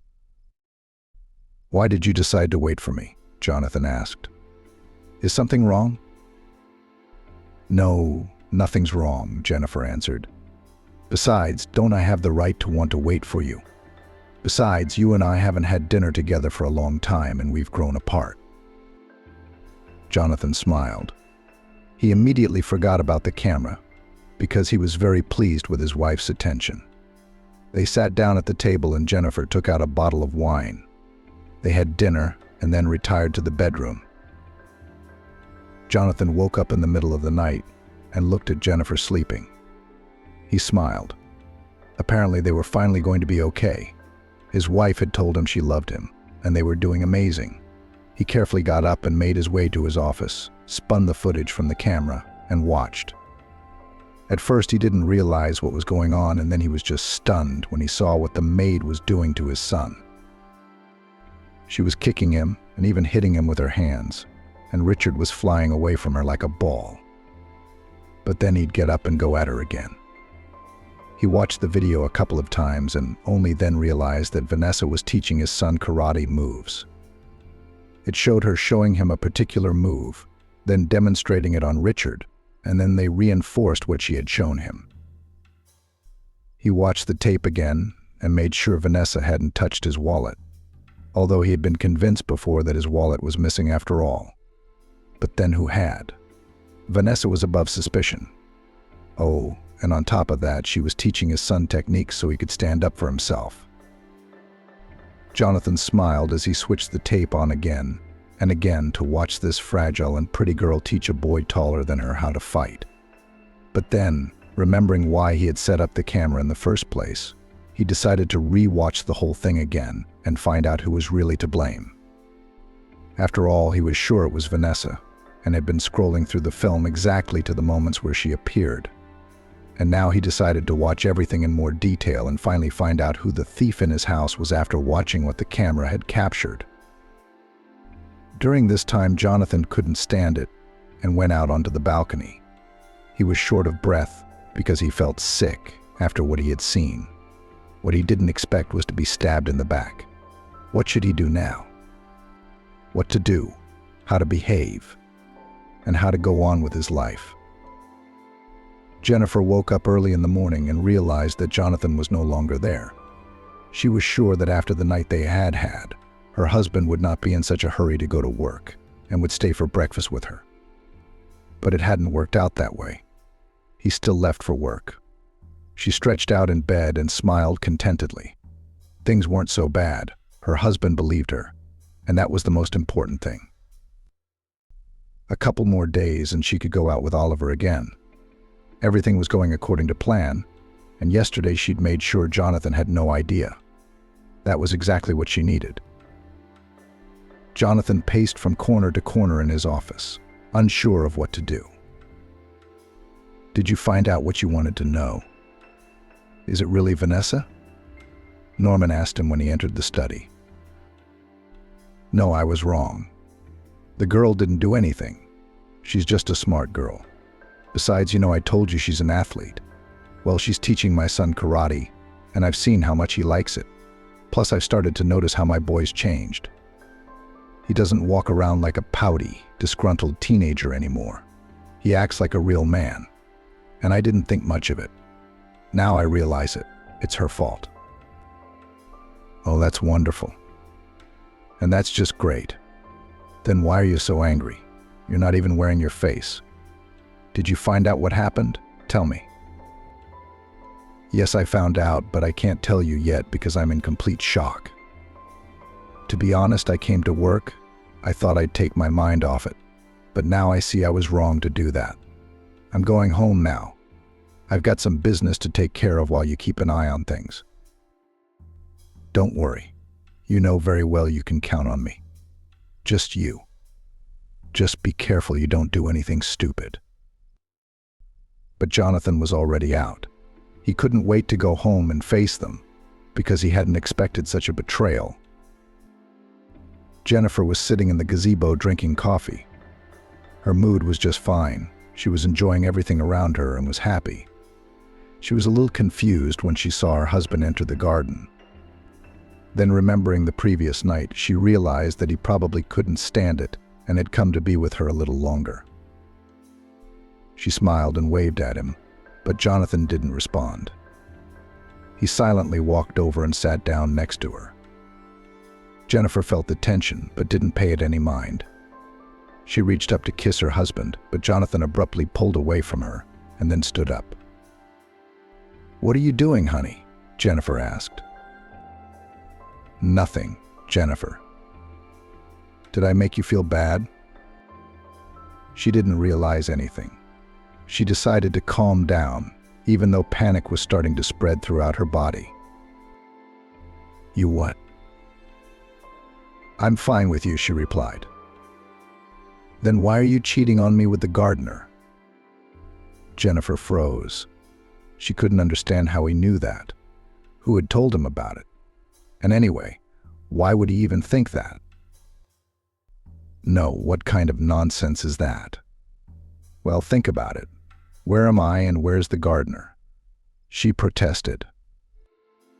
Then come on. I'll show you something. She had no choice but to follow him into his office. He switched on his laptop and showed her the tape. She understood. There was no point in denying it.